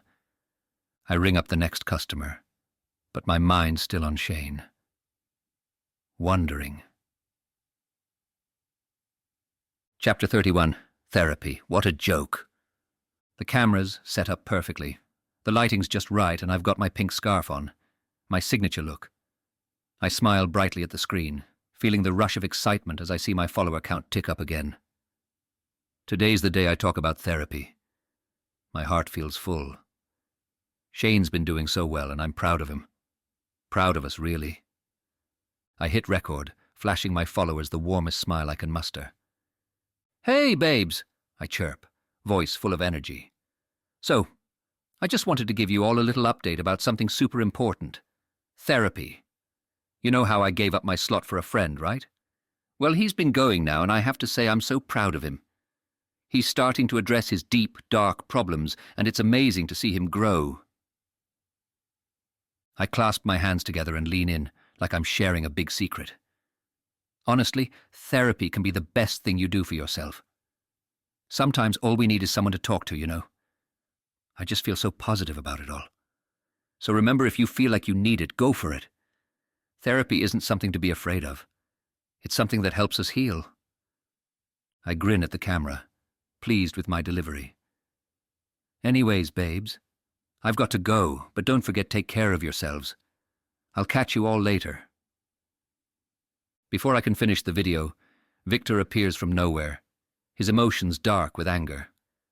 I drop my phone, startled. Cut the crap, Olivia, he snaps, his voice low and dangerous. What the hell are you doing? I freeze, still holding the phone as my heart skips a beat. The tension in the air is palpable, and for a second, I lose my usual upbeat vibe. But I quickly force the smile back onto my face. Victor, come on, I say lightly, trying to keep things calm. I'm just talking about therapy. You know, Shane's doing great. He needs this. Victor's eyes flash with anger, and he storms towards me, knocking my phone out of my hands. The camera clatters to the floor, and I back away instinctively. He doesn't need it, Victor hisses, his voice thick with venom. That therapist is filling his head with lies. Shane's not made for this crap. I shake my head, trying to hold on to my composure. You don't get it, Victor. Therapy is helping him. He's starting to work through his problems. Amy's good for him. Victor steps closer, looming over me, his fists clenched. Good for him. Amy's going to break him. He's weak, Olivia. He's not like you. He can't handle what's coming. I swallow hard, trying not to let his anger get to me. You're wrong, I say softly. He's stronger than you think. This is what he needs. But Victor shakes his head, sneering. You're ignorant, Olivia. You don't see what's really going on. Shane's falling apart, and this therapy is just speeding it up. You're setting him up to fail. I feel a lump form in my throat. I've always been protective of Shane, but Victor's rage is something I can't fight head-on. Still, I have to try. I force a smile and clasp my hands, my voice dropping to a gentle tone. Come on, Victor, I say, reaching out for him. You're just stressed. Let's not fight, okay? How about a kiss? But Victor jerks back, his face twisting in disgust. A kiss? From you? No thanks. I'm going to find Amy and give her a kiss instead, with this. He holds up the screwdriver. Victor's words hit me like a slap and my heart sinks. I try to hide the upset, but it's too late. Even though he's gone now, Victor's taking over again, and that just means more trouble. A wave of panic washes over me. I don't know what Victor's planning, but I know it's nothing good. I glance at my phone, still lying on the floor, and for a moment, I think about finishing the video. I could pick it up, smile and pretend everything's fine. But I can't. Not now. Not with Victor like this. I sink down onto the couch, my thoughts spinning. Shane needs therapy. He needs Amy. But Victor's not going to let this go. Amy's house looms in front of me. The window's dark, but I know she's inside. My hand tightens around the handle of the screwdriver, the cold metal pressing into my palm. It's comforting. Grounding. I'm going to put an end to this. Therapy. What a joke. Shane's unraveling, and it's all because of her. Amy's the one feeding him lies, telling him he can heal, that he's strong enough. She's wrong. I'm the one who knows what Shane needs. And it's not this. I step closer, my eyes scanning the house. Lights flicker inside, shadows moving behind the curtains. She's there. Probably sitting in her cozy little office, talking to another lost soul, thinking she's some kind of savior. The screwdriver feels heavy in my hand, but I don't care. I can end this. I can stop her from tearing Shane apart. The door creaks open and I freeze. There she is. Amy, with that damned Alsatian by her side. She's walking down the front steps, the dog sniffing at the ground. She doesn't see me, but the dog's nose twitches. I step back, hiding in the shadows. My heart races as I watch her, my grip tightening on the screwdriver. I could do it right now. One quick move and it's over. Shane would be safe. I'd be the one protecting him, not her. But then a neighbor appears, waving at her, smiling like an idiot. He pets the dog, chatting with her like they're best friends. I grit my teeth, frustration burning through me. The moment's gone. I shove the screwdriver back into my pocket and turn, walking away. I'll have to wait. Another chance will come. The pub isn't far, and I push open the door, heading straight for the bar. The anger is still bubbling inside me, boiling over. I need to calm down. Just a drink. Something to settle the rage. The bartender eyes me as I toss some crumpled notes onto the counter, and I reach into my pocket for the screwdriver, feeling its weight again. But as I pull out the cash, the screwdriver slips from my pocket, clattering to the floor. The bartender's eyes narrow and he leans forward. "What's that for?" he asks, his voice low and suspicious. I meet his gaze, my heart pounding. For a second, I freeze. Then I grab the screwdriver, shoving it back into my pocket. "None of your business," I mutter, and before he can say another word, I'm out the door, my pulse racing. The night air is cold, but it doesn't cool the fire burning inside me. Amy got lucky tonight, but next time, she won't be so lucky. Chapter 32. Someone's watching me. I dunk a chocolate digestive into my tea, letting it soak just enough before taking a bite. The sweetness melts on my tongue as I glance over my notes. Amy's case with Shane is unique, complex, but she's handling it well so far. Still, there's always more to consider, more layers to peel back, and I can sense this one is weighing heavily on her. The door creaks open, and Amy steps in, looking more composed than I expected, but there's a tension in her that wasn't there last time. "Hi, Sue," she says, settling into the chair across from me. "Thanks for making time." "Of course," I reply, offering a warm smile. "Help yourself to a biscuit." She waves off the offer, and I can see she's more focused than usual. "How are things with Shane?" I ask, getting right to the point. It's clear he's on her mind. Amy sighs softly, brushing a loose strand of hair behind her ear. "It's been intense. We had our third session yesterday. He had a breakdown. I had to put a blanket over him." I raise an eyebrow. This is new. "What happened?" Amy takes a deep breath. "He started off talking about work. He mentioned his boss, Kira, how she bullies him, but he couldn't really explain it. He seemed lost. Then he told me about a tragedy, a house fire in which his parents and sister died. Then he froze. He went completely rigid, and I could see he was caught in the memory of the fire. I didn't push, but he was shaking, like his whole body was convulsing. I didn't know what to do at first, but then I got a blanket and just covered him. After a while, he calmed down. He thanked me and agreed to come back, but it was overwhelming for both of us. I listened carefully, noting her calm but strained tone. That's a lot for him to process, but it sounds like you handled it well. How do you feel about it? Amy looks thoughtful, her fingers nervously tracing the edge of her notebook. Honestly, I was a bit shaken. I mean, it felt like I knew what to do instinctively, but seeing him like that, it made me realize just how deep his trauma and grief runs. That's important, I say, nodding.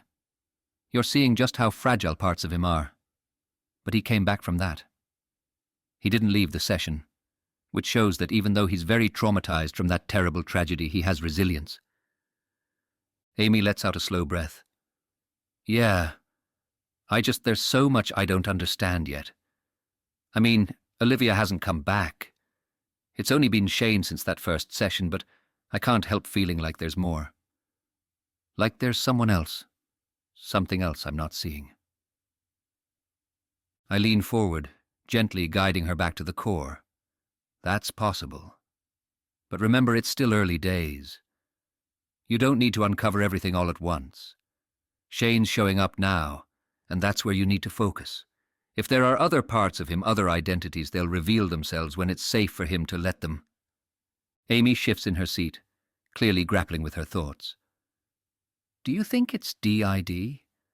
Could that explain the differences between Shane and Olivia? I take a sip of my tea, thinking carefully. It could be, but try not to get too fixated on labels right now. Focus on the process, on the trust you're building. Right now, Shane's showing you a part of himself that's wounded. The key is to let him dictate the pace. Amy's brow furrows as she nods.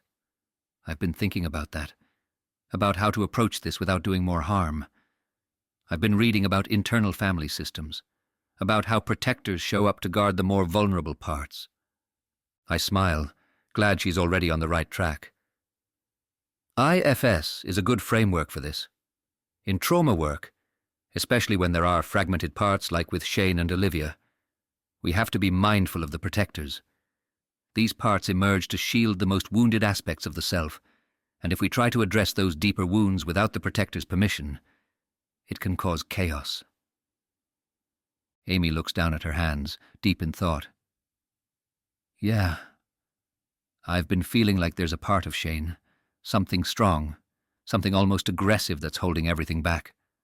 I don't know what it is, but I can feel it. That's normal in cases like this, I say, my tone steady.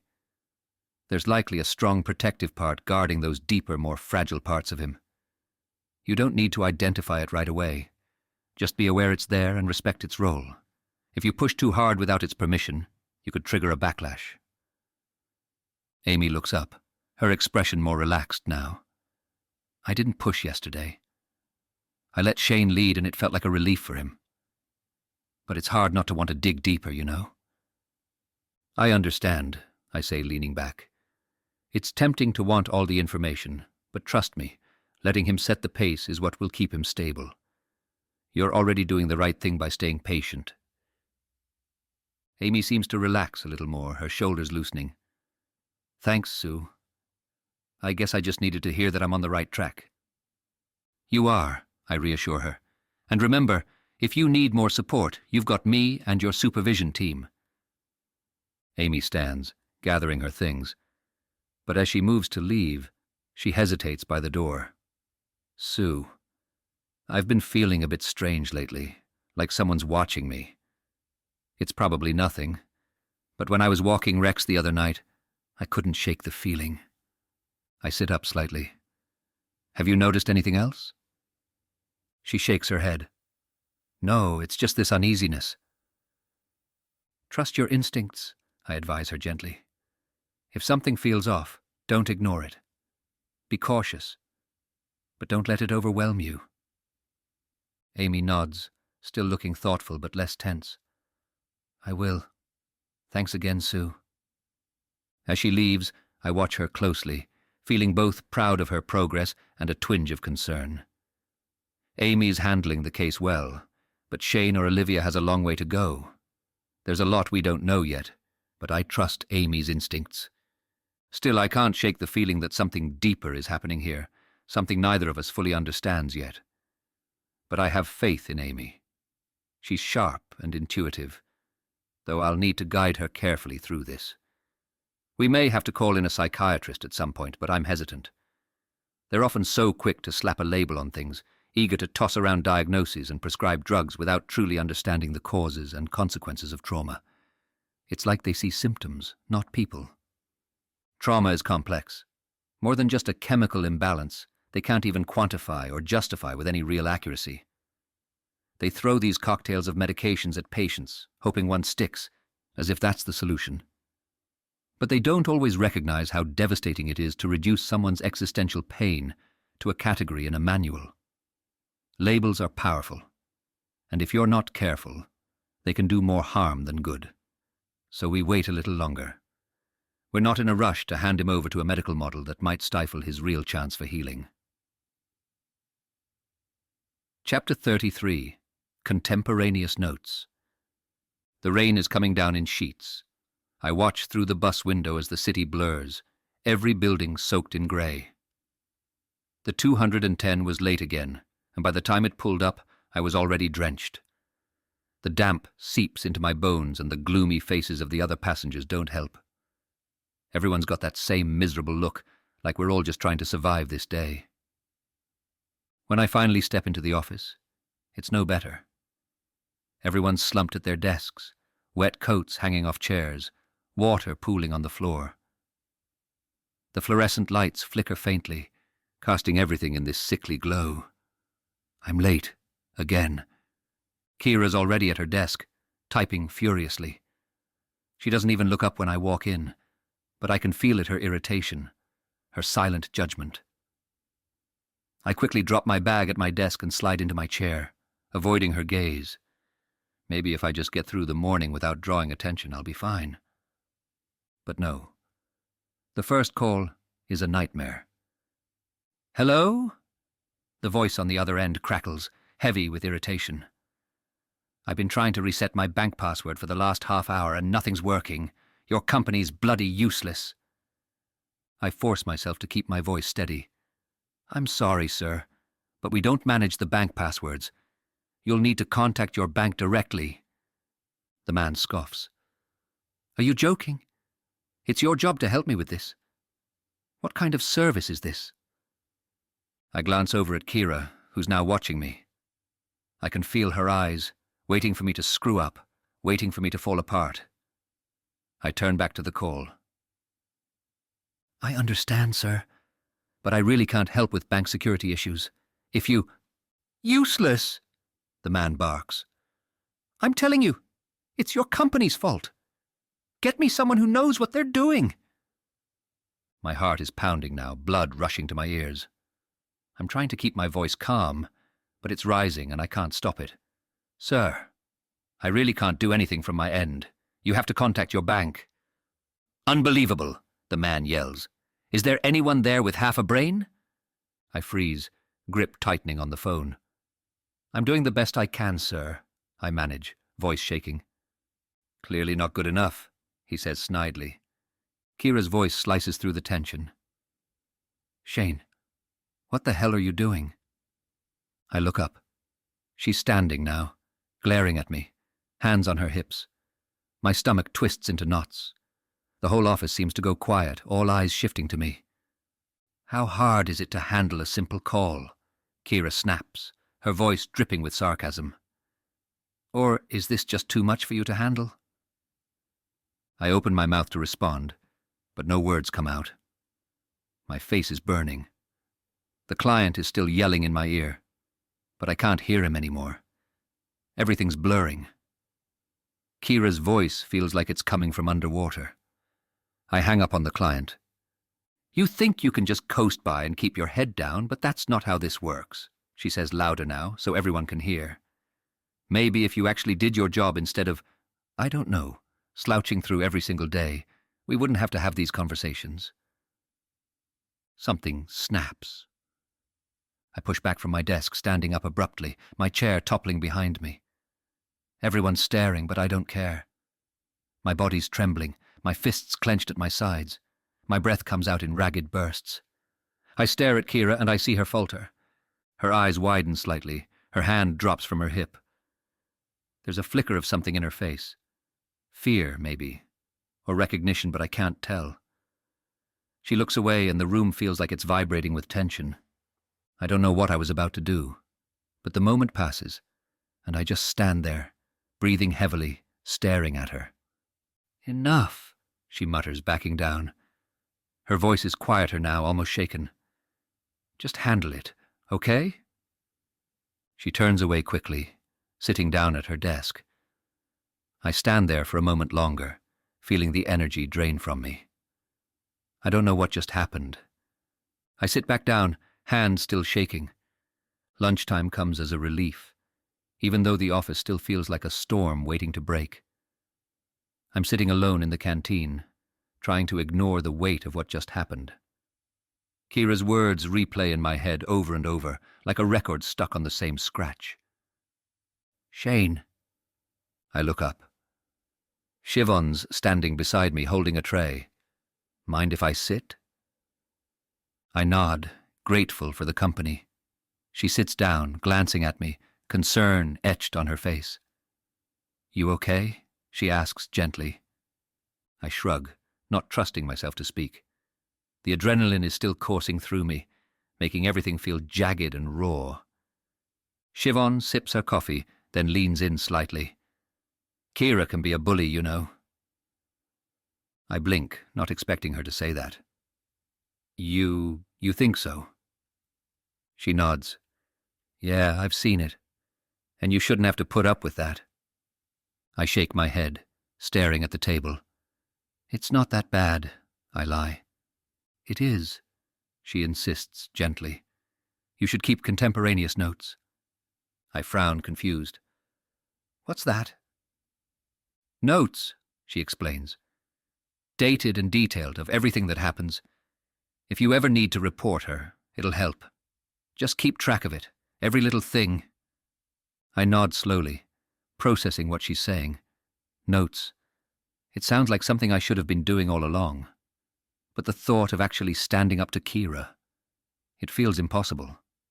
"Thanks," I say quietly. Siobhan's smile is warm and cuts through the fog of my thoughts. "You're doing your best, Shane. Don't let her get to you." I look at her, feeling a small spark of hope. Siobhan's been one of the few people who's been kind to me. Maybe things aren't so hopeless after all. When I get home, Tiddy greets me at the door, weaving around my legs, purring loudly. I scoop her up, pressing my face into her soft fur. The weight of the day lifts, just a little. But there's something gnawing at me. I haven't been on the forum in a while. Maybe it wouldn't hurt to just check in. I open my laptop, the screen casting a pale glow in the dim room. And there he is. Lambda. The chat opens up and his message pings immediately. "Been a while, hasn't it? What's the matter? Is Kira's bitch too busy?" I freeze, my stomach twisting. I shouldn't be here. I shouldn't be doing this. But then, Lambda's next message flashes up. "You want to see what she's been up to?" I hesitate, my finger hovering over the mouse. The anger from today bubbles up again, Kira's words still stinging, her smirk still haunting me. "Come on," Lambda's message taunts. "I'll show you. You won't believe it." Before I can stop myself, I click the link. Images. More of them. Kira, breasts exposed, dressed in leather dominatrix clothing, posing with another woman. A thrill of power surges through me. If the people at work were to see these images, she would be done for. But then, guilt hits, heavy and suffocating. I slam the laptop shut, heart pounding in my chest. What am I doing? This is not who I want to be. Chapter 34. Hospital. When I open my eyes, the world is a blur. Harsh fluorescent lights hum overhead, and the steady beeping of machines fills the air. Everything feels out of place. I try to sit up, but a sharp pain shoots through my body. My head is pounding, and there's a deep, dull ache I can't quite place. Where am I? I blink slowly, the room coming into focus bit by bit. It's sterile, white. I'm lying in a bed, hooked up to machines. My heart races as confusion grips me. I try to remember what happened. A nurse appears beside me, her face calm but concerned. "You're awake," she says gently, like she's been waiting for me. "You're in Cork University Hospital. You were brought in by ambulance last night." CUH. The name rings in my ears, but I still can't piece everything together. I open my mouth to speak, but the words don't come right away. She seems to understand. "You were found in an alley near Shandon Street, unconscious. You were beaten up pretty badly. Do you remember anything?" I try to think, to push past the fog clouding my mind, but there's nothing. "No," I whisper. I don't remember." She nods, like this isn't unusual. "That's okay. You've been through a lot. You'll likely remember more as your mind processes what happened." She points to a bag sitting on the locker beside me. "Your clothes are in there, in case you need them. You'll be discharged tomorrow after some more monitoring." My eyes drift to the bag. Inside are clothes that make no sense to me. A black tank top, torn skinny jeans and rainbow suspenders. I blink. Why would I have worn these? There's something familiar about the outfit, but I can't place it. It's like a half-forgotten dream. Something that belongs to someone else. Not me. I don't have time to think more about it before the nurse speaks again. "The doctors will be in to check on you later. For now, just rest. Let your body heal." She gives me a kind smile and leaves the room, her footsteps soft against the floor. My mind is reeling. Why can't I remember? The clothes, the pain, none of it makes sense. I try to shift in bed, but the movement sends a fresh wave of pain through me. My body aches all over, especially my backside. I feel sore, like something's wrong. But I push that thought away. I can't handle it right now. After what feels like hours, the door opens again, and a man in a white coat enters, one of the doctors, I assume. He flips through the chart at the end of my bed before looking at me. "Shane, how are you feeling?" His voice is calm, professional, but there's an edge of concern there. I don't know," I reply, my voice hoarse. "I don't remember anything." The doctor nods, setting the chart aside. "That's not uncommon in cases like this. You've sustained some injuries, mostly bruising, but there's something else we need to discuss. It appears that you've also been sexually assaulted." His words hit me like a punch to the gut, and the room starts to spin again. I open my mouth to say something, but no words come. Sexually assaulted? "We've taken some samples and sent them to the lab," the doctor continues, his voice gentle but firm. "We're waiting on test results, including checks for HIV and other sexually transmitted infections. I know this is a lot to process, but I wanted to be upfront with you about what we're looking for." The pain in my backside makes more sense now, but the revelation sends a wave of nausea through me. I can't process it. My body feels like it's not my own. The room is suddenly too bright, too sterile, too suffocating. "We'll have the results back in a few hours," the doctor says, "and we'll monitor your condition until then. There's no need for surgery, but the tearing you've sustained will be painful for a little while. It should heal on its own, but you'll need to rest. If you have any questions, or if anything doesn't feel right, let us know." I nod weakly, feeling like my world is collapsing around me. HIV, STDs, sexual assault, I can't process it. It doesn't make sense. None of this makes sense. The doctor gives me a sympathetic look before leaving the room, and I'm left staring at the ceiling, trying to hold myself together. But it's hard. The walls are closing in. The air feels thick, and I just want to disappear.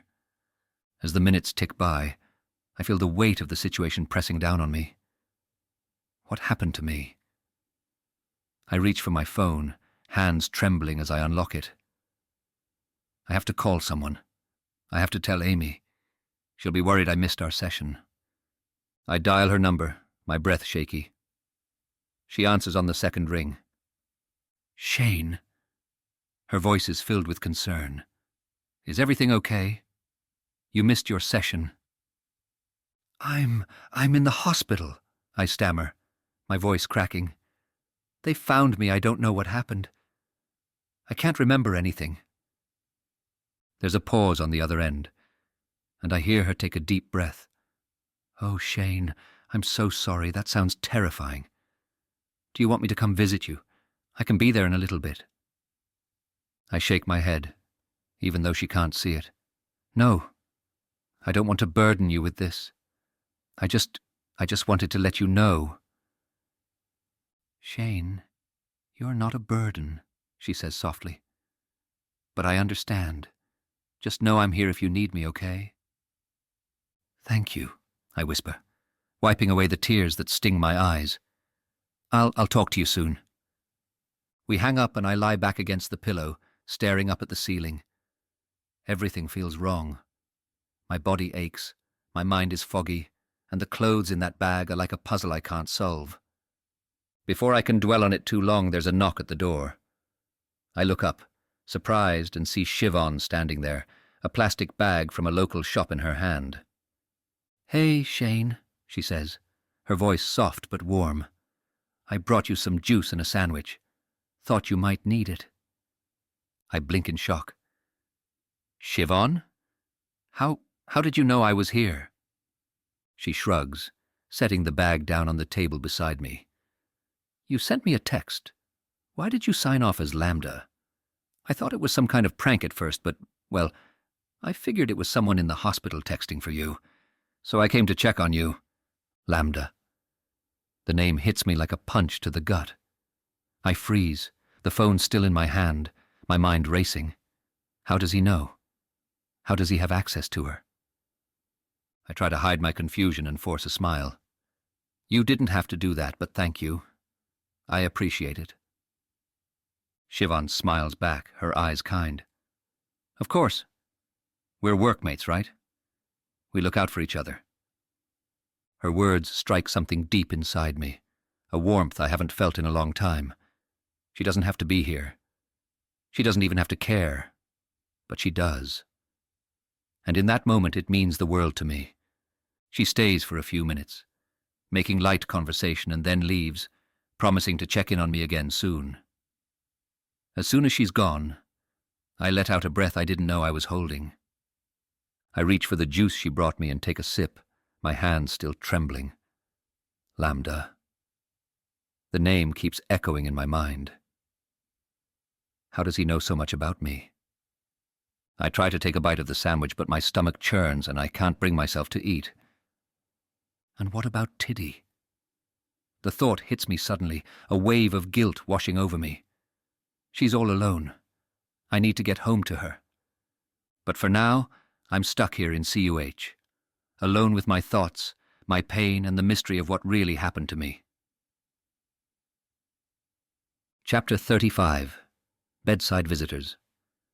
By the time the evening rolls around, the hospital feels quieter, the low hum of machines, the occasional footsteps in the hallway, the sound of cleaning staff merrily oversharing in the corridors. Everything blends into a kind of distant, muffled silence. I've been lying here for what feels like hours, staring at the ceiling, trying to piece things together. But no matter how hard I try, there's nothing. Just flashes of faces and clothes I don't recognize. I feel very uncomfortable, and the thought that someone did something to me sexually is too horrible to think about. I keep thinking about Lambda. Why does he know so much about me? About what's happened? I guess I shouldn't be surprised at his reach, given the passwords he has fed me. It was thrilling initially, but now? I don't know anymore. He is a bad influence. I feel my chest tighten as the questions swirl around my mind. I'm also thinking about Tiddy, alone in the flat, wondering when I'm coming home. She's probably fine, I always overfeed her, and she often drinks water from a dripping tap in my sink. But the guilt still gnaws at me. I'm lost in thought when there's a knock on the door, and I look up to see a Garda officer stepping into the room. He's tall with a no-nonsense expression, the kind of guy who's seen too much. "Shane Sheehan?" he asks, glancing at the chart at the foot of the bed. I nod, sitting up straighter. My body aches from the movement, a sharp reminder of what's happened, though the specifics still elude me. "I'm Sergeant Doyle," he says, pulling out a small notebook. "I've been assigned to your case. You were found in a compromised state last night. Do you remember anything?" I shake my head slowly. Not really. Just waking up here. Sergeant Doyle pauses, his gaze softening slightly. "I understand. You've been through a lot. It's not uncommon for victims of assault to have memory gaps, especially in traumatic cases like yours." He doesn't mention specifics, but I know what he's talking about. The doctor's words, sexual assault, still echo in my mind, but they feel disconnected, like they're about someone else. "Look," he says, clearing his throat. "We don't have to do anything right now, but I need to ask if you're planning to press charges. We can gather evidence, submit it to the DPP, and take it from there. You're under no pressure, but it's important that you know your options." The weight of his words sinks in, and I feel like I'm suffocating under it. Press charges? Against who? I don't even know what happened, let alone who did it. I can't, I mumble, shaking my head again. I don't remember anything. I wouldn't be able to testify. Sergeant Doyle nods, like he expected as much. "That's all right, Shane. If you remember anything, or if you change your mind, give us a call. We'll keep a record on file for now." He hands me a card with his name and number on it before getting to his feet. "Take care of yourself, all right?" And with that, he's gone, leaving me with even more questions and no answers. I barely have time to process his visit before there's another knock on the door. This time, it's a group of my colleagues, Siobhan, 2 others from work, and even Joe from accounting, of all people. They shuffle in awkwardly, holding a plastic bag that looks like it's full of fruit and snacks. "Hey," Siobhan says, stepping forward. "Back again. I've brought you some more visitors." "Siobhan told us," one of the others says, stating the obvious awkwardly. I blink at them, confused. They're here. For me. It feels surreal. Thanks," I manage, my voice shaking a little. "For coming." They don't stay long, maybe sensing that I'm not in the mood for company. But before they leave, one of them, Lucy from HR, mentions that Kira sends her well wishes. "She couldn't make it, but she asked us to let you know she's thinking of you," Lucy says with a small smile, clearly uncomfortable with the whole situation. Kira. The same Kira who constantly picks on me at work. I don't know how to feel about that. After they leave, the room feels emptier than ever. I'm left staring at the plastic bag of snacks they brought, wondering how all of this happened. How I ended up here, surrounded by people I barely know, and yet still feeling completely alone. Another knock on the door. This time, it's Mr. Murphy, the shopkeeper from around the corner. "Jesus, Shane," he says, stepping into the room with a concerned frown. "You all right, lad?" I stare at him, genuinely shocked to see him. "Mr. Murphy, how did you—" He shrugs, pulling a chair up next to the bed. "Got a text, didn't I? Some fella named Lambda. I figured I'd come by, see how you were doing." Lambda again. That name. It's like a ghost, haunting every corner of my life now. Mr. Murphy sits down with a sigh, looking me over with the kind of fatherly concern I never had. "You've got to take care of yourself, Shane, my boy. Who else will if you don't?" I nod, not trusting myself to speak. The warmth of his words hits me harder than I expected. I never thought anyone, especially not him, would care enough to visit. He doesn't stay long, just enough to give me a few words of advice and a promise to check on me when I'm out. As he leaves, I'm left feeling what? Touched. Guilty. Overwhelmed. I don't know. Maybe all of it. I lie back, staring at the ceiling again, thinking about Tiddy. She'll be fine for another night, I tell myself. But I can't shake the feeling that everything's spiraling out of control. And Lambda, whoever he is, knows far too much about my life. Chapter 36. Something familiar about him.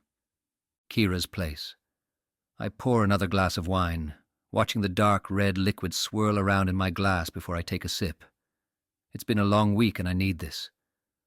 Mary's sitting on the couch, legs tucked underneath her, holding her glass with both hands like she always does. It's comforting, having her here. "So, what's new with you?" she asks, tilting her head, that familiar, mischievous glint in her eye. I sigh, swirling my wine again. "Not much," I say, but then the thought creeps in, nagging at the back of my mind. Shane. "Actually, there's something." Mary raises an eyebrow, clearly intrigued. "Oh?" "One of my staff, Shane, is in hospital." The words feel strange coming out of my mouth. It's not like I care that much, but something about it nags at me. I take another sip, trying to shake off the uneasy feeling. He was attacked or something, ended up in hospital after work. Mary's eyes widen slightly. "What? That's awful." "Yeah, it is." I pause, leaning back in my chair. I don't like him much, to be honest. But I don't know. I feel guilty, I guess. I gave out to him that day, like really laid into him at work. He was being useless as usual, and maybe I pushed him too far. Maybe that's why he went out and got himself into trouble. Mary shakes her head immediately. "You can't blame yourself for that, Kira. Come on. It's not your fault if he can't handle some pressure at work." I laugh bitterly. "Yeah, maybe, but it's been bothering me. He's such a weird guy. There's just something about him that I don't know how to explain. He annoys me, but it's more than that. Like, to the pit of my stomach, you know." I pause, trying to find the right words. It's like I know him from somewhere, but I can't figure it out. Mary leans forward, clearly interested now. "Really? Like how?" "I don't know. It's this feeling like a memory right on the edge of my mind, but I just can't place it. We interviewed him for the job, and I know he's 4 years younger than me. That's not much, but maybe.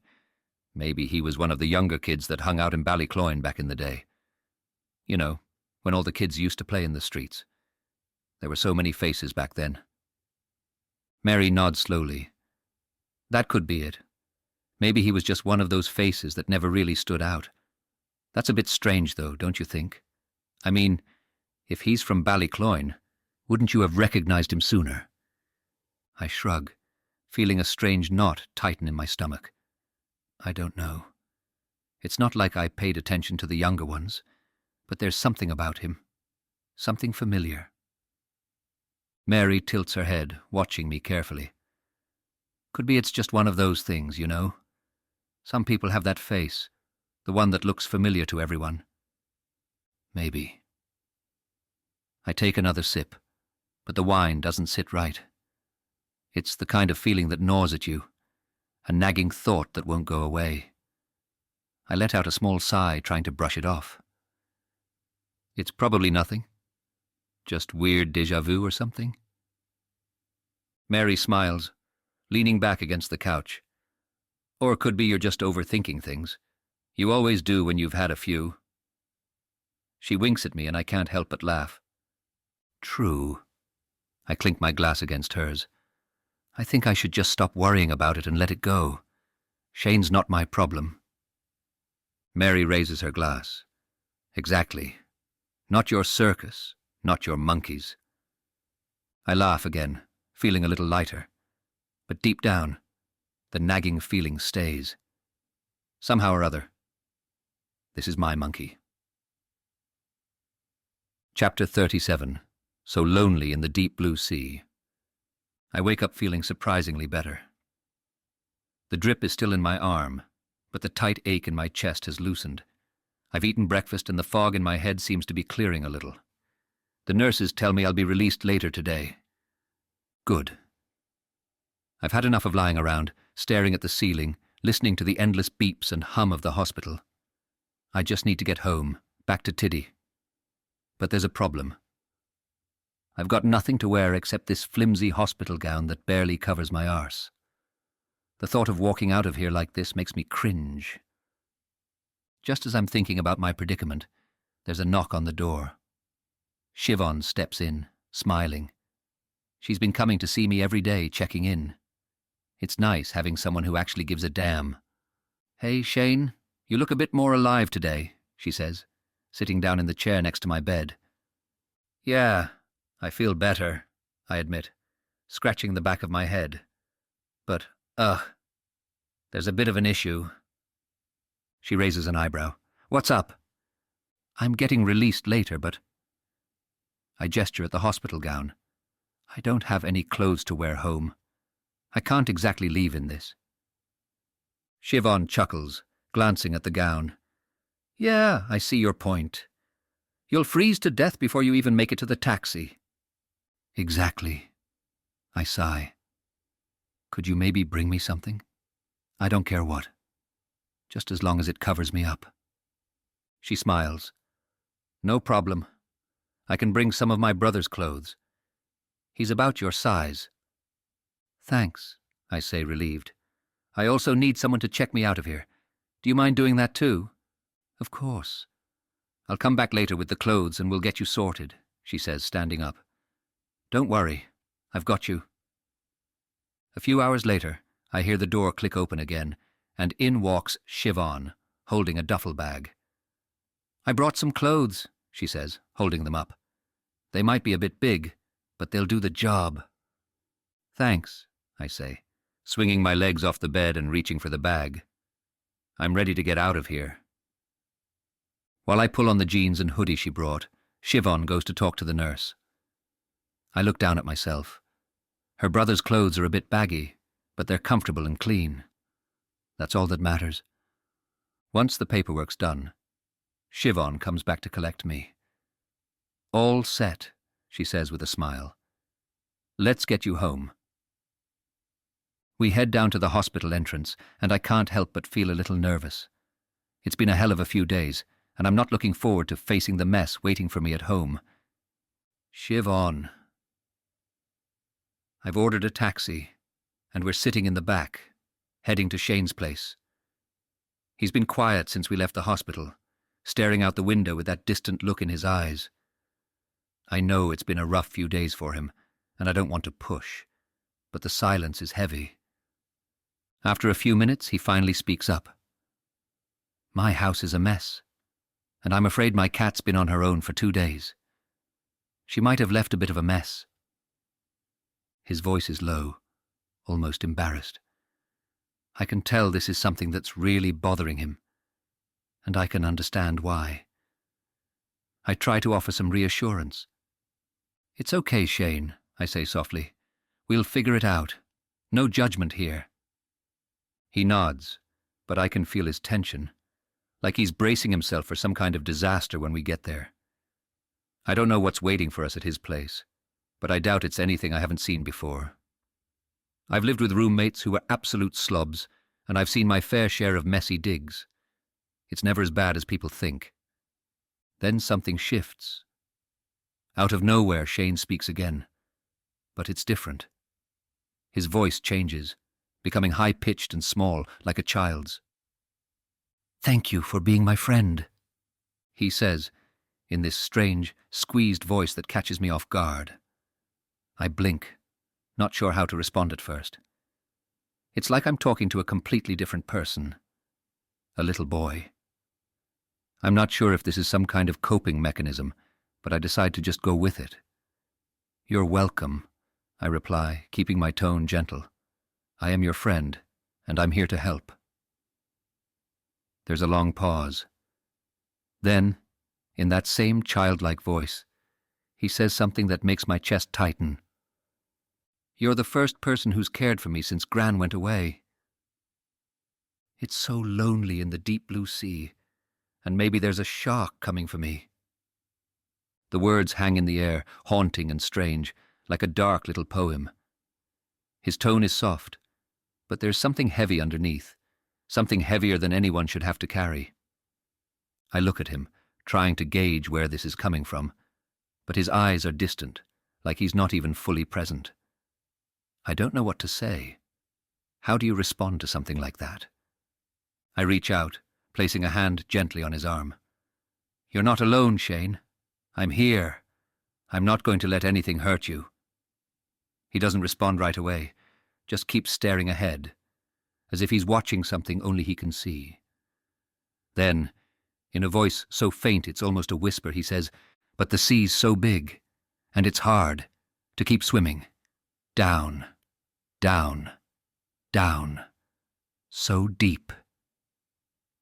I glance over at him, my heart aching a little. The way he says it, so raw and genuine, hits me hard. It's not just the voice, it's the emotion behind it. The loneliness. "I'm sorry, Shane," I say softly, my voice almost a whisper. "I'm here now." He looks down at his hands, like he's embarrassed. A few moments pass, and then his voice and breathing shifts back to normal, more like the Shane I know. "Sorry," he mutters. "That was childish." "It's okay," I say quickly, not wanting him to feel awkward about it. "You've been through a lot. There's nothing to apologize for." The taxi pulls up in front of his building, and we step out into the crisp air. Shane hesitates at the door, fumbling with the keys. When we finally get inside, he's bracing himself, expecting some kind of disaster. But as soon as we open the door, a small blur of fur leaps into his arms. His cat, Tiddy, purrs loudly, nuzzling into him, clearly overjoyed to see him. "She's okay," I say with a smile, watching as Shane holds her close. "She seems perfectly fine." Shane looks down at Tiddy, relief flooding his face. "Yeah, she does," he murmurs. "I was worried she'd... well, you know." I step further into the flat, glancing around. It's a bit untidy. There's a stack of dishes in the sink and a couple of clothes tossed over a chair, but nothing too bad. Certainly not the disaster Shane had built up in his head. "This place isn't bad at all," I say, turning back to him. "I've seen worse, trust me." Shane looks sheepish. "It's just I wasn't expecting to have anyone over." I laugh gently. "You're fine. Actually, I think this flat is really nice. It's got a great feel to it, with the high ceilings and the old-school vibe. You don't see places like this often." He looks around, almost like he's seeing it through new eyes. "It was my grandmother's place," he explains. "She lived here with me before she passed away, left it to me in her will." I nod, sensing the depth of that connection. "It's a lovely place, Shane. You're lucky to have it." "Yeah," he says softly, stroking Tiddy's fur. "I guess I am." I let the quiet settle between us for a moment, feeling the warmth of the space and the sense of comfort Tiddy brings him. Whatever storm he's been through, it's clear that being home, even if it's a bit messy, means something. This is where he belongs, and in this moment, I can see a small flicker of peace in him. Chapter 38. I'm buried very deep. The crisp morning air feels sharp against my face as I step out of the flat. A week off. Doctor's orders. Not that I mind, after everything that's happened. I pull my jacket tighter as I make my way towards Fitzgerald's Park. It's one of those rare, clear mornings in Cork where the sky stretches out blue and the usual drizzle holds off. It feels good to be outside, but the weight in my chest hasn't gone anywhere. I cross the shaky bridge and head towards the rose garden. Fitzgerald's Park is quiet this time of day. Just a few people walking their dogs or jogging. It's peaceful. I stop near the beds of roses, their petals heavy with dew, and lean in to breathe the fragrance. A faint memory flickers in the back of my mind. I picked a rose once. I remember holding it, the stem pricking my fingers. But I can't remember where I laid it or why. It's just gone, like so many other things. My stomach tightens as I think about therapy. It's been a while since I saw Amy. So much has happened. Too much, maybe. But it's time to go back. I've been putting it off, and if I don't go now, I might never. I walk over to the cafe in the park and order a cappuccino. The warmth of the cup against my palms feels grounding.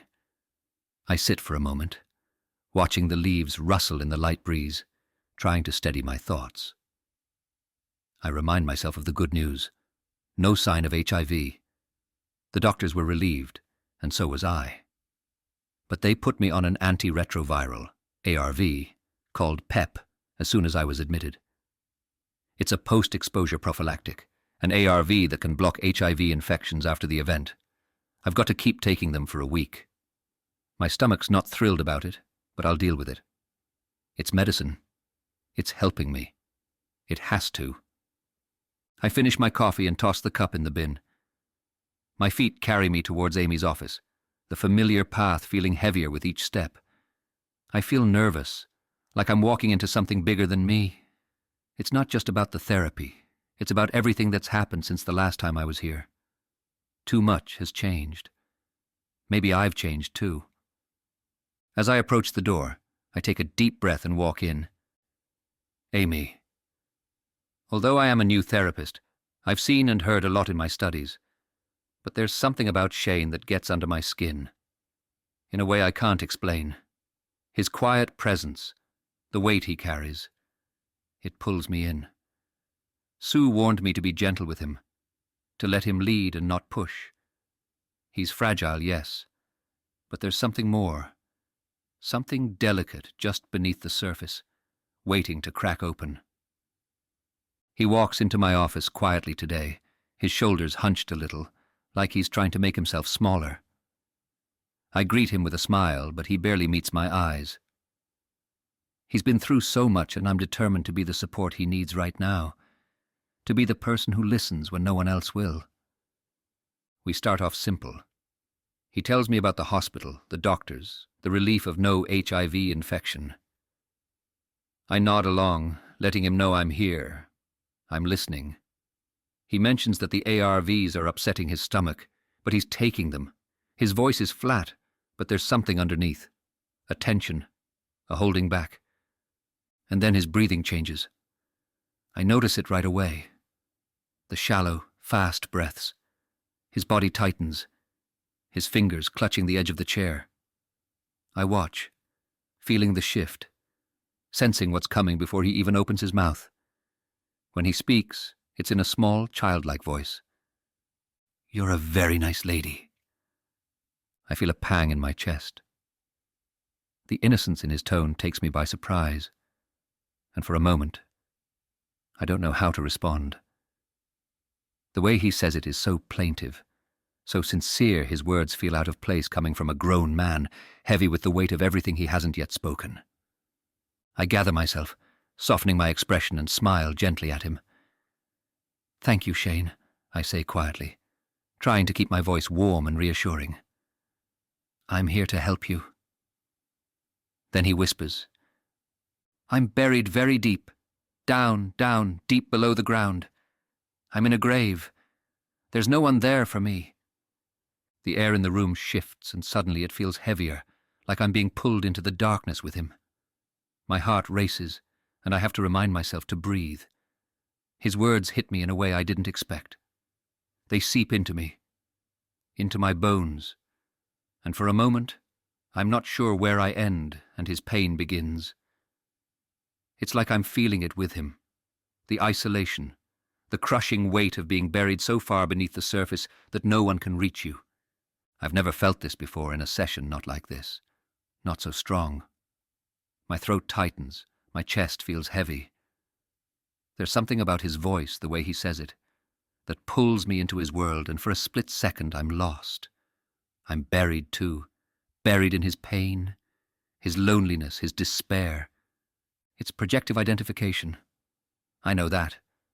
My mind is trying to analyze it, to label it. But the feeling is too raw, too overwhelming. I'm disoriented. My professional boundaries feel paper thin, and all I can do is sit here, feeling his pain flood into me. He's not just telling me how he feels, he's making me actually feel it. There's a long, thick silence between us. I'm usually quick to reassure, to offer words of comfort, but I can't find them right now. It's as if his words have frozen something inside me. For a moment, we're both sitting in that deep, dark place, alone together. Finally, I manage to speak, my voice softer than usual, more tentative. "We are here together," I say, barely able to keep my voice steady. "You are not alone. I am here for you right now." The words feel like they're pushing through a fog, as much for me as they are for him. I'm grounding myself, trying to find my professional footing again, but the emotions swirling in the room are thick and heavy, clouding everything. He doesn't respond, not immediately, and I'm grateful for the silence. I needed to catch my breath, to steady myself. I've never been thrown off like this in a session before. Not like this. It's unnerving, but I can't let him see that. I can't let him know how deeply his pain has affected me. I tell myself to focus, to breathe, to be here for him. But in the back of my mind, I know I'm going to have to bring this to Sue in supervision. This is more than just a case. Shane is stirring something in me that I'm not prepared for, and I need to get a handle on it before it pulls me under. But for now, I sit quietly, watching him, feeling the weight of his words settle over me. I'm here. He's not alone, and somehow we'll both make it through this session, even if I'm not sure how. Chapter 39. Check your smoke alarms. The soft glow of the ring light reflects in Olivia's eyes as she watches the numbers on her follower count tick upward. It's not massive yet, but it's growing, and that's enough to make her feel proud. Sure, some of the comments are a bit off. Strangers always have something to say, but she's learned to ignore them. She leans into the camera with a practiced smile, already knowing how to hit her angles just right. "Hey guys, it's Olivia, back with another life tip. Today, I want to talk about ordinary accidents we can all avoid because, trust me, they happen more often than you think." She pauses for effect, letting her expression soften as though she's about to share something personal. "So, I've got a friend who just came out of the hospital, and let me tell you, it's no fun. Avoiding accidents is super important, guys. The last place you want to end up is stuck in a hospital bed. So, let's talk about a few things we can all do to stay safe." She flashes a bright smile, as though to brush off the weight of the subject. "First things first, check your smoke alarms. If it's been more than 6 months, go on, test them today. And another one? Be careful with gas. Seriously, if something smells off, don't wait around." She adds a playful shrug. Accidents suck, but most of them can be avoided if you're just a little bit careful. Just as she's about to wrap up, Victor storms into the space. Olivia stiffens but tries to stay cool, quickly closing out her video. That's it for today, guys. Like and subscribe, and I'll see you next time. The camera clicks off, but the tension in the room ratchets up as Victor arrives, his face already twisted into a sneer. "What a load of pointless shite," he snaps. "Who actually cares about that kind of crap? You think you're helping people with this?" Olivia straightens, knowing where this is headed. "I'm just trying to make people aware, okay?" He ignores her, scoffing as he rummages through the fridge. "Meanwhile, you've got a real issue to deal with. That idiot Shane. You think your little videos are more important than making sure he doesn't screw things up? You're his only chance to not end up dead or worse. Her stomach tightens. Victor's voice is harsh and relentless. And that therapist? She's going to make him even worse. You're wasting your time with these stupid, useless posts when you should be worrying about things that actually matter. Olivia swallows, trying to stay calm. I'm doing what I can. Victor slams the fridge door shut. Out of beer too? Great. You got any cash? She shakes her head. I'm broke. Victor's face darkens with frustration. Of course you are. And the fag's out of commission, so he won't be earning any extra moolah for us in the foreseeable future. Feck my life. He grabs his jacket, muttering under his breath. You're as useless as a snooze button on a fire alarm. With that, Victor is gone, leaving Olivia standing in the glow of the ring light, her bright, practiced smile now a distant memory. Chapter 40. Projective Identification. I stare at the tin of biscuits sitting on my desk, resisting the urge to open it. 3 weeks into this diet, and I still crave them every day. A chocolate biscuit would go perfectly with the herbal tea I'm sipping, but I can't cave now. Stay strong, I remind myself. You've got this. The clock on the wall ticks louder than usual. Amy will be here any minute. I shift in my chair, my mind wandering back to Shane's case. There's something unsettling about how deeply Amy's gotten involved. It's not that I doubt her ability, but Shane's case is complicated. A soft knock on the door pulls me from my thoughts. Come in, I call, smiling as Amy walks in. She looks weary, but there's determination in her eyes. How are you? I ask, motioning for her to sit down. I'm well, she says, but I can tell there's more. She hesitates for a second before diving in. Sue, I'm almost certain Shane has DID. I lean forward, feeling the weight of her words. She's mentioned this possibility before, but something feels different today. Okay, I say, keeping my tone neutral. Tell me what makes you so sure. She takes a deep breath. I had a session with him, and he started speaking in a child's voice. It wasn't just a shift in tone. It was like I was talking to a completely different person. A little boy, scared and vulnerable. He said things that shook me. He talked about being buried deep below the earth, like there's no one there for him. The sadness in his voice. It was heartbreaking. I watch her closely as she speaks. Her voice is steady, but I can see the emotional weight she's carrying. And you felt this emotionally? Yes, she says, her eyes wide, but not just as empathy. It felt like his sadness, his fear, were inside me, like I was experiencing it for him. I nod slowly. That's projective identification. It happens when a client projects their unprocessed feelings onto you, and you take them in as if they're your own. Amy's nodding, but I can see the tension in her shoulders. I know what it is, but the intensity was overwhelming. It's like I was drowning in his emotions. I lean back, crossing my arms as I process her words. Projective identification is powerful, Amy. It's one of the ways clients communicate what they can't yet understand or process. But it can also blur boundaries, making it hard for us to stay grounded, especially when the emotions are raw, like in Shane's case. Amy's face tightens, and I can see the weight of her experience settling on her. I didn't know how to respond at first. It felt so invasive. That's normal, I say gently. But it's also a sign that you might need to re-engage in therapy yourself. Her eyes widen, and I can tell she wasn't expecting that. Therapy for me? I nod firmly. Yes, projective identification can reveal unresolved emotions within us, things we might not even be aware of. It doesn't mean you're not fit to handle Shane's case. It just means you need to strengthen your own emotional boundaries. You're carrying Shane's pain for him, and that's not sustainable without some personal support. Amy looks down at her hands, her brow furrowed. I've had therapy in the past. A lot of therapy. We all have, I say with a small smile. But working with clients like Shane can stir up things we thought we'd resolved. Therapy isn't about fixing something broken in you. It's about making sure you're strong enough to handle what's coming up in your work. You're feeling Shane's emotions because he can't feel them yet, and that's a heavy load to bear.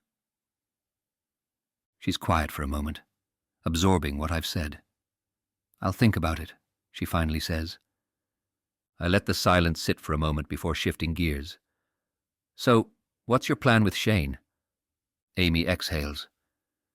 I was thinking about asking him to come in twice a week. He's going through so much and I feel like he needs more support. Normally I'd advise against such frequent sessions, but in Shane's case, I see her point. He's fragile, dissociated, and without insight into his condition. Extra support might be what he needs right now. Ordinarily, I'd say no, I admit. But you're right. Shane's situation is different. Just make sure the extra sessions are about grounding and emotional regulation. He needs to feel safe with you, not pushed too far too fast. Amy nods, relief washing over her face. I'll focus on that. I just worry that too much time between sessions could make things worse. You're right to be cautious, I agree. And it's great that Siobhan is there for him too. Social support is critical for him. Amy's smile is small but genuine. Yeah, according to Shane, she's been wonderful with him. It's nice to see him have someone in his life who cares. I sit back, feeling reassured. That's good to hear.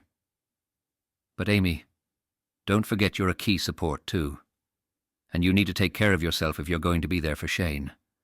So book those therapy sessions, okay? Amy gives a small nod, still thinking. I will.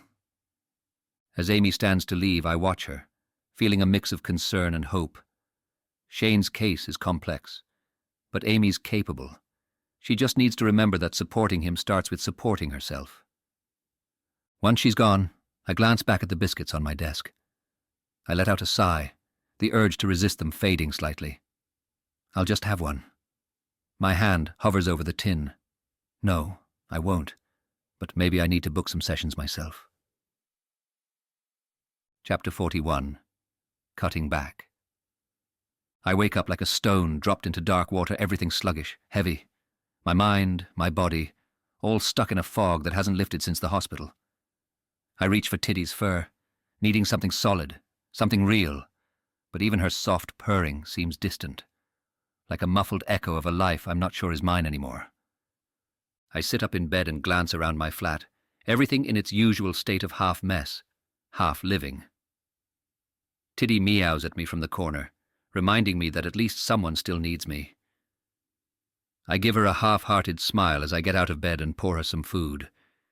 The sound of her crunching is comforting, but it doesn't quiet the buzzing in my head.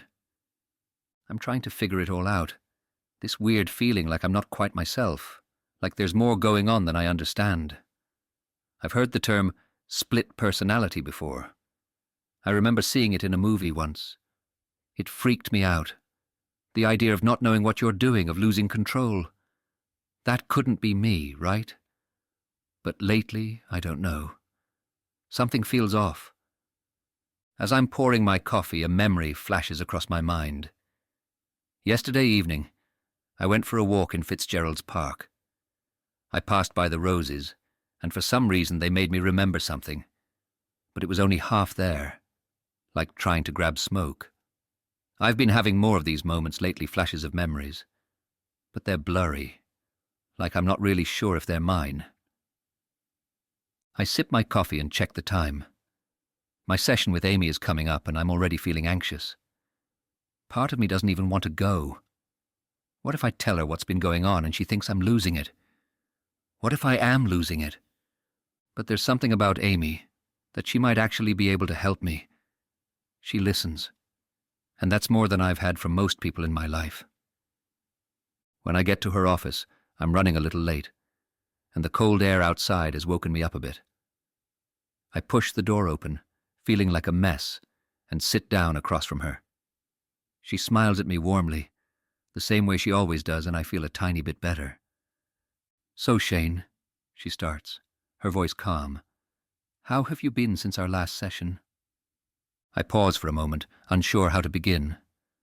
My mind's been a whirlwind lately, and I don't know how to put it into words. "I don't even know where to start," I admit, rubbing the back of my neck. "Something's off. I feel like I'm not myself.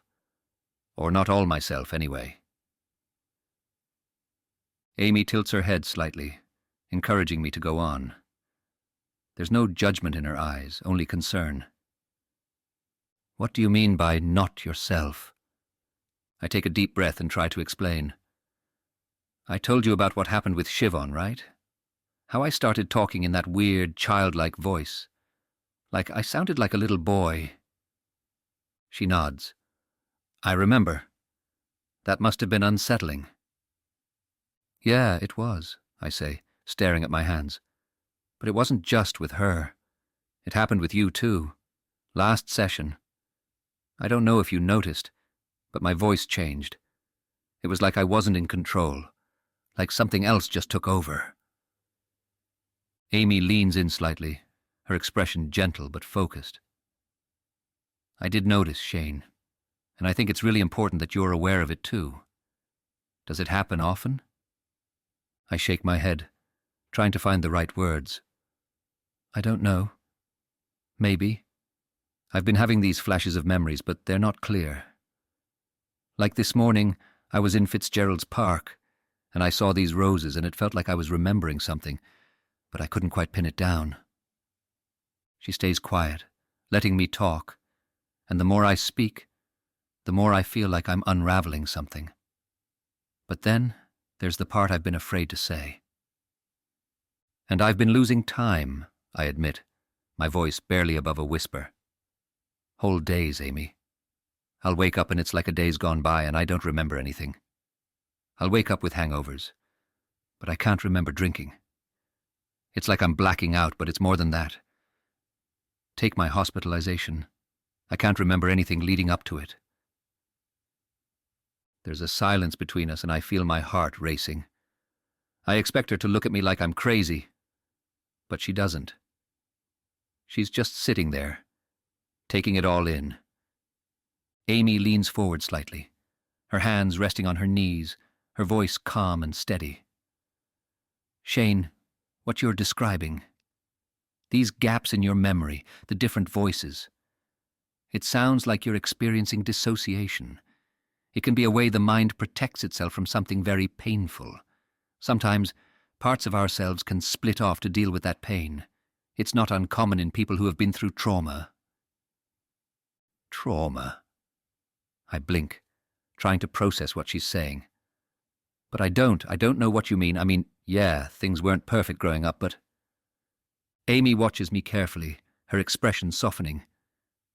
"Shane, I know this might be hard to hear, and I don't want to push you into anything before you're ready. But dissociation like this usually happens when someone has experienced extreme trauma, especially at a young age. It's the mind's way of protecting you from what's too painful to face." I feel like the floor's dropping out from under me. "So you're saying I've got what, like split personalities? Like in the movies?" Amy shakes her head gently.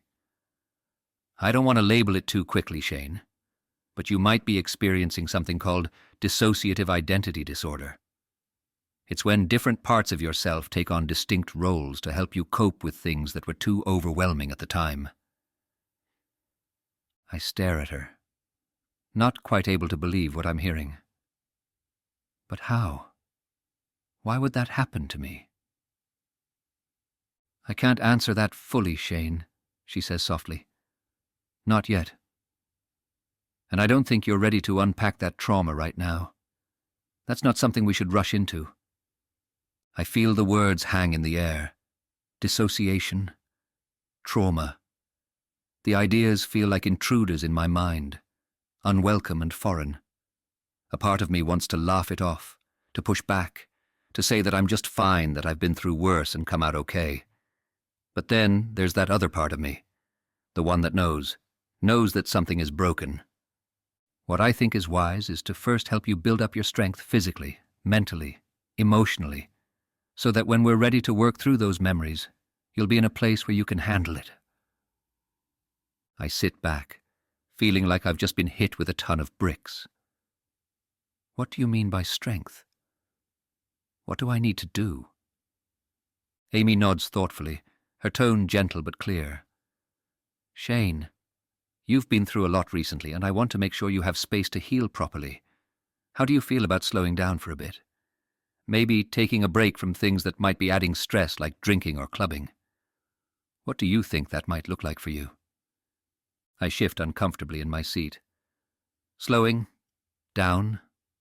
She nods, her tone gentle yet caring.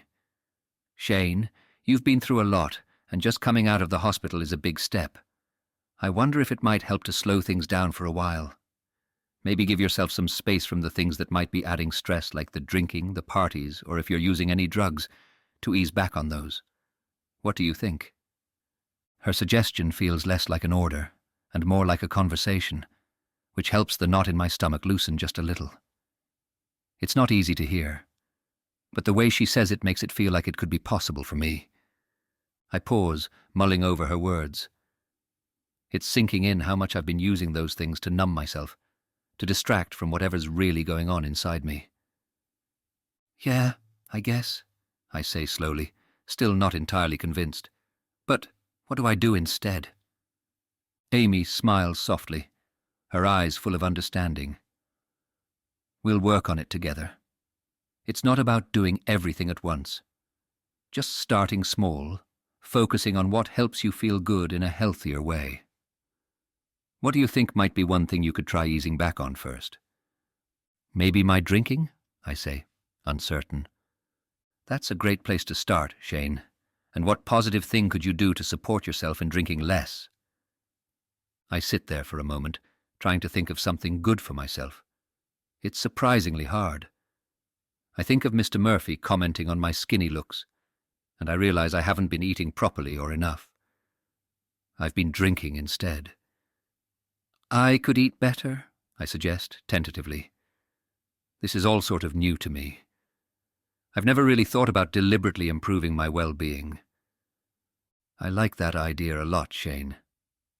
She smiles broadly, her face warm like sunbeams reaching into my frozen, shattered heart. She's giving me a plan, something solid to hold on to. Thanks, Amy, I say quietly, feeling a little hopeful. I think I can do that. Amy nods, her smile still in place. You can, Shane, and I'm here to help you through it. As I step outside into the cold air, I feel the heaviness again, less like a truck this time, more like a shadow I can't quite shake. I glance back at the building, half expecting something, someone to follow me out. But there's only silence. Then I remember Amy's warmth and support. I notice I'm hungry, and I decide that I'm going to find something healthy to eat for a change. Chapter 42. Self-care sucks. The air is crisp as I walk through Fitzgerald's Park, Amy's words still echoing in my head. Take it easy. Focus on your health, she said. It sounded so reasonable in the calm of her office, but out here, surrounded by the chaos of life, something about it feels wrong. There's a bubbling restlessness in me, like a voice whispering that I'm not made for taking things easy. It's like trying to tame a wild animal, and I hate it. I keep walking, trying to shake off the frustration gnawing at my gut. The cold cuts through my jacket, and the sky's dull grey mirrors the heaviness weighing down on me. I pass by the rose gardens, barely glancing at the flowers.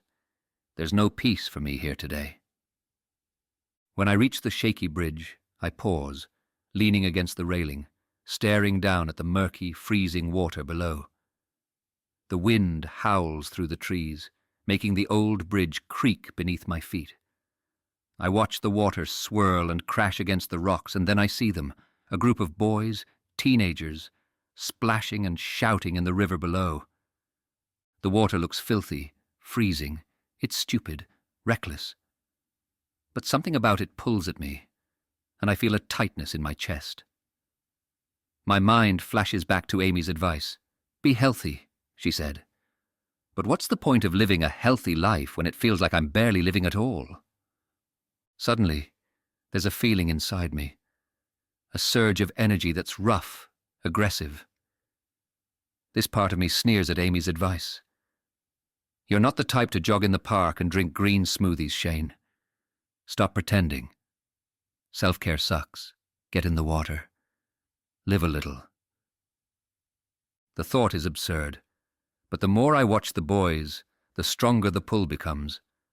A wild energy takes hold of me, and before I know it, I'm tugging off my jacket and kicking off my shoes.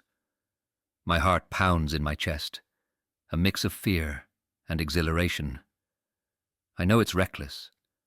I know it's this risk-loving, thrill-seeking part of me pushing me. But right now, I can't fight it. I strip down to my underpants, barely feeling the cold bite of the wind against my skin. The boys under the bridge notice me and shout something, but their words are lost in the rush of the water and the pounding in my ears. I climb down the bank, gripping the cold, slippery steps leading into the water. My bare feet slide against the slick stone, and for a second, I nearly lose my balance. The moment my body plunges into the freezing water, I'm hit with a shock so violent, it feels like I've been electrocuted. 1,000 needles stab into my skin, the cold biting into my bones. My chest contracts painfully and I gasp, but the freezing air seems to rip the breath right out of me. My limbs seize up instantly, the cold turning my muscles into stone. Panic flares in my chest as I thrash wildly, desperate to keep my head above the murky surface. Water slaps against my face, its foul taste flooding my mouth, the sickening tang of algae, dirt and something else I can't place. The current tugs at me with surprising strength, pulling me off course. I try to swim, but my strokes are shallow and clumsy. My legs cramp up, the cold squeezing them like a vice, and I feel a sharp pain stabbing through my calves. For a split second, I fear the current might carry me away. The river feels alive, angry almost, churning beneath me with a force I wasn't prepared for. My heart races as the thought strikes me. I'm going to drown. The water is filthy, swirling around me like it wants to drag me under, and I kick hard, fighting against the pull. My lungs burn, and my arms feel like lead. My movements are erratic, uncoordinated. I'm barely staying afloat. Panic rises like a tide inside me as I scan for the stairs. The boys' voices are jeering from the bridge, but they sound muffled, distant, like they're coming from another world. I catch a glimpse of them, laughing and splashing water toward me, their strong, confident strokes mocking my desperate flailing. I'm no match for them. They swim like they were born in this river while I'm struggling just to stay alive. Finally, I find the bank again. With every ounce of energy left, I kick furiously, forcing myself toward it. The current is relentless, dragging me back with each stroke, but I won't let it win. My foot finds the bottom step, and I lunge forward, grabbing onto a tuft of grass on the edge, my fingers slipping in the mud. I cling to it, heaving myself toward the stairs, my body trembling with exhaustion. As I pull myself out, my heart pounding in my chest, my wet underpants slip down my hips, exposing my backside to the cold wind. I scramble to pull them up, but it's too late. The boys are howling with laughter, slapping the water and pointing at me. The jeers sting as much as the cold, a wave of humiliation washing over me. They're so strong, so at ease in the water, while I'm shivering uncontrollably, my breath coming in ragged gasps. I hole myself behind a nearby bush, feeling a mix of exhilaration and terror. My body aches and my skin is raw from the cold, but my mind is racing. I know I wasn't in control when I jumped in. It was like something inside me wanted to punish me, to throw me into danger. And now I'm left here, half frozen, frightened out of my skull. I'm shivering so hard my teeth clatter together. The jeers of the boys sting, but all I can think is, what the hell just happened? It wasn't me. I didn't want to do that. I know it was this wild, dangerous part of me pushing me to act out, to rebel against everything Amy had told me. I strip out of my soaked underwear, cursing under my breath. My hands shake as I pull on my dry clothes over my wet skin, the cold seeping into my bones. I feel ridiculous, like a kid who's just been dared to do something stupid. But worse than that, I feel like I'm losing control. I stand there for a moment, my body shivering, and I feel this strange mix of exhilaration and regret.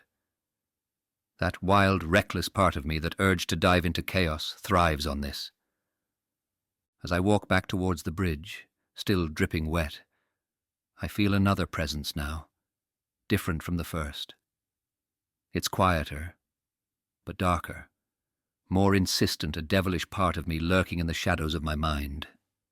This part has always been there, waiting. I can feel its pull now, urging me to reach out to someone, to connect. You need her. You need Siobhan. She can make this better. I know it's wrong. I don't want to drag her into this.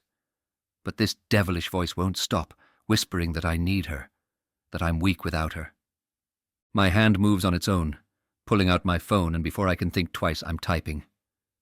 Hey, Siobhan, I'm not feeling great. I went for a swim at the shaky bridge, can you come over? The message sends, and I instantly regret it. What am I doing? I should be able to handle this on my own. But the truth is I can't. Not right now. Not with these parts of me pulling me in different directions. Siobhan replies almost immediately. I'll be over in 20. Don't go anywhere. By the time Siobhan's cab pulls up, I've just barely managed to stop shivering. I'm sitting on the couch, wrapped in a blanket, but the cold hasn't left me. The cold isn't just in my body, it's in my mind too. Siobhan knocks softly before stepping inside, her face a mixture of concern and confusion. Shane, what the hell? Swimming in freezing water? Are you okay? I try to smile, but it's weak. I don't know, I guess I'm not. She sits next to me, close but cautious. What's going on? You've been different lately. Is something wrong? I want to tell her everything. I want to explain what's been happening in my head, the way these darker, more reckless parts of me push me to do things, the way I feel like I'm losing myself. But before I can say anything, the devilish presence rises again. Stronger this time. She's here. Don't waste this chance. She cares about you. Take control. Show her who you really are. I flinch, pulling back slightly. Siobhan notices, her brow furrowing. Shane? I can't stop it. This part of me is too strong, too persuasive. I lean closer to Siobhan, my hand reaching out to touch her arm. But as soon as I do, I see the change in her eyes. She's uncomfortable. I'm crossing a line. Shane, don't, she says, her voice firm but gentle. She pulls away, and I instantly regret it. Weak. Something dark in me snarls. You're always so weak. I'm sorry, I mutter, my head dropping into my hands. I don't know what's happening to me. Siobhan stands up, her expression unreadable. I care about you, Shane. I really do. But I don't think I can help you. Not like this. I nod, swallowing the lump in my throat. I get it. She hesitates at the door, looking back one last time. Please, Shane, get help. Talk to Amy. Do something before it gets worse. And then she's gone. I don't blame her. She sensed something dark in me. As the door closes behind her, the devilish presence recedes, but the damage is done. The emptiness is back, colder and heavier than before. I sit there in the silence, the weight of my actions pressing down on me, and wonder how much more I can take before I completely lose myself. Chapter 43. Olivia's Help. I lean back in my chair, the headset tight around my ears as I listen to the voice of a woman on the other end of the line. She's not exactly furious, but close enough her tone sharp and irritated, the kind of client who's already convinced things are going wrong before you even have a chance to help. Normally, I'd feel my stomach knot up by now, but for some reason, I don't. I feel calm. Her name is Mrs. Hayes, and she's been ranting about her phone for the last few minutes. Something about it freezing up and needing a replacement. I nod as she speaks. Even though she can't see me, and somewhere in the back of my mind, I feel a presence. Something almost like guidance. Like there's another voice in my head, one that knows how to handle this situation with ease. It's not me exactly, but it is. "Well, Mrs. Hayes," I say, my voice suddenly lighter, almost playful. I completely understand how frustrating it can be when these things happen. But I promise, we're going to sort this out together. Let's get your phone back up and running, shall we? There's a pause on the other end, and I can tell she's slightly taken aback by my cheerful tone. But I hear it. The change in her voice when she responds, softer now, less defensive. "Well, if you think you can help, I suppose I'll give it another shot." I smile to myself. Whoever this side of me is, she knows exactly what to say, exactly how to diffuse the tension. It's strange but kind of nice. Almost like I've tapped into a feminine part of myself I didn't know existed. I guide Mrs. Hayes through the steps, and she follows along without any fuss. She's not frustrated anymore, just following my lead. It's almost too easy, the way the conversation flows now.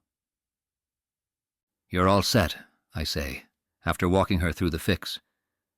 "You should see the phone working now." There's a brief silence, and then her voice comes back. All traces of irritation gone. "Oh, it's working. Thank you, Shane. I thought I was going to have to go through this whole process again, but you made it so easy." I grin, a small rush of pride swelling in my chest. "Happy to help, Mrs. Hayes. If you ever need anything else, don't hesitate to reach out." As I wrap up the call, I catch movement out of the corner of my eye. Kira. Of course. I can see her approaching, her face already twisted into that familiar sneer. She's coming over to me, eyes narrowed like a hawk zeroing in on its prey. "Shane," she says, her voice dripping with impatience. "Escalate the call." I blink, momentarily confused. "What?" I said escalate it. You've been on it too long and it's obviously not going anywhere. I feel a flicker of frustration rise inside me. Mrs. Hayes was just fine. The call went smoothly better than most, actually. But Kira didn't hear any of that. She's just assuming, like always, that I've somehow screwed up. "No need to escalate," I say, trying to keep my tone even. "It's handled. The client's happy and the call is over." Kira's eyebrows shoot up, clearly not expecting that. She folds her arms across her chest, her voice getting sharper. "Shane, you don't get to decide that. You've already wasted enough time on this call. If you'd done your job properly, it wouldn't have taken this long." I can feel my jaw tightening, but I force myself to stay calm. "The call was fine, Kira. She was happy with the service. It's resolved." Her eyes narrow, and for a second it looks like she's about to explode. "Are you talking back to me?" I take a breath, steadying myself. This time I'm not going to back down. "No, I'm just telling you the facts. I handled it." There's a tense silence between us, the air thick with tension. I half expect her to start screaming, to call me useless or dumb like she usually does, but this time, nothing. She just stands there, glaring at me, probably trying to figure out how to put me in my place, but she doesn't. Instead, she scoffs, turning on her heel and walking away with a dismissive wave of her hand. "Fine, whatever." I watch her go, my heart still racing. But there's something different this time. I don't feel like the pathetic loser she usually makes me feel like. I feel good, proud even, like I actually stood up for myself for once. As Kira disappears into the break room, I hear a soft chuckle from one of the desks nearby. I turn to see Siobhan, leaning against her chair, a sly smile on her face. She catches my eye and gives me a nod, lifting her hand for a high five. I blink, still caught up in the moment. What's that for? For standing up to that bitch, she says with a grin. You just put Kira in her place. I laugh, feeling a warmth spread through me. I guess I did, huh? You've got more in you than you give yourself credit for, Shane. That was pretty impressive. I smile, but there's something nagging at the back of my mind. I wasn't sure you'd still be talking to me after, well, you know, the other day. Her expression softens and she shrugs. Look, Shane, it was weird.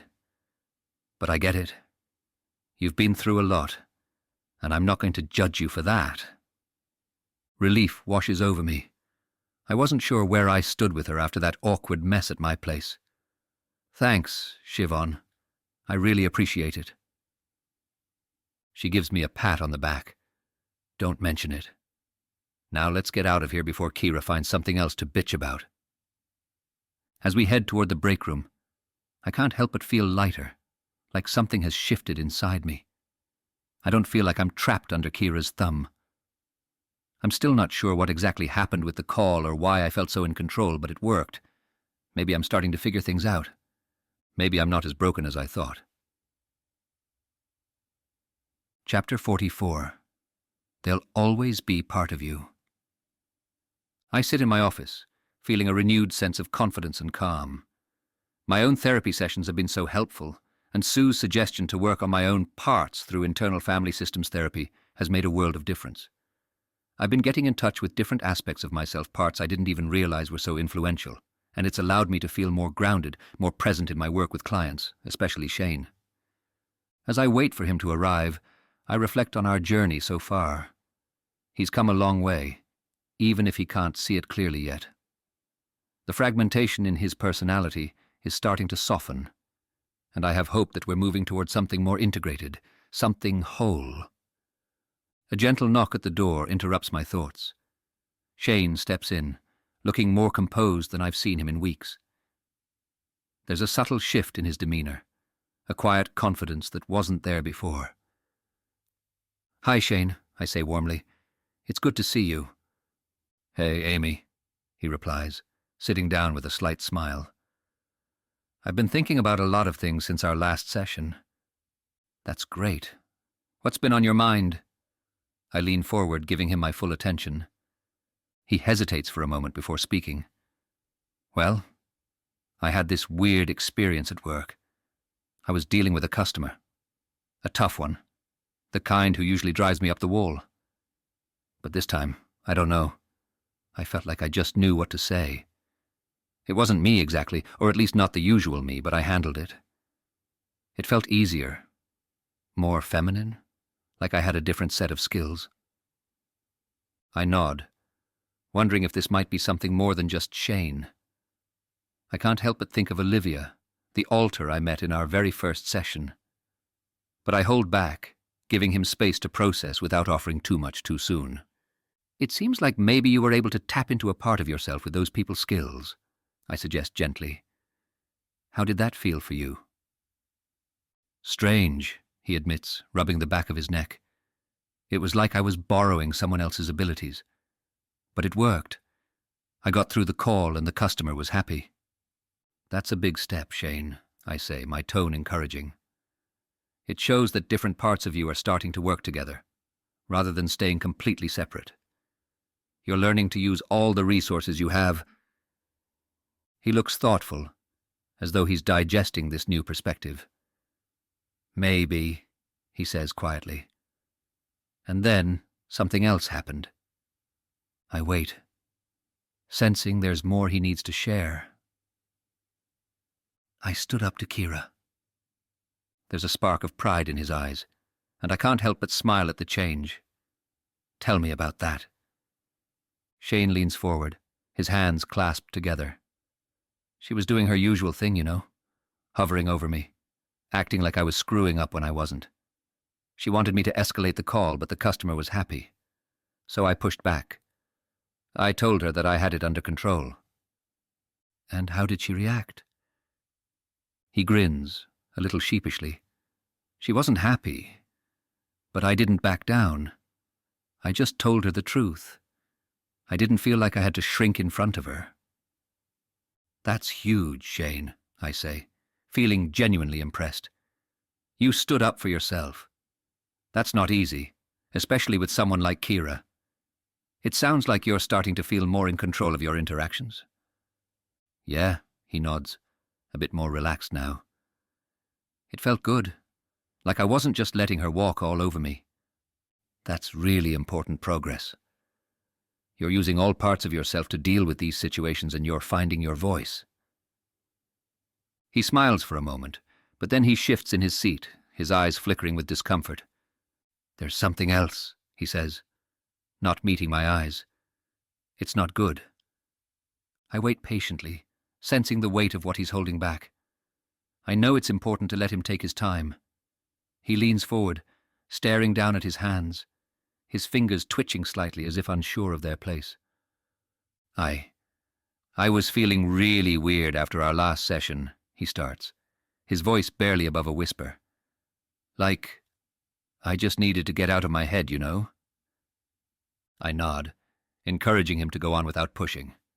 So, I went for a walk, he continues, glancing briefly at me before his gaze falls back to the floor. I ended up at the shaky bridge. There were these boys there, swimming in the river in the freezing cold water, and I don't know what came over me. It was like something reckless inside me took over. I stripped down and jumped in. There's a slight tremble in his voice now. He's ashamed, that much is clear. The water, he swallows hard. It was so cold, and the current, it was stronger than I thought. I wasn't thinking. I wasn't myself. I almost drowned. Amy. His words hang in the air for a moment, and I can see the fear still lingering behind his eyes. The recklessness, the impulse. It's clear this isn't the first time he's felt this way. I keep my tone soft open. That sounds terrifying, Shane. It must have been really overwhelming. He nods slightly, still not looking up. Yeah, I got out eventually, but I was shaken, completely freaked out. There's a pause. He shifts in his seat again, like he's weighing whether to continue. And then I thought about calling you, he says, his voice hesitant, quieter now. But I didn't. I ended up calling Siobhan. She came over in a cab. He trails off, and I can see the tension building in his body, the shame rising again. He rubs his hands together, his movements nervous. And? I ask gently, giving him the space to continue. At first it was fine, he says, the words slow and careful. She was nice, comforting even. But then something in me changed. I don't know what happened, but it was like this other part of me took over. I made a pass at her. He glances up, finally meeting my eyes, and I can see the shame written all over his face. She didn't like it, he adds quickly, his voice cracking a little. She got uncomfortable and she left. I sit with his words, letting them settle between us. It's clear how conflicted he feels. Regret, confusion, maybe even fear. That must have been really hard for both of you, I say softly, careful not to overwhelm him with too much all at once. How did you feel afterward? He bites his lip, thinking, and I can tell he's trying to make sense of it himself. I felt awful, he admits, like I couldn't control it. It wasn't really me doing it, but it was still me, you know. I didn't want to push her, but it was like I couldn't stop myself. This part of me was just so strong. He exhales shakily, his shoulders slumping. But now we're okay. She was friendly at work after that. Like she acted like it didn't happen. I don't know what to make of that. I nod, sensing how confusing it must be for him. It sounds like part of you really regrets what happened, Shane, and another part of you feels like it's not fully in your control. It's hard when those parts are so strong and they take over like that. He's quiet for a moment, then asks, his voice small, "What do you think is wrong with me? Why does this keep happening?" I take a breath, considering my response. I don't think there's something wrong with you, but I do think there are parts of you, different aspects of you, that have been protecting you in some way, even if it doesn't always feel like that. It sounds like that reckless part that jumped into the river and the part that made a pass at Siobhan. They might be tied to something deeper. He nods, but I can tell he's still uncertain, still trying to connect the dots.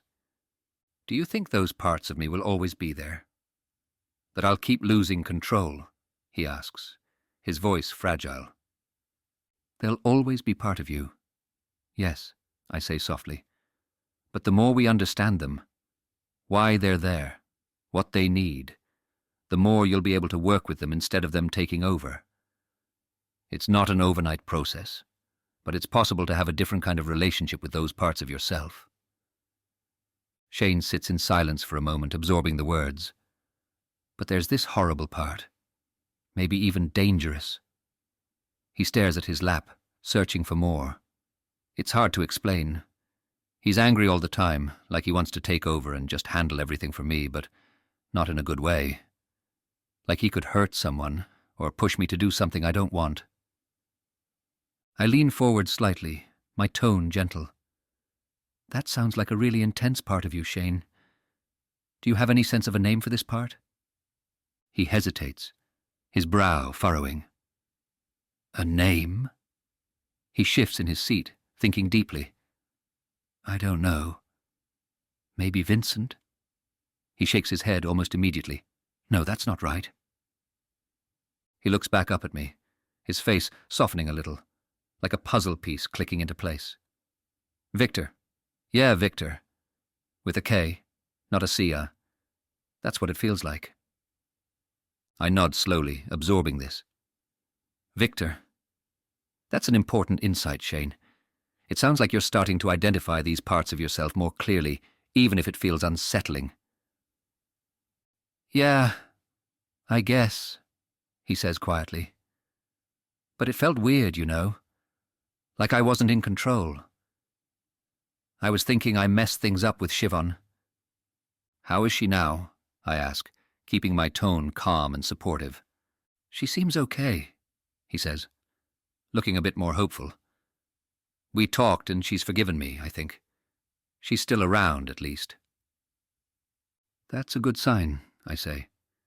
It shows that she cares about you and is willing to work through things with you. But it's also important to recognize when these different parts of you are at play, especially if they're influencing your relationships. Shane nods, though he still seems a bit unsure.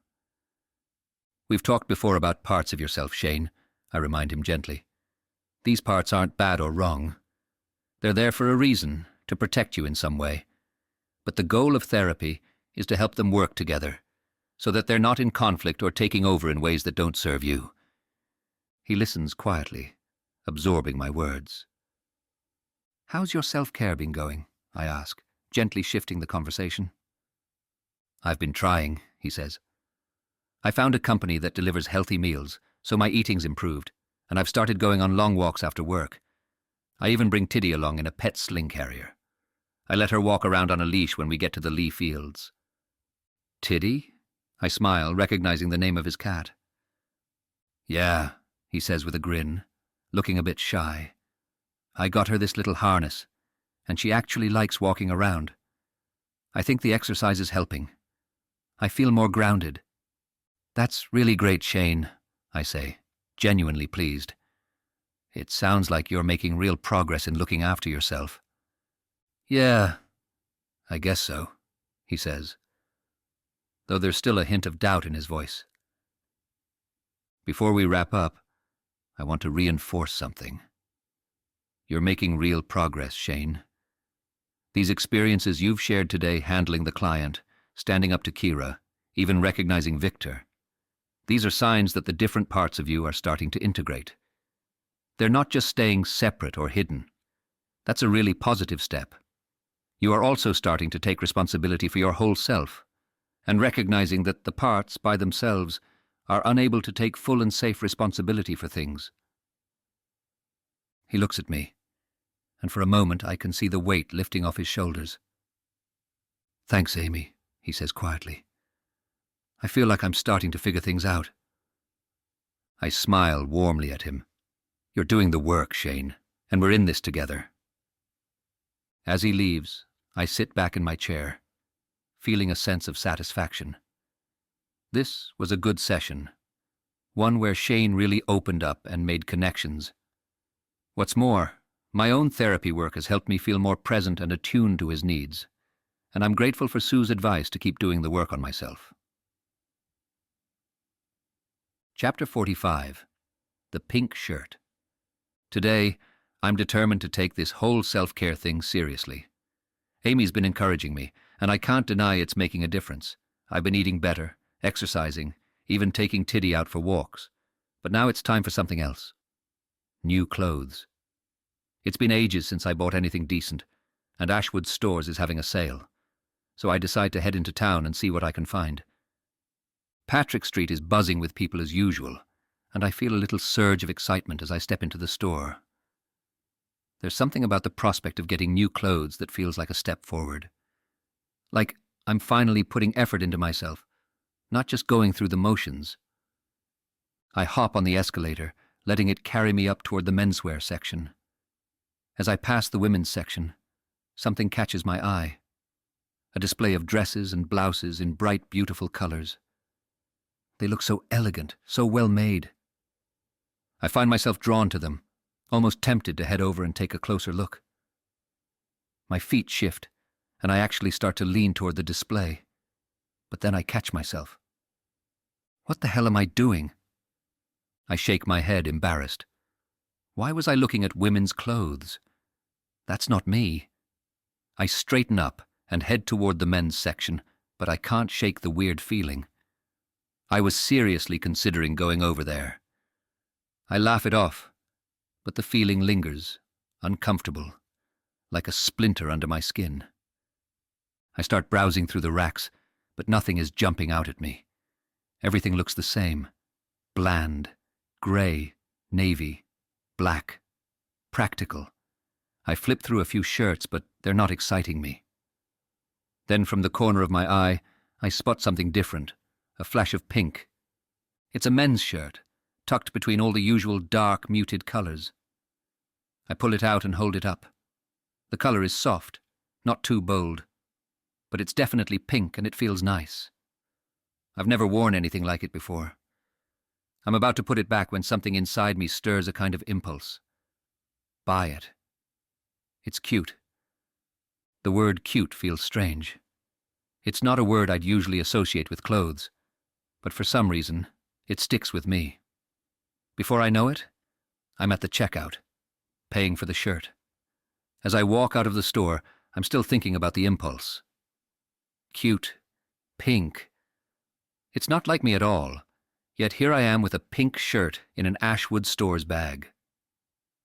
When I get home, I toss the bag on the bed and flop down beside it. I stare at the ceiling for a few minutes, trying to figure out what just happened.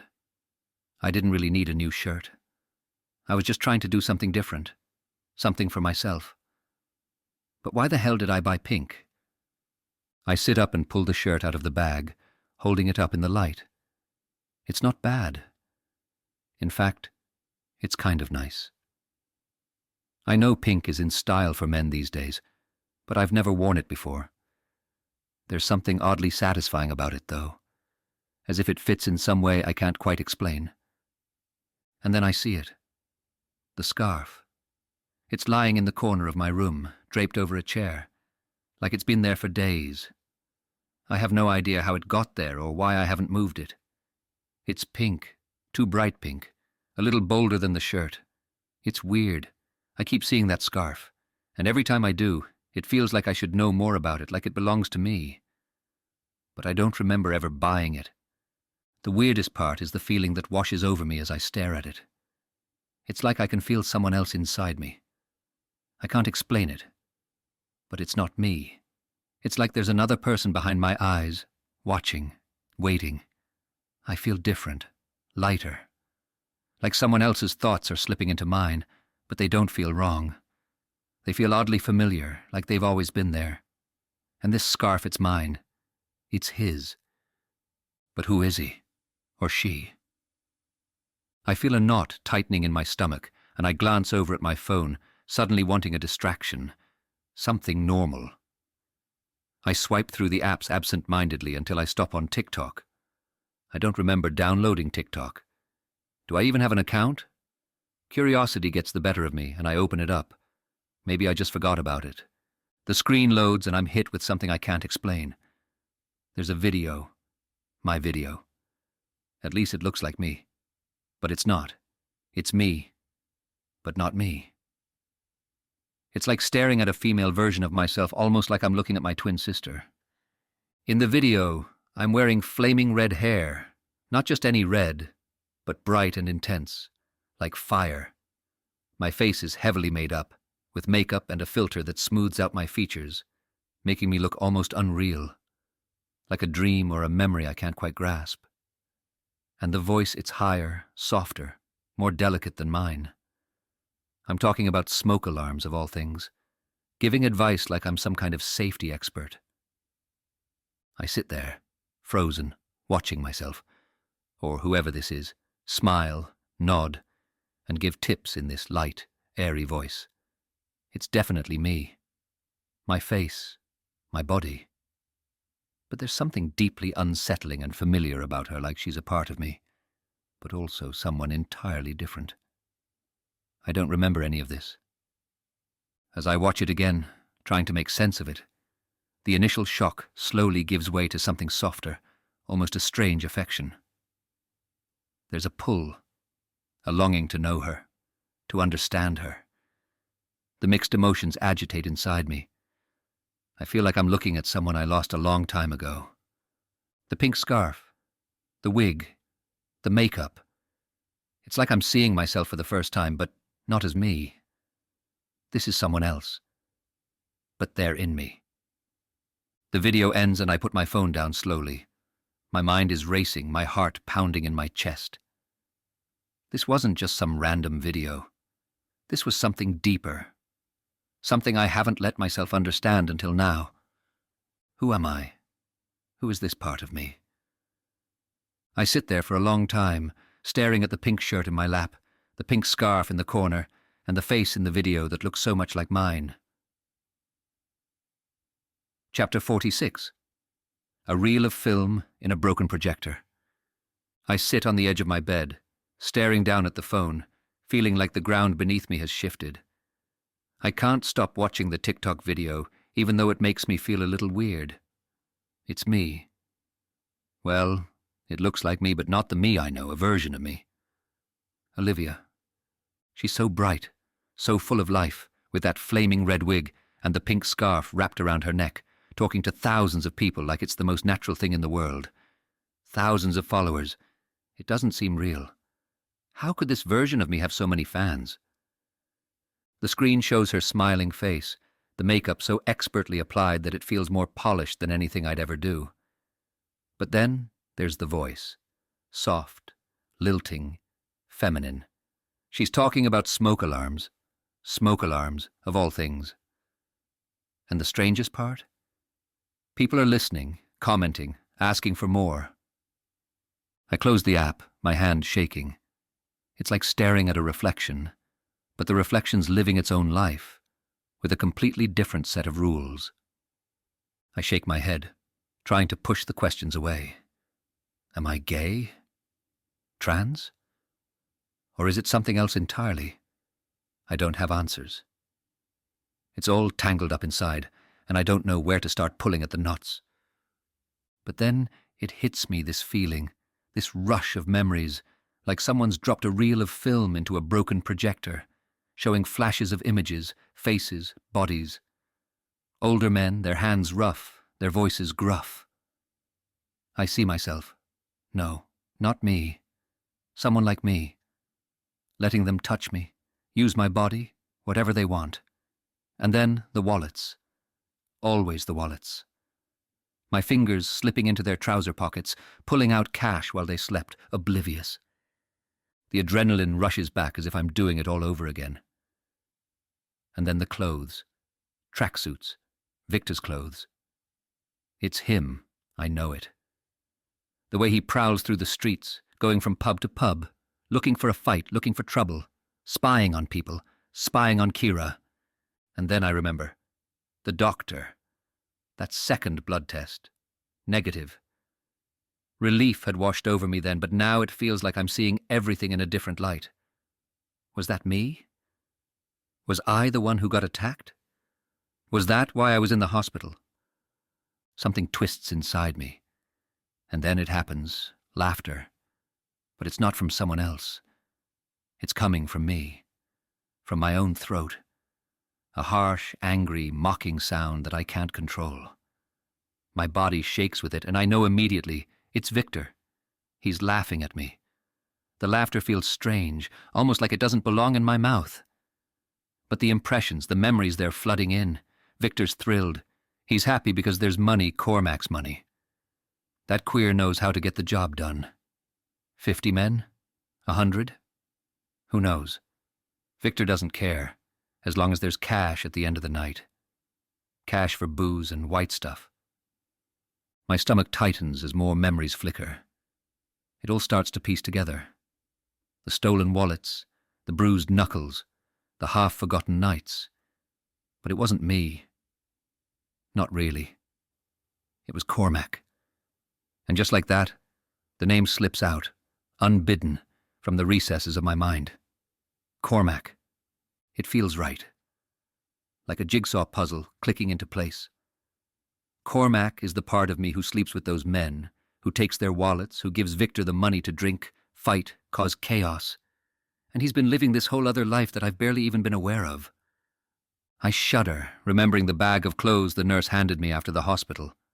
I couldn't wear them. Rainbow suspenders, tight jeans, a tank top. It all makes sense now. They weren't just random clothes. They were Cormac's. I try to catch my breath, but it's like I've been hit with too much at once. This isn't some dream, some hazy memory. It's real. It's me and not me. I feel a surge of panic rising in my chest, the urge to call Amy almost overwhelming. I pick up my phone, my thumb hovering over her number. But then I stop. What could I even say? How could I explain this? I can't make sense of it myself, let alone tell her. Instead, I reach for Tiddy, pulling her close, burying my face in her fur. She purrs softly, a steady vibration against my chest, grounding me. I focus on her warmth, her calm presence, and the way she seems completely unaffected by the madness in my mind. But I need more than this. I need to get out of here, away from these thoughts, these memories, these parts of me. I'm just starting to understand. I grab my coat and step outside, the cold air hitting my face like a slap. It's sharp, cutting through the confusion, and I feel clearer. I start walking, fast, not caring where I'm going. I just need to move. To breathe. As I walk, the memories start to fade into the background. They're still there, but they're quieter now. More distant. I focus on the crunch of my shoes on the pavement, the sharpness of the wind against my face, and for now, that's enough. Chapter 47. Reconnecting with Parts. I wake up feeling like I need to move. Too many thoughts are swirling in my head. Cormac, Victor, Olivia, a little boy, it's all too much. There's a whole family in there. I decide to head out for a walk and maybe grab something to eat. I throw on the pink shirt I bought at Ashwood's, along with a jacket and jeans. At the corner shop, Mr. Murphy, the shopkeeper, greets me with a warm smile. He's an older man, always kind, but I've usually ignored it. This time, though, it hits me differently. "Shane, you're looking well, lad. Got some colour back in your cheeks. That's good to see." I smile shyly. "Yeah, trying to take care of myself more." "Good, good. Keep it up, boy," he says, genuinely pleased. As I grab a breakfast bun, the thought crosses my mind. He's nothing like your father. I freeze for a second, wondering who in me thought that. It's not my usual inner voice. I shake it off and head out of the shop. Was it Cormac? Walking down Oliver Plunkett Street, I can't shake the feeling that I'm not just Shane anymore. Victor, Cormac, Olivia, the little boy, they're not separate from me. They're all part of me. I pass in Ronduve and feel a chill. I know I've been inside probably Cormac or Victor. I walk faster, past more pubs where I'm sure Victor's caused trouble. How can I show my face here? What if people see me as him? The truth is, I am Victor. That's the problem. As I walk, laughter escapes my throat, strange and jagged. It's Victor's laugh, that dark, harsh sound. Cormac is the damned business I hear, like a whisper from deep inside. Cormac knows how to have fun, how to make money by taking wallets after hooking up with men. How many? 20? 50? The memories swirl, along with flashes of the clothes the nurse gave me. Cormac's clothes, the tight jeans and rainbow suspenders. I didn't understand before, but now it makes sense. Cormac. The name feels real, like it's always been there, waiting for me to say it. I need to move again. I need to clear my head. I think about calling Amy but hesitate.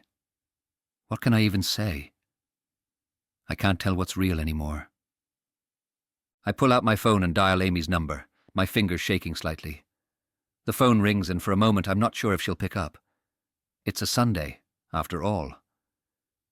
But then I hear her voice, calm and familiar. Shane? What's going on? Hey, Amy, I say, feeling a little out of breath.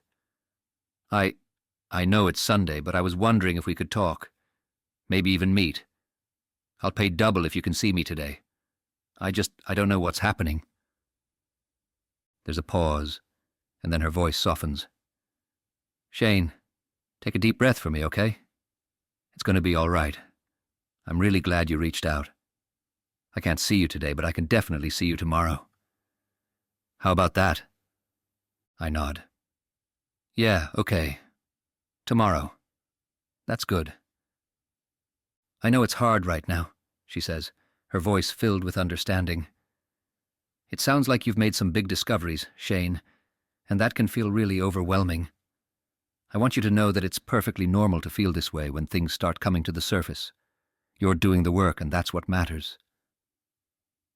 Her words wrap around me like a warm blanket. I feel my shoulders loosen just a little. I don't even know if what I'm remembering is real, I admit. It feels like I'm not even sure who I am anymore. That makes sense, Shane, Amy says gently. You're starting to reconnect with parts of yourself that have been hidden for a long time. It's disorienting. But you don't have to figure it all out right now. We'll work through this together. You're not alone in this. I swallow hard, her reassurance grounding me in a way I didn't expect. Thanks. It's all a lot. And there's this laughter inside me. It feels like Victor is happy about everything, like he's enjoying all of it. That sounds really unsettling, Amy says, her tone serious but steady. But I want to make sure you're safe, Shane. Are you okay right now? Do you feel like you can manage tonight? I think for a moment, the air around me thick with thoughts of Victor and Cormac. Yeah, I think I'll be all right. I'll take a walk or something. Clear my head. Good, she says, and I can hear the concern laced in her voice. I want you to take care of yourself tonight, okay? Try to ground yourself with something familiar, whether that's Tiddy or just taking that walk you mentioned. And we'll talk more tomorrow, I promise. You're doing the work, Shane, and that's what counts. We're making progress, even if it doesn't feel that way right now. I have faith in you, Shane. I let out a shaky breath. Thanks, Amy, really. I'm grateful you're here. I'm here, she says softly, and I'll be here tomorrow. We'll take it one step at a time. Her words help. I hang up feeling a bit lighter, knowing that at least someone understands what the hell is happening to me. Chapter 48. Spinny is back. I don't know what's driving me to walk through this part of town, especially on a Sunday evening. Evergreen Street? What the hell am I doing here? My hands are shoved deep into my pockets, my breath fogging in the cold air. This is where Kira lives. I didn't mean to come this way. At least I don't think I did. Yet here I am, standing a few doors away from her house, my pulse racing and something boiling up inside me that I can't ignore. It's Victor, I know it is. He's tugging at me, pushing me toward her place. There's this urge, this sick feeling in my gut to get back at her. I'm going to get that bitch, I hear myself thinking. My legs move, not entirely under my control, and I'm heading closer to her house. I catch sight of her stepping out of her front door, and panic shoots through me. I'm frozen, but my hand moves instinctively deeper into my coat pocket, and my fingers brush against something cold and hard. A screwdriver. Victor must have planted it there. What the hell? I mutter under my breath, horrified. I can't do this. What am I even doing here? Oi, what are you doing here? Kira's voice cuts through the evening air and I jerk my head up. She's staring right at me, her face twisted with anger and something else. Fear. Shane? What are you doing near my house? My throat tightens and I revert to my old self, the stammering, unsure Shane she's always berated. I was just walking. The words trip over themselves and I can feel Victor sneering inside me, urging me to say something worse. Her face hardens. You're such a fecking creep. Get away from here before I call the guards. Something snaps in me, and before I can stop myself I yell back, Fuck you, Kira! Her eyes widen in shock, and before I know it my feet are pounding the pavement. I'm running down the street like some kid caught stealing sweets, my heart slamming in my chest, the weight of the screwdriver still in my pocket, and I'm running without thinking. My breath comes in ragged bursts and shame burns in my chest. What the hell just happened? Why did I even come here? Kira. The cold air stings my cheeks as I watch Shane bolt down the street, disappearing around the corner. What the hell was he doing here near my house?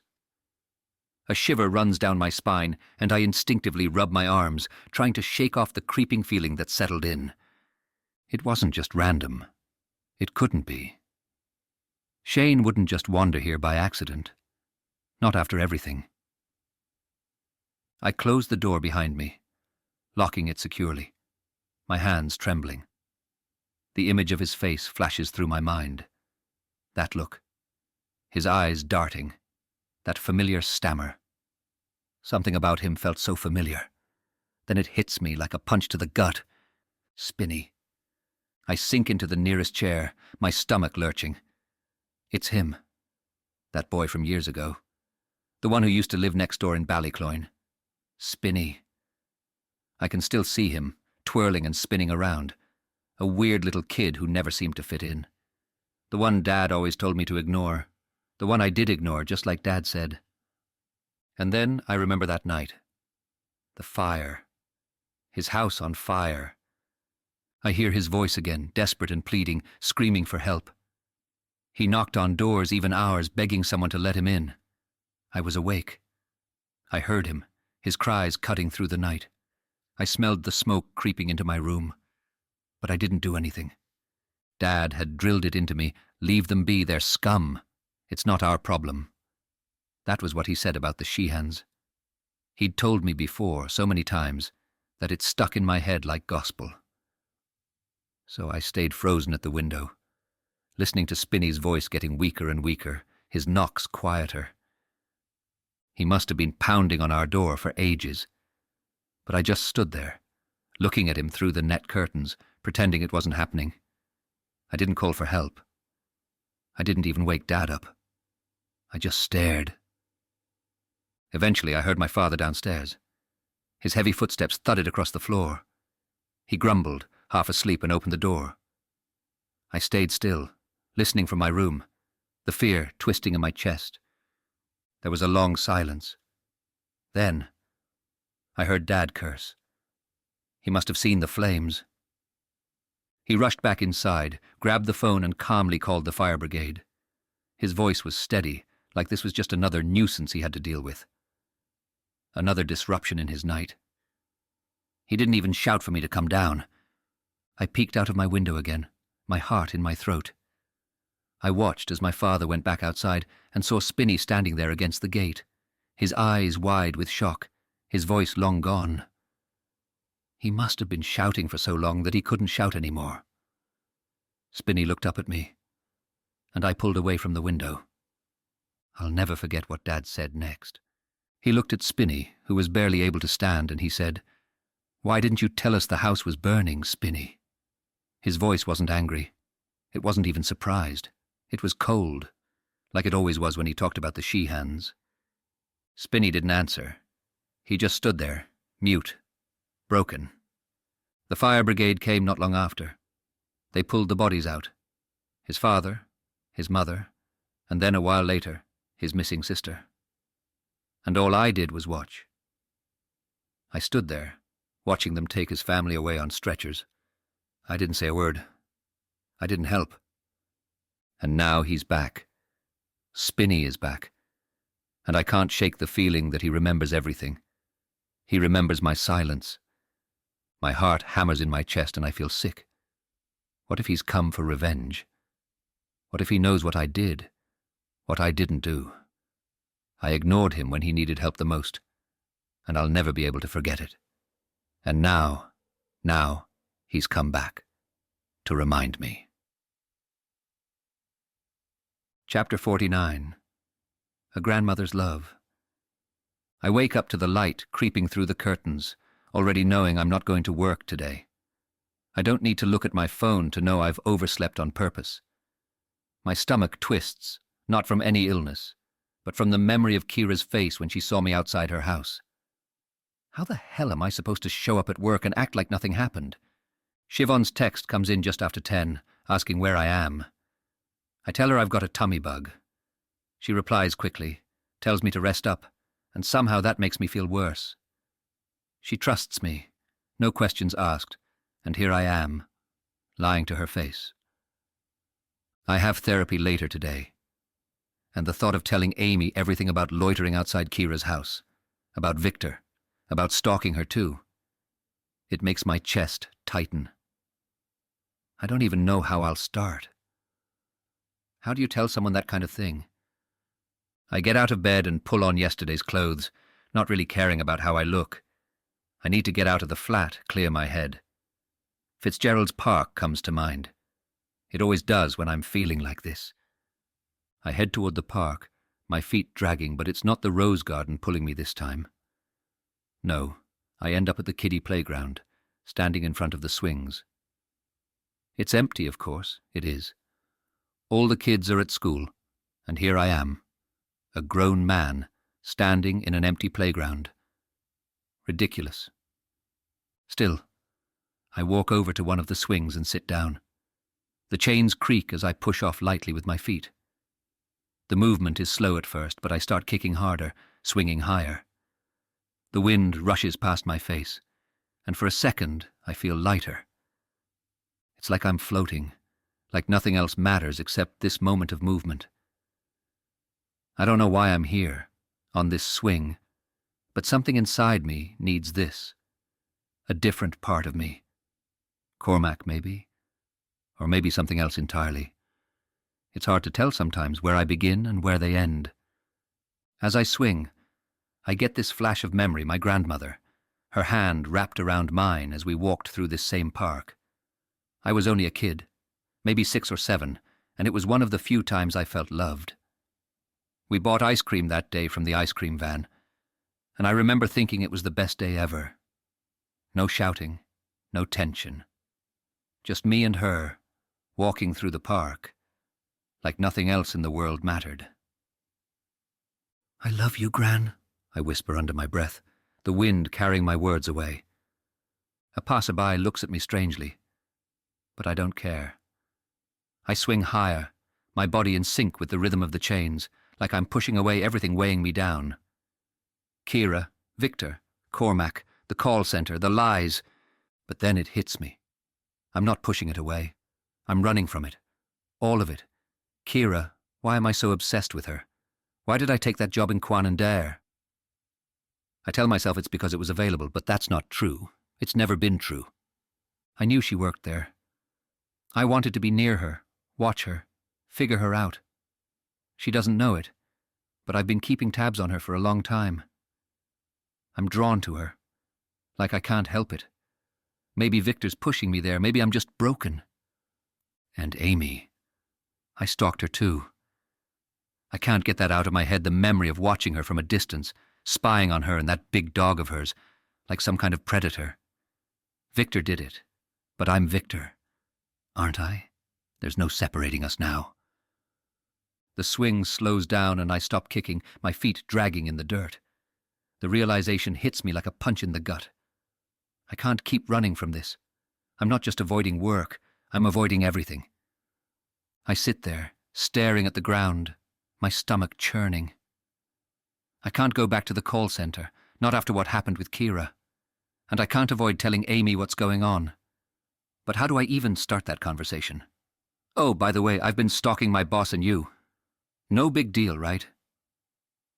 My phone buzzes in my pocket, pulling me out of my thoughts.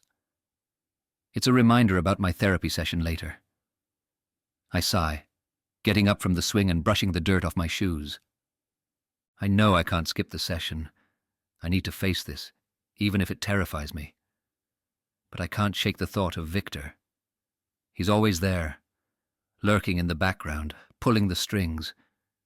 He enjoys the chaos, the power, the control I don't have. As I walk toward the bus stop, the memory of my grandmother's love lingers, giving me the tiniest bit of hope. If she could love me, maybe I can learn to love myself, even with all the mess inside. I take a deep breath, bracing myself for what's to come. Therapy isn't going to be easy today, but I'm going, because I can't keep running forever. Chapter 50. Managing Complex Dynamics. It's a chilly Monday afternoon, and the usual hum of the clinic fills the air. Distant conversations, the soft clatter of keyboards, the muted ring of phones. I've been at this for years, but every time Amy walks into my office for supervision, I can sense a new layer of depth in the work we're doing together. Today, though, I feel a weight in her steps, something a bit heavier than usual. She's been working with Shane for a while now, and I know this case has been challenging for her. I set my tea down just as Amy knocks on the door and steps inside. "Hey, Sue," she says, her voice lighter than her face suggests. She tries to smile, but it doesn't quite reach her eyes. I gesture for her to sit down. She's been through a lot lately, digging deep into her own personal therapy while navigating Shane's complex case. Today, I suspect, will require all my attention. "Let's start with what's on your mind," I say, folding my hands in my lap, giving her the space she needs. Amy takes a deep breath. "It's Shane again. There's been a major development, but I'm not sure how to handle it." I nod for her to continue. Amy's good at knowing when to take things slow and when to push. This, though it seems like uncharted territory for her. Shane came to the last session, and he admitted something pretty big. He's been stalking his boss, Kira. And not just that. He's realizing that he took this job because he's been obsessed with her. It's Victor. I'm sure of it. I could see his body language change as he spoke about it. I don't think he realizes how deep this goes. But he's starting to piece things together. I nod slowly. Victor's aggressive energy has been a major point of concern for Amy. The tricky part is balancing the emerging parts of Shane's personality without causing too much disturbance too soon. How did he present that in the session? Was there shame? Fear? I ask, leaning in a little. My curiosity piqued. I want to get a feel for how Shane's holding up under this growing awareness. Amy sighs, rubbing her temple as if trying to physically push away the stress. Both, I think. He didn't want to admit it at first, but I encouraged him to talk through it. I tried not to react too strongly. I didn't want him to shut down. But what really got to me was the look on his face when he talked about stalking me. My breath catches slightly. This is new. "He's been stalking you?" I ask, careful to keep my voice neutral. This changes things. Amy nods, her face pale. I didn't realize it until today. But Victor has been following me as well. Shane doesn't fully understand it yet. But I could tell from the way he described these incidents that Victor has been watching me when I take my dog for a walk. He doesn't know how to tell me, but I'm almost certain Victor has been in control during those moments. I let the silence hang for a moment, giving Amy time to process her words. Stalking a therapist is a complex issue, especially in a case like Shane's. It's not just about boundary violations. It's about the fragmented psyche trying to assert itself in ways Shane might not even consciously understand. "How did you respond?" I ask, keeping my tone calm but probing. I want to see where Amy's head is at in this. "I didn't let him see how freaked out I was," she admits. "I kept it professional, reassured him that we'd work through it. But internally, Sue, I was shaken. I don't know how to handle this. How do I keep myself emotionally safe while still helping him? He's already so fragile." This is the crux of it. Amy's empathy is her greatest strength, but it's also what makes her vulnerable in a case like Shane's. Projective identification can be insidious, and I know Amy's been experiencing it, particularly with Shane's younger parts. This new layer. Victor's aggression is a different beast altogether. This is a question only you can answer. I know Sue. I can feel how much he relies on me as an anchor, but Victor's influence, it's dark. Dangerous even. It's a protective aggression, but it has crossed boundaries. I just don't know how to address that without destabilizing him further. I feel like I'm walking a tightrope. I nod, letting her words settle. It's a delicate situation, one that requires careful navigation. Amy, you've already done so much to keep Shane grounded, but you're right to be concerned about Victor. The fact that Shane, through Victor, has stalked both Kira and you shows that his dissociation is more powerful than he can control. But here's the thing. You're equipped for this. I watch Amy's face carefully. She's clearly doubting herself, but I know her well enough to remind her of her strengths. Remember, you spent 8 years as a clinical psychologist before moving into psychotherapy. You've dealt with very complex cases, and your experience with clinical assessments and managing clients with ADHD and ASD gives you a strong foundation. You have the clinical intuition to handle complex dynamics. Victor's aggression may feel intimidating, but you have the insights to manage this. Amy smiles weakly. It's just different in therapy. As a psychologist, I could create a distance, stay objective. Here, with Shane, it feels so personal. It's like he's pulling me in, and I'm worried that by being too close I might miss something important. That's exactly why your supervision is crucial, I reassure her. You're not alone in this, Amy. I am here for you. We need to work on strategies that will protect you emotionally and physically, but without compromising Shane's care. It's possible to set boundaries with empathy. Amy looks thoughtful. But how? How do I maintain that balance when Victor's presence feels so threatening? How do I confront this without making Shane feel abandoned? By setting clear and compassionate boundaries.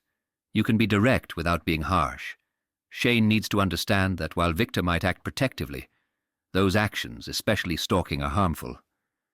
It's not about rejecting Shane, but helping him recognize that his parts can work together without crossing dangerous lines, and that he is ultimately responsible for his whole self.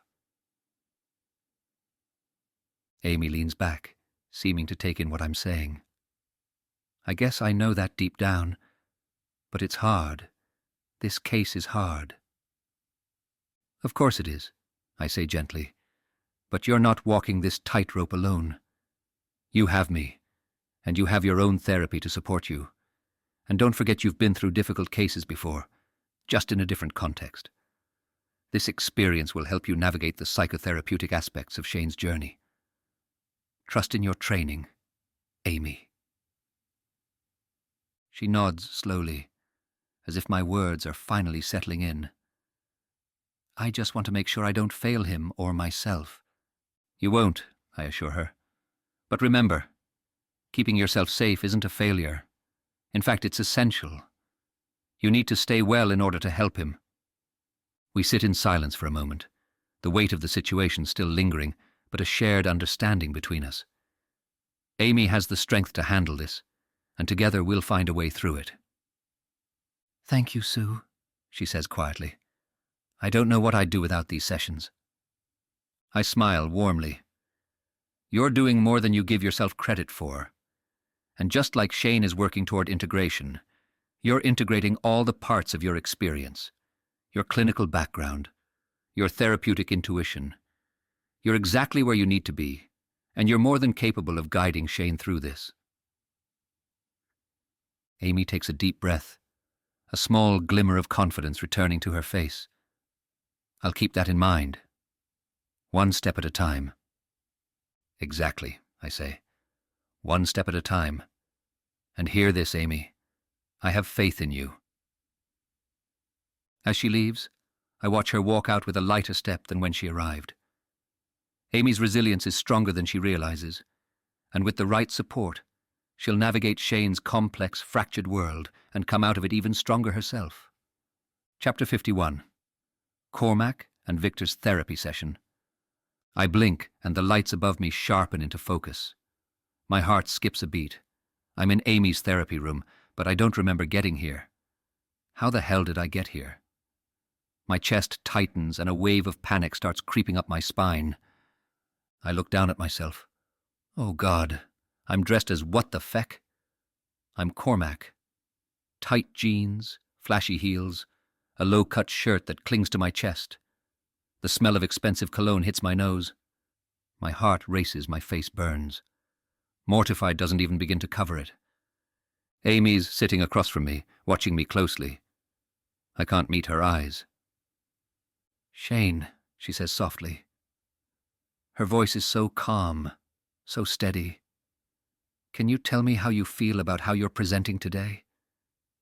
I feel the blood rushing to my face. How I'm presenting? How I'm dressed like a fecking fool, you mean? I shift uncomfortably in my seat, the fabric of my shirt pulling tight across my back. I don't know. I didn't even know. I choke on my words, unable to continue. "It's okay," Amy says gently. "You can say anything here. This is a safe space." Safe. I'm dressed like this and she's telling me I'm safe. But somehow in the way she says it, I believe her. Her eyes are kind, and even though I feel like I'm about to crawl out of my skin, something inside me loosens just a bit. I look down at the tight shirt, my fingers grazing the fabric. It all starts coming back to me. In flashes, bright lights, pulsing music, bodies pressed together. This is what Cormac, wears going to clubs, I say quietly, my voice barely a whisper. I think he went home with men. The memory is there, foggy but undeniable. Older guys. I've done it before, it's what Cormac does. I'm not. I mean, I didn't even want to, but...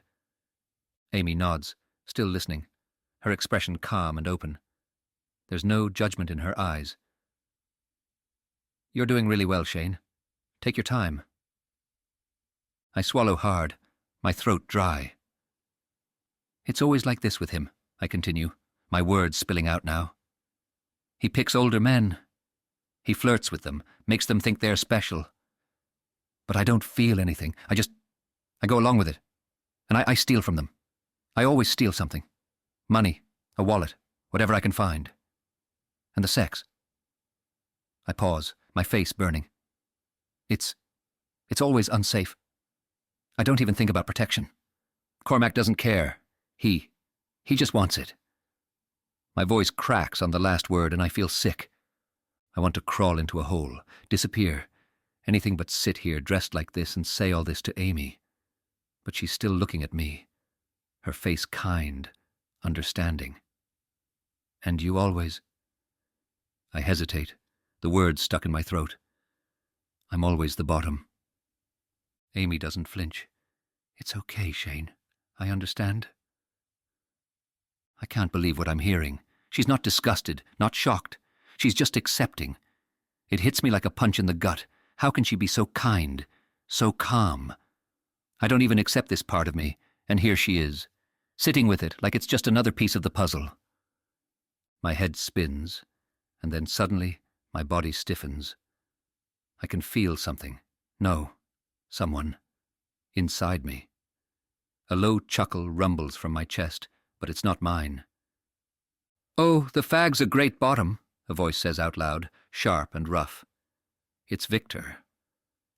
I can feel his presence like a dark cloud filling me up, pressing on my ribs. He makes loads of cash. I love it. Always brings in money for drink, drugs, you name it. He'll do anything if it keeps us going. My body trembles, but I can't stop it. Victor's voice is rough, cutting through the air. It's like he's enjoying it. He's proud of what Cormac does. Amy sits still, watching carefully but not panicking. She's heard Victor now. His first time coming out in front of her. Her face is calm, though I can sense she's cautious. "Victor," she says, her voice steady but firm. "Thank you for telling me that. I hear you. But Shane is here now. I want to speak to him." There's a long pause, a shift inside me, and I feel Victor retreat, but not far. He's always there, lurking, and then I'm back. I blink, feeling a cold sweat trickle down my back. "I'm sorry," I mutter, shaking my head. "I'm so sorry. I didn't mean to. He just—" Amy nods. "It's okay, Shane. You don't need to apologize. You're starting to see how Victor and Cormac work together. Victor pushes Cormac into unsafe situations and you're left to deal with the fallout." I nod slowly, my mind spinning. It's true. Victor doesn't just protect me. He uses Cormac, and I let it happen. "I don't want them to do these things," I whisper. "But it's like I'm not in control." Amy leans forward slightly.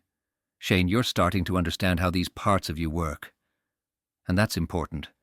Now I want to ask you, how do you feel about your sexual orientation?" I freeze. My sexual orientation. What does that even mean? I don't know what to say. I don't really know, I admit, my voice trembling. I feel like I'm both straight and gay. Like when I'm Cormac, it's men. But when I'm me, it's women. I can't figure it out. "That's okay," Amy says gently. "You don't have to figure it out right now. We can take it one step at a time." I breathe in, surprised again by her acceptance. I expect to feel shame, confusion, but instead, I feel something else, a strange kind of relief. It's like she gets it. She's not pushing me, not judging me. I can feel Cormac inside me. Quiet now, and even Victor seems to agree. They're not fighting her. They're not fighting me. Not right now. Amy's voice is soft, like she knows how much this is taking out of me. "You're doing so well, Shane. You're being honest with yourself, and that's the most important thing." I nod again, feeling the weight in my chest lift just a little. She's right. I'm starting to see it. All the parts of me that are very broken and the parts that are just me. The session ends, and I stand up, my legs shaky as I gather my things. I glance down at my outfit. Cormac's outfit, and a wave of embarrassment hits me again. How am I supposed to go home looking like this? But it's already dark outside. Fewer people will see me. That's a relief. I pull my jacket tight around me as I step out into the night. My heels click on the pavement, the cold air biting at my skin. I feel exposed, vulnerable, but also just for a second relieved. Because I know I'm starting to understand who I really am. And that has to count for something. Chapter 52. Confronting Kira. It's Tuesday, and I'm already at my desk, the steady hum of the call center filling the air. I glance at the clock, 8:55 a.m. Shane should be here any minute now. He's been off for a day, some kind of stomach bug. Or at least that's what he said. But I know Shane, and there's more to it. I look up just in time to see him walk through the door. His eyes are down, hands shoved deep into his jacket pockets. He looks tense. His usual greeting is absent, just a slight nod my way, and he heads straight to his desk without a word. Something's definitely off. I watch him settle in, booting up his computer, but he's not really present. His hands hover over the keyboard like he's forgotten what he's supposed to be doing. I want to ask if he's okay, but before I can say anything, I see her. Kira. Kira's been circling him since he walked in, watching from her glass office across the floor. There's something in her gaze today, sharp, almost predatory. I can feel the tension building between them, even before a word is spoken. Shane pretends not to notice, but I know he does. He's hunched over, working fast, almost like he's trying to stay invisible. But Kira isn't having it. She's out of her office now, walking right toward him, her heels clicking on the floor like a countdown. I freeze, holding my breath as she stops by his desk. "Shane," Kira says, her voice tight, too loud for the room. The other desks go quiet, and I can see people pretending to work, their eyes darting between Shane and Kira. Shane looks up, his face pale. "Yeah? You want to tell me why you were outside my house on Sunday, and why you swore at me?" Her words slice through the air, sharp enough to cut. A few heads turn in our direction. No one says anything, but everyone's listening now. I wasn't," Shane stammers, clearly taken off guard. "Don't lie to me," Kira snaps, her voice rising. "I saw you, Shane. I saw you standing outside my house, lurking around like some kind of creep. What were you doing? Spying on me?" My heart starts racing and I can't believe what I'm hearing. Spying? What the hell is going on? Shane stands up, his chair scraping against the floor, but he's not meeting her eyes. He's shaking, but I can't tell if it's anger or fear. "I wasn't spying," he mutters, barely audible. "I didn't mean..." "Didn't mean what? To get caught?" Kira's practically shouting now, and it's clear she's enjoying the attention. Her voice drips with accusation, but there's something else there, something more brittle. I don't understand much of what they're talking about, but the tension is thick enough to choke on. The room feels like it's shrinking. I glance around, catching snippets of whispers from the other desks. People are confused, uncomfortable, but no one's stepping in. Shane clenches his fists at his sides, but he's holding back, I can tell. There's this look in his eyes, something dark and heavy. He's always been fragile, but this is different. I've never seen him like this. He looks furious now. Kira takes a step closer, her voice dropping, but we can all still hear her. "I know who you are. I remember that night." Shane's eyes widen, and for a second, he looks like he's going to collapse. His mouth opens, but no words come out. That night? What the hell does that mean? "Stop," Shane whispers, barely audible. His voice cracks, and he looks around the room, like he's searching for an exit. Everyone's watching now, waiting for what happens next. Kira crosses her arms, her face twisted with something between anger and something else. "You don't get to just walk away from this, Spinny. Not this time." Shane doesn't say anything. He just stands there, shaking his head like he's trying to make sense of her words. Why is she calling him Spinny? I feel this knot in my stomach, watching him unravel in front of all of us. And then, without warning, he storms out. He doesn't say a word, just grabs his bag and rushes for the door, his steps echoing down the hall. I glance at Kira. She watches him go, her expression cold, but there's something else there too. For a moment, I see another emotion, like regret, or is it guilt? She's not just angry, she's hurt. I can feel it. But she turns on her heel, storms back to her office, and slams the door behind her. The room is silent for a few moments before the whispers start up again. People pretend to get back to work, but no one's focused anymore. The whole place feels like a pressure cooker that's just blown its lid. I pull out my phone, my fingers hovering over the screen. I want to text Shane, but what do I even say? Are you okay? Of course he's not okay. I hesitate, then finally send a quick message. Me. You all right? Minutes pass. No reply. I finish my shift, distracted the whole time.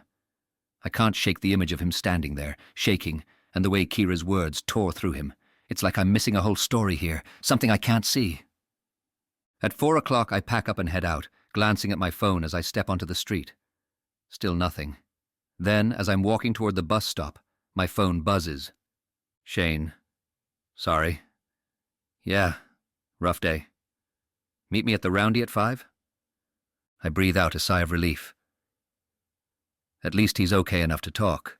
I quickly reply. Me, sure. See you there. By the time I get to the Roundy, the early evening crowd is starting to filter in. The familiar round shape of the bar feels cozy, like a little island in the middle of the city. Shane's already here, sitting at a table by the window, staring down at a half-finished latte. His shoulders are hunched, and he looks like he's carrying the weight of the world.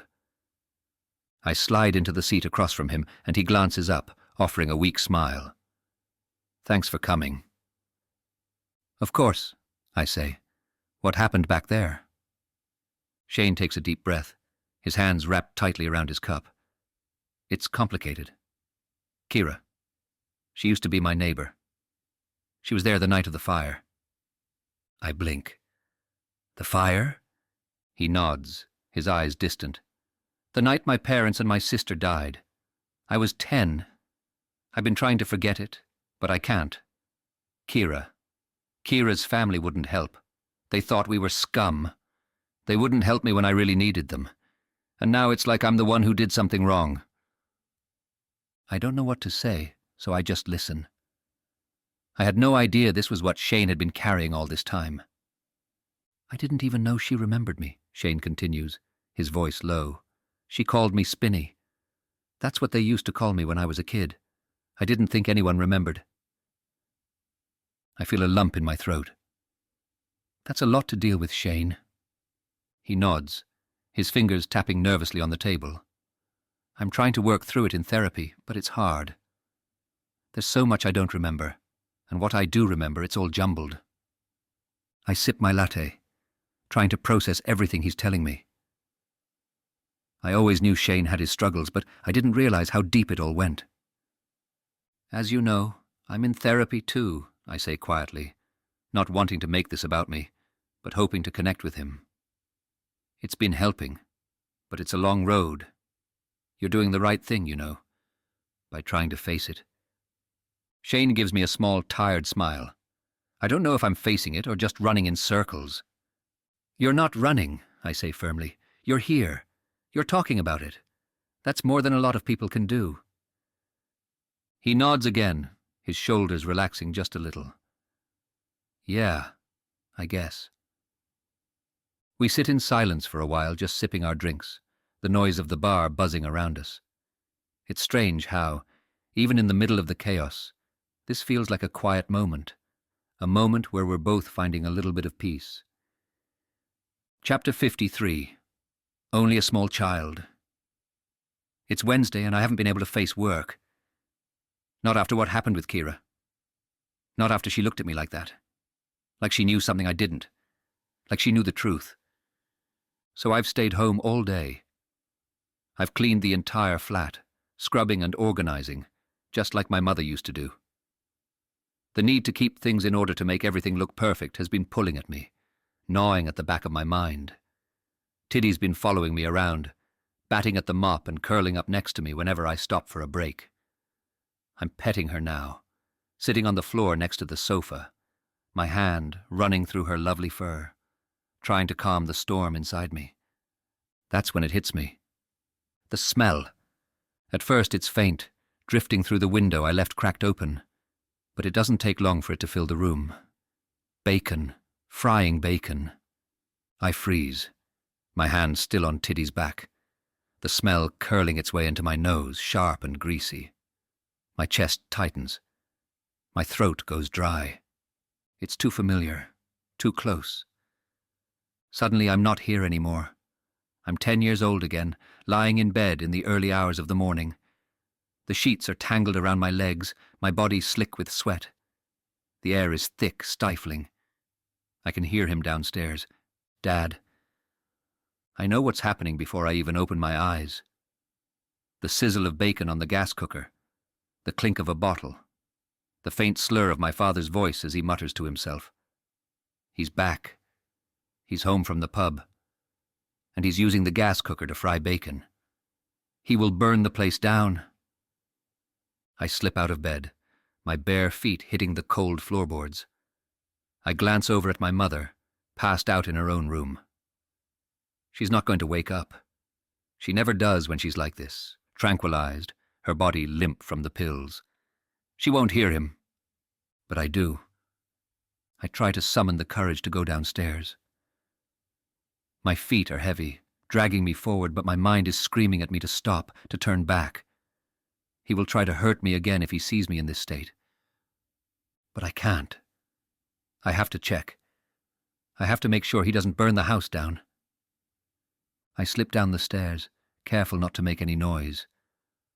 My breath catches in my throat as I reach the bottom, and the smell of bacon is even stronger now, mixing with the acrid stench of whiskey. He's standing at the cooker, frying pan in his hand, the whiskey bottle on the table. His movements are slow, unsteady. The gas flame flickers beneath the pan, licking at the edges of the greasy bacon. My father sways, mumbling something to himself, his words slurred and broken. I freeze at the bottom of the stairs, my body rigid with fear. He hasn't seen me yet. He's too far gone, too focused on whatever drunken thoughts are swimming around in his head.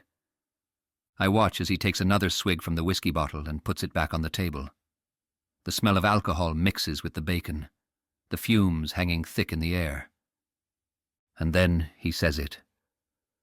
"I'll burn this fecking place down," he mutters, his voice low and venomous. "I'll do it. I'll fecking do it." My heart lurches in my chest, and for a moment I can't breathe. I take a step back, my foot catching on the edge of the step, and the sound echoes through the room. His head snaps up, his bloodshot eyes locking onto mine. For a second, everything is still. My body freezes, the air caught in my lungs. "What are you doing there, boy?" He slurs, his voice heavy and thick. "Come here." I don't move. I can't. My legs are stuck, glued to the floor. His gaze is sharp, like he's trying to figure out what to do with me. "Come here," he barks, louder this time. I force myself to take a step forward, my body trembling. I'm close enough now that I can see the sweat beading on his forehead, the dark circles under his eyes, the stink of whiskey clinging to his clothes. He stumbles toward me, and before I can react, he grabs me around the waist, pulling me closer. His grip is tight, his fingers digging into my skin. He kisses me on my ear, and I pull away. "Don't you pull away from me like that," he hisses, his breath hot and sour against my face. "You think you're better than me, huh? You think you're too good for your own father?" I shake my head, but the words won't come out. My throat is tight, my heart racing. "Answer me!" he shouts, shaking me violently. I don't know what to do. I don't know how to make him stop. His grip tightens, and he reaches down below my waist. Fury rises in me, and I break free from his filthy, groping hands. The pan on the cooker sizzles louder, the smell of burning bacon filling the room. I see the whiskey bottle on the table, and then I snap. I don't even think about it. My hand shoots out, grabbing the bottle of whiskey. The glass is slick, wet with condensation, but I hold on tight. My father tries to grab it from me, but the bottle slips from my hands, crashing into the cooker. There's a split second of silence. Then the flames explode. The gas ignites with a whoosh, the fire roaring to life as it devours the alcohol-soaked bacon grease. The heat hits me like a wave, searing my skin, and I stumble back, my father's grip loosening as he staggers away from the flames, his shirt ablaze and his face surprised and frightened. For a moment I can't breathe. I can't move.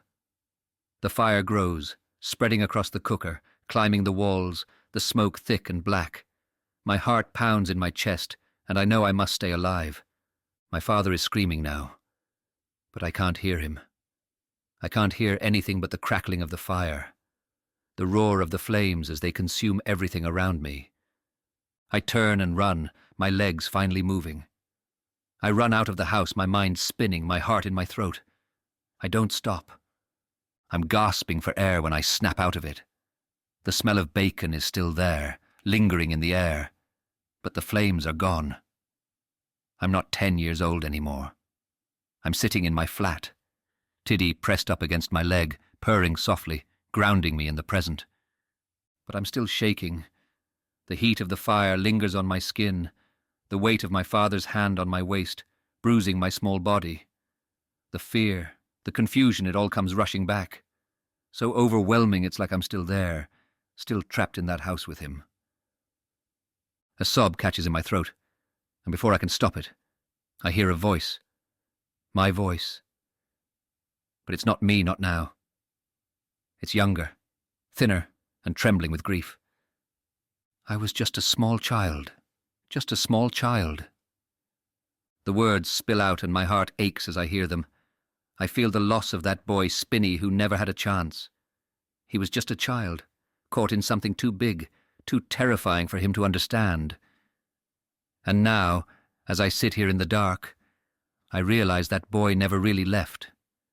He's been with me all along, hidden in the corners of my mind, suffocating under the weight of secrets too painful to face. I choke on a sob, tears burning my eyes, because now I remember. I remember everything. I started that fire, and I was only a small child. Chapter 54. Drinking wrecked everything in my family. Hey guys! Welcome back to my channel! Olivia chirps into the phone, beaming at the camera as if nothing else in the world exists. Her face is framed by soft curls, her makeup half done with bright pink blush streaking her cheeks. She leans in closer, squinting at her reflection on the screen. Okay, today, I'm going to show you my absolute favorite no-mess makeup routine, perfect for when you're on the go. She picks up a lip gloss, twirling it between her fingers, then applies it with a dramatic moi sound. Gloss is essential, girls. You need that shine. But first, let's talk about something super important. So, like drinking and drugs? Not cute, not fun. Trust me, it totally ruins the vibe. Her voice softens for a split second, her eyes flickering. Almost like she's remembering something just out of reach. Growing up, things were kinda messed up. Like, drinking totally wrecked everything in my family. So, I'm here to tell you, you don't need that stuff. You can be happy without it. She snaps back to her bubbly self, applying another swipe of gloss. Anyway, enough with the serious stuff. Let's keep it light. Olivia pulls out a tiny, sparkly eyeshadow palette, holding it up to the camera. Look at this. Isn't it adorbs? We're going full sparkle today because, it's Wednesday, and every day should be fabulous. She dabs a glittery shade onto her eyelids, humming a little tune under her breath, her mood light and breezy. Then, without missing a beat, she stands up, spins around and laughs. Okay, I know what you're thinking. Olivia, how are you so happy without partying? Well, you can just be happy by dancing. And guess what? No hangovers, no drama. Watch this. The phone is still propped up on the counter as she launches into an energetic, somewhat goofy dance. She twirls and bounces on her feet, arms waving above her head, giggling as she spins too fast and almost trips over herself. Oops! Almost went viral. For all the wrong reasons? She grins, panting slightly, and winks at the camera. See? Just dancing? No drinks, no nothing? So much better. For a few seconds, Olivia just dances, her laughter filling the room. There's a lightness to her movements, a carefreeness that's contagious. She claps her hands to the beat of some invisible music, and then strikes a final pose, blowing a kiss to the camera. Okay, loves, that's it for today. Remember, keep sparkling, keep dancing, and you don't need anything toxic to have fun. Bye.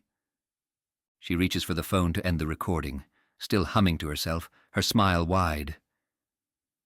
But before she taps the screen, she hesitates, her eyes flickering again with something heavier, something darker. For a moment, her face shifts just a flicker of something sad behind her bright, glittery eyes. Because, like, when you're little and the grown-ups are always like, drinking, stoned, it's scary. But you don't need that. I don't need that. I'm fine without it. She catches herself and waves at the camera one last time, breaking the tension with a high-pitched giggle. Okay, for real now, bye. She stops the video. I come back slowly, like surfacing from a dream. My head's buzzing, and for a second, I don't quite know where I am, or what just happened. The phone's still propped up on the counter, the screen showing Olivia's glittery face, frozen in mid-dance. It takes me a moment to realize what she's been doing. The makeup, the dancing, it's so far from anything I'd ever do. But that's Olivia, isn't it? Her world is all sparkles and giggles, a shield over the darker things we don't talk about. I can still feel her energy lingering in the room. There's something comforting about it, I won't lie. It's like she brings a little light with her when she shows up, even if that light feels strange. Out of place. I look down at my hands, now smeared with makeup from where Olivia's fingers had been. Pink blush, glitter, the gloss shining on my lips. I wipe it off instinctively, a pang of embarrassment running through me, but I can't help the half-smile tugging at my lips. She's ridiculous, but I get it. In the back of my mind, I hear her voice, her lightness, her laughter, but it's the other thing that sticks with me. That flicker, that half-second where her tone shifted. When you're little and the grown-ups are always drinking, stoned? That wasn't just her. That was me too. The part of me I don't want to think about. The part I try to keep locked away. I blink and shake my head, trying to clear the fog. I stand up, moving away from the phone, feeling a strange mix of emotions. Olivia was having fun, sure. But there was something sad under it all. Something that makes my chest feel heavy. As I stand there, wiping off the last traces of makeup, I realize something. Olivia isn't just a fun-loving, glitter-covered girl. She's more than that. She's a part of me that's trying to keep things light, trying to survive the only way she knows how. Chapter 55. Patron Saint of Hopeless Cases. The bell above the door chimes softly as I step into the familiar warmth of Mr. Murphy's corner shop. It's a place I've come to out of habit more than anything else, and the smell of fresh bread and coffee grounds hits me like a comforting blanket. I see Mr. Murphy behind the counter, his grey hair messy in that way that makes him seem approachable. He looks up with a smile when he sees me. "Ah, Shane, good to see you, lad," he says, his voice full of that easy friendliness that always catches me off guard. "How's life treating you these days?" I shrug, shoving my hands into my pockets. "It's been okay, I guess. Just trying to clear my head. Thought I'd go for a walk in the Lee fields." Mr. Murphy nods, his eyes soft but knowing, like he understands there's more going on than what I'm saying. "A walk'll do you good, so it will." I grab a bottle of fizzy orange from the fridge, feeling a bit awkward, like I always do when someone's being nice to me. As I make my way to the counter, I notice him fiddling with something on the counter, a small silver medal that gleams under the shop lights. "I've been meaning to give you something," he says, glancing down at the medal and then up at me, his expression gentle but serious. "Your grandmother, bless her soul, gave me this years ago. She was a good woman, Shane, strong. After your grandfather passed, we became close. She said you had a big heart, like hers." I look at the medal, my breath catching in my throat. I didn't know she gave him anything. I didn't even know they were friends. The memory of my grandmother wraps around me like a hug I didn't know I needed. He holds out the small medal, and I can see it's old, worn around the edges. "It's a St. Jude medal," he says, smiling a little. the patron saint of hopeless cases. I hesitate, looking at the medal and then back at him. Do you think I'm a hopeless case? I joke, trying to lighten the moment, though my heart feels weird, nervous. Mr. Murphy laughs, the sound rich and warm. Not a chance, lad. If you had a grandmother like you did, you've got hope in you yet. She always said there's no such thing as a hopeless case, not when there's love involved. In any case, St. Jude is the saint who anyone can turn to when things feel hopeless.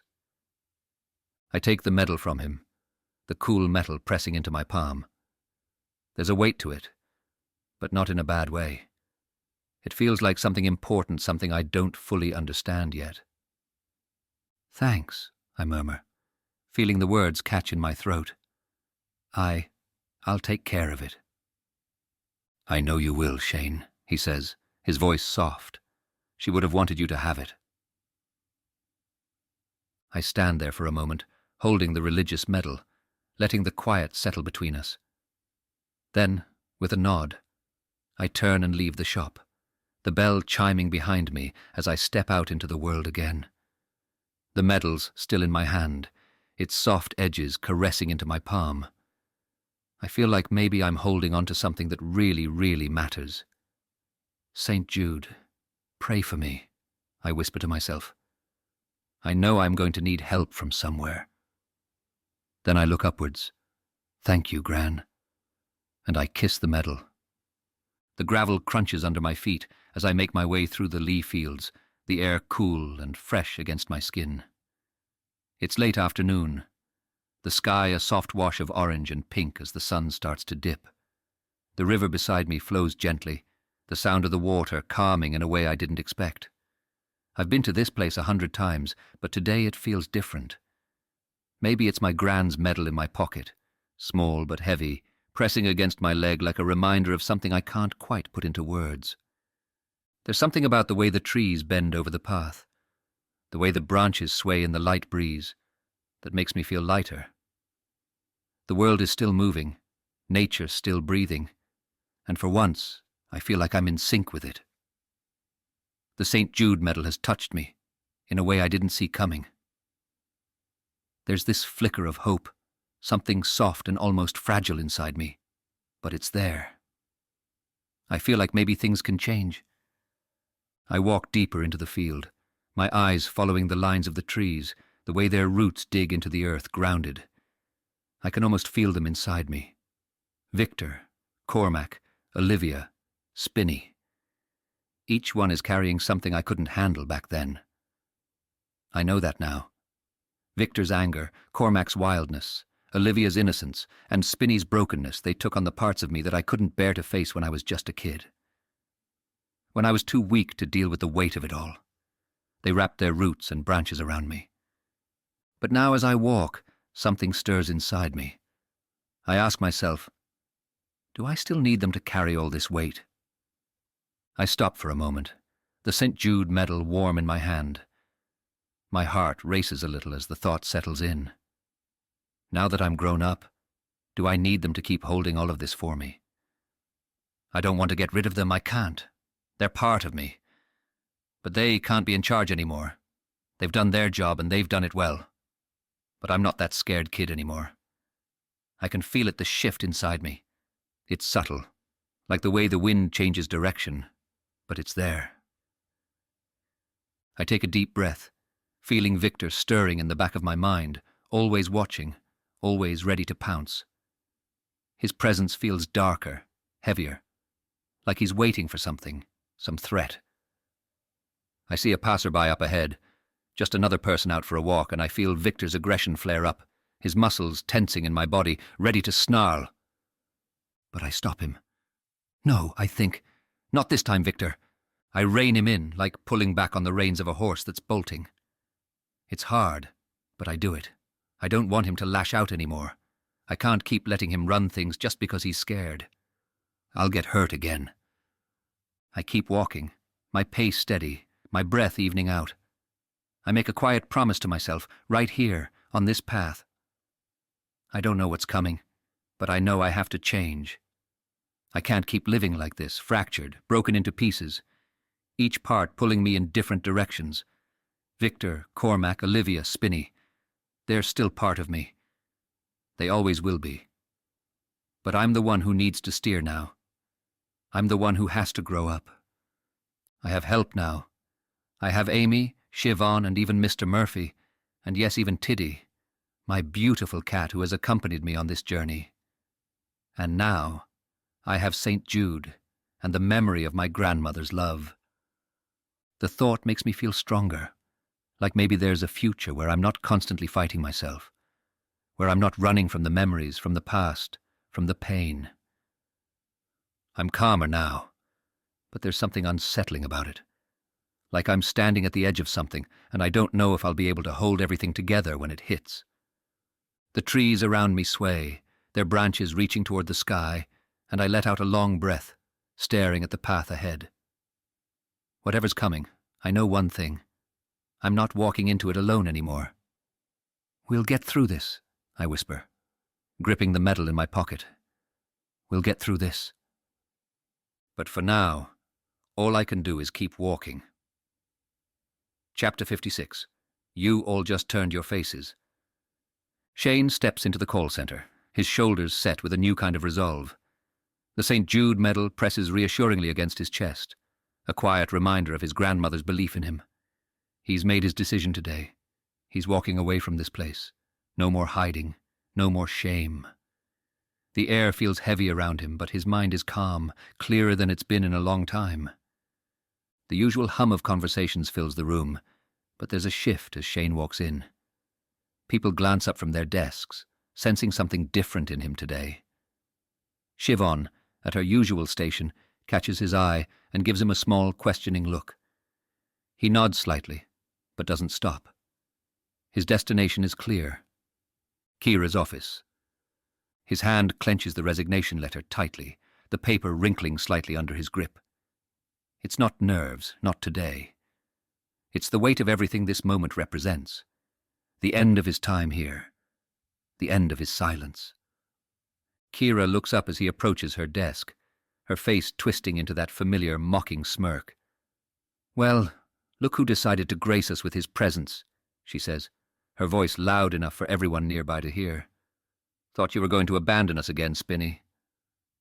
Spinny. Her words are sharp, meant to embarrass him, to remind him of his place. She's done it 1,000 times before, using his absences as a way to make him feel small. But today, her words fall flat. They don't sting the way they used to. Shane doesn't respond. Instead, he pulls the resignation letter from his pocket and holds it out to her. The action is deliberate, controlled. He meets her gaze, and for a moment, Kira's smirk falters. "What's this?" she asks, eyeing the letter in his hand. She doesn't reach for it, just stares at it like it's something filthy. "You're quitting." Her tone is dripping with disbelief, as if the very idea of Shane leaving, of asserting himself in any way, is ridiculous to her. "What's the matter? Can't handle a bit of real work?" He doesn't flinch, doesn't waver. "I'm done," he says, his voice steady but full of quiet strength. "I don't need to be here anymore." Kira's eyes narrow. She leans back in her chair, crossing her arms in front of her. "You think you're too good for this place now? You think you can just walk away and leave all of this behind? You're running, Shane. You've always been a runner, just like you ran from the fire." The words are meant to shame, to remind him of the darkest chapter of his life. The office goes silent, people's heads turning, the tension thickening in the air. But this time, Shane is ready. He's been waiting for this moment, and the fire no longer controls him the way it once did. "You're right," he says, locking eyes with her. "I did run from the fire, because no one was coming to help us.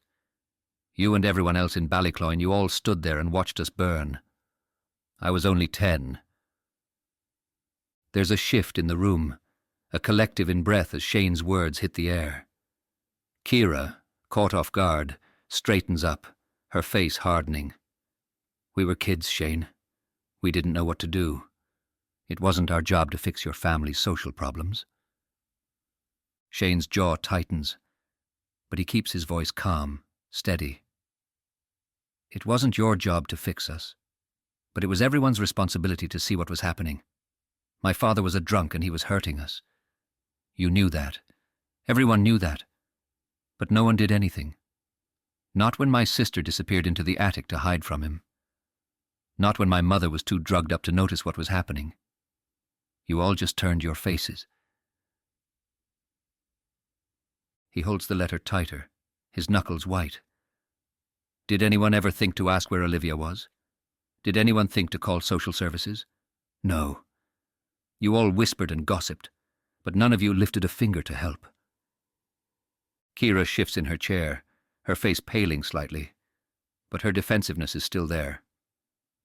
We didn't know it was that bad, she snaps, but there's less confidence in her voice now. You didn't know? Shane takes a step forward, his voice rising slightly, but still controlled. You didn't know when you heard the shouting? When you saw the bruises? You knew. You all knew. And when the fire started, you didn't help until it was too late. I saw you in the window, watching and doing nothing, like we were some spectacle for you to gawk at. He can see the crack forming in her mask, the way her eyes dart to the side, the way she grips the edge of her desk, as if searching for something to hold on to. But he's not done. Do you know why Olivia disappeared? He asks, his voice quieter now, but cutting through the silence like a knife. My mother locked her in the attic to protect her from my father, to keep his lustful, filthy hands off her. But that didn't stop him from turning those hands on me. Spinny, the kid you all made fun of, the weird kid, he became his father's favorite little toy. Kira stares at him, speechless. There's something in her expression. Guilt, fear, shame. But she doesn't speak. She can't. You and your family were part of that neighborhood, Shane says, his voice carrying more strength now. You all knew what was happening, but you didn't care. You picked on us because it made you feel better. Because it made you feel like you were somehow better than we were. But you weren't. You were just like us, broken. But you hid it by shaming us. He takes a breath, the silence in the office so thick it feels like time has stopped. Slowly, deliberately, Shane extends the resignation letter toward Kira again. She doesn't move. Her eyes are wide, her hands trembling slightly. She won't take it. She can't take it. Without another word, Shane lets the letter fall to the floor at her feet. The quiet thud echoes through the room like a final blow. I'm done, he says, turning to leave. But just as he reaches the door, he hears her voice, broken, desperate. Wait, Kira whispers, her voice trembling. Shane, wait. He stops, but doesn't turn around. Her voice cracks. We should have helped. We should have done something.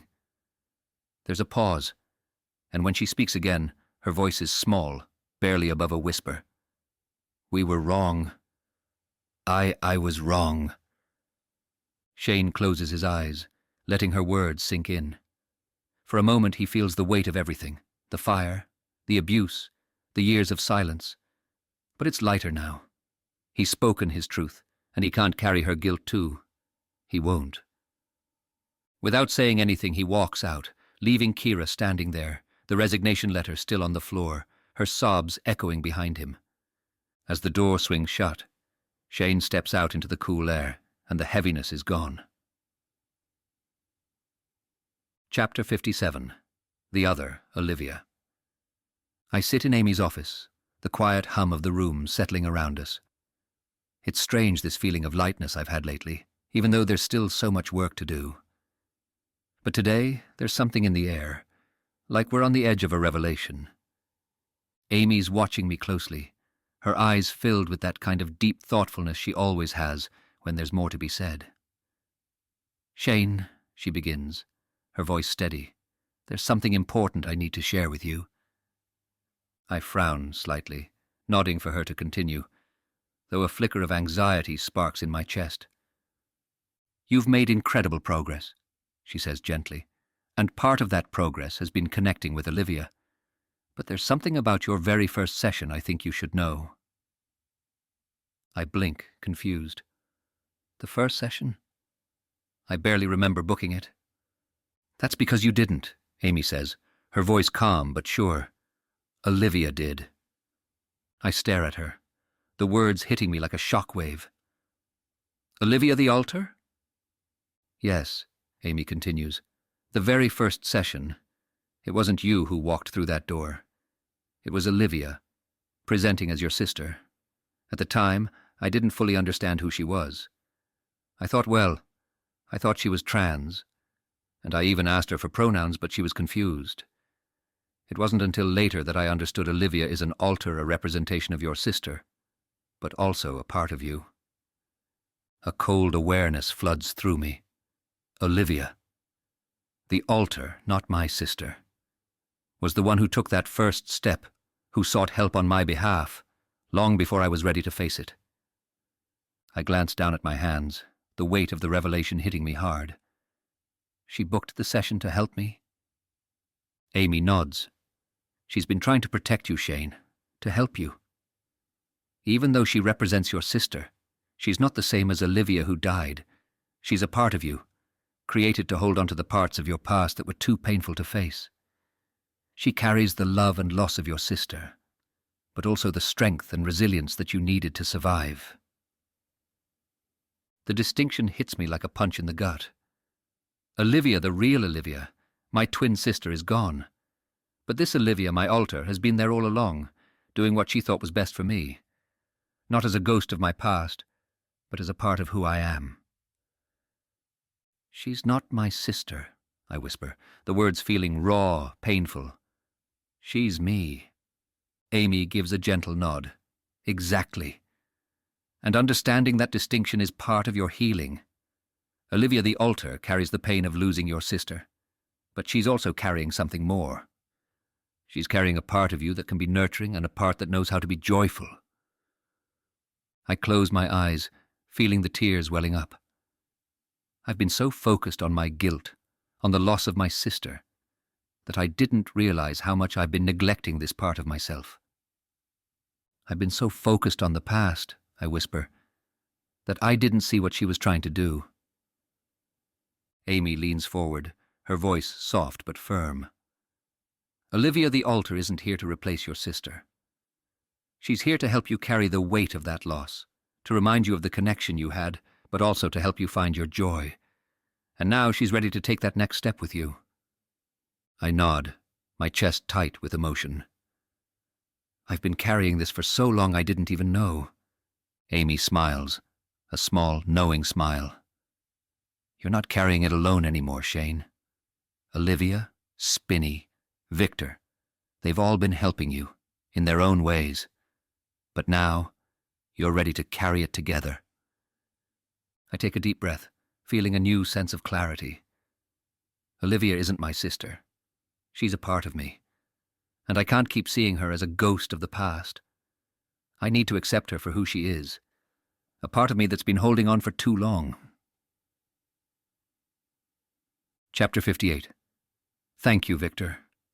He sits for a full minute in silence. His fingers tighten slightly around the edges of the chair, his eyes fixed on some distant point in the room. I can see the subtle tension in his posture, the weight of what I've just told him about Olivia. I don't rush him. There's a lot for him to unravel, and he needs time to process. "Shane?" I ask softly, leaning forward just a little. "How are you feeling about what I shared with you?" He glances at me, then quickly looks away again. His jaw tightens, and his breath seems caught somewhere in his throat. I wait. There's no need to push, but I can sense the storm of emotions brewing behind his eyes. When he finally speaks, his voice is almost a whisper. "I don't know. Olivia booked a session?" There's a tremble in his voice, a kind of disbelief. "I always thought she was just there, you know. I didn't think she could take over like that." I nod, allowing the silence to settle between us before responding. It's a lot to take in, Shane. Olivia carries parts of the weight you've been holding onto for so long. She's found ways to protect you, and this is one of them. He shifts in his seat, visibly uncomfortable with the idea. She just booked a session? On her own? Yes, I say, keeping my tone gentle. That's what happened. But I want to remind you, it's all part of you, Shane. She's a part of your system, and she did what she felt was necessary. That's not uncommon with alters. They often take over when they believe you need protection. He nods, but the weight of the revelation is still pressing on him. His fingers twitch, a sign that he's struggling with something else. I can feel it, the tension thickening in the room again. Something else is on his mind. I wait a moment longer, then gently guide him forward. There's a lot happening inside right now, I can see that. What else has been coming up for you? He takes a breath, his hand brushing against his pocket.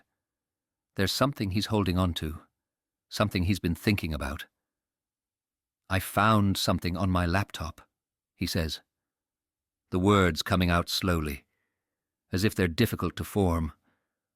I was going through old files, clearing out stuff, and I found these conversations with Lambda. They were all in one pinned note. I tilt my head slightly, curious but careful not to interrupt the delicate balance we've established. Conversations? Yeah. He nods, his brow furrowing. Except there was no Lambda. I wrote both sides of the conversation. I thought I was talking to someone online, but it was just me. The room grows heavier with the weight of his realization. I give him space to continue, sensing that this discovery has shaken him deeply. It freaked me out, he admits, his voice trembling again. Like, how could I not know? Am I a fantasist? Victor's been laughing at me ever since, like it's some big joke. There it is, Victor. I feel the shift in the room, his presence hovering at the edges of our conversation, waiting to push forward. I can imagine how unsettling that must have been, I say gently, my voice steady. But it makes sense, Shane. Victor and Lambda, they've been playing different roles in your system, but they're connected. They're both protectors in their own ways. His eyes lock onto mine, and I can see the flicker of realization dawning on him. Yeah, I think Lambda and Victor are the same. It freaks me out, Amy. I don't know what's real half the time. I nod, acknowledging the fear that comes with these realizations. I understand. It's part of the process. You're starting to see how these parts of you have worked together to protect you. But it doesn't mean you have to go through this alone. He exhales sharply but gives a small nod. The recognition is there, but it's fragile. Now feels like the right moment to shift. We've been moving toward this for some time, and it's important to guide him without overwhelming him. Shane, would you feel comfortable checking in with Victor right now? There's no rush, but maybe we can see what he wants to share today. His fingers tapped nervously against the armrest, a small tell of his hesitation. I don't know. Victor's not easy to talk to. I understand, I reassure him. We don't have to push him. But if you feel ready, maybe just check in with him. Let's see if he's willing to communicate, even if it's just a little. There's a long pause, his eyes closing as he draws in a deep breath. I watch closely as his expression changes, his face hardening just slightly, his posture shifting. And then I hear it. Someone harder, more cynical. He doesn't trust you, Shane says, though the sharpness in his voice feels like it belongs to someone else. That makes sense, I say softly, careful to keep my tone neutral. He's been protecting you for a long time. Maybe you could tell him that I understand why he protects you, that we both do. Shane listens, nodding slowly. He says he's had to do all the hard work. He thinks I'm too weak. I guide him gently, keeping him grounded in his self. Let him know you hear him, that you know it's been hard for him, and maybe ask if he's willing to trust you, even a little, to start taking on more of that burden now that you're stronger. There's a long silence. I watch as Shane's face softens just slightly, the tension in his jaw easing. His breathing deepens, a subtle shift that tells me Victor is listening. He doesn't know if he can let go, Shane finally says, his voice quieter. But he's thinking about it. That's a big step, I say, my tone steady but encouraging. Let him know he doesn't have to let go all at once. He can take his time. You're here and you're ready when he is. Shane nods, his shoulders relaxing just a bit. He'll think about it. That's good, I say softly. Thank him for everything he's done. Let him know it's okay to rest now if he wants to. Shane sits with that for a moment, then nods again. He's listening. I let the silence linger, giving Victor the space to recede if he needs to. This is significant progress, and I want Shane to recognize that. After a while I ask, has there been anything else on your mind? Any other reactions or responses since you left work? He hesitates, then reaches into his pocket. Actually, yeah, Kira texted me. I lean in slightly, sensing the shift in his mood. What did she say? He scrolls through his phone before reading aloud. Shane, I know I owe you an apology for everything, and I am sorry. I never wanted to hurt you. But you have to understand I was a victim too. My father was abusive, and I was just trying to survive. Sometimes when you're hurt, you end up hurting others, even when you don't mean to. I didn't know any better back then, and I was a mess. I know that's no excuse, but it's the truth. I'm sorry for what I did. I hope one day you can understand. He looks up at me, his shoulders tense, still processing the words. How does that make you feel? I ask, keeping my tone neutral. He sighs, staring down at the phone. I don't know. I mean, I get that she's apologizing, but it feels hollow, you know? Like she's still defending herself. It's like expecting her to be genuine, or like expecting a stone to shed tears. I nod. It sounds like you're recognizing her limitations, how she's acknowledging her wrongdoing but deflecting at the same time. He nods slowly, a flicker of understanding in his eyes. Yeah, exactly. She's still stuck, isn't she? She might be, I say gently. And that's something she'll have to work through on her own. But you're not stuck. You're growing in self-awareness, aren't you? He leans back, exhaling, the tension gradually easing from his posture. Which brings us back to the idea of integration. You've begun to see how different parts of you, like Olivia, Victor, Spinny and Cormac, have been carrying these heavy burdens for so long. Just like Lambda. You're starting to piece them together. Shane meets my eyes, his expression more settled now. The pieces are starting to come together for him, and I can see it. Chapter 59. Other Modalities. It's late afternoon, and I'm in my office, rearranging the chairs, making sure the space feels welcoming, comfortable. Supervision with Amy always feels a bit like a debrief, but more than that, it's a chance for her to process her work, her own journey, and to sharpen her skills. Today feels different, though. There's an ease in the air, as though we've reached some kind of turning point. Amy knocks softly and steps inside. There's a lightness about her today that I haven't seen in a while. She smiles warmly, and I can't help but notice the subtle glow in her eyes, a quiet confidence. Hey, Sue, she says, sinking into the chair opposite mine. How are you? I'm good, Amy. How are you feeling today? I ask, leaning forward slightly, genuinely curious. I can tell something's shifted in her, and I want to hear all about it. Amy exhales, almost as if she's been waiting to let out the breath. I think Shane is finally starting to integrate. His last session was, I don't know, it felt different, like he's owning his story now. I nod slowly, letting her words settle. That's wonderful to hear. Tell me about it. She goes on, describing how Shane is beginning to recognize Victor, Cormac, Olivia, and Spinny, as parts of himself, rather than seeing them as separate, uncontrollable forces. There's a quiet pride in her voice as she recounts his progress, but I can also sense a lingering caution. His awareness is growing, Amy continues, but I don't want to overwhelm him. I've been using internal family systems to help him understand how these parts function as protectors. But I also don't want to rely too heavily on one model. I smile, appreciating her insight. Amy's clinical background as a psychologist often serves her well, but her growth as a psychotherapist has been remarkable. You're right to be thoughtful about that, I say. IFS is a powerful tool, but like any model, it has its limitations. Amy nods, listening intently.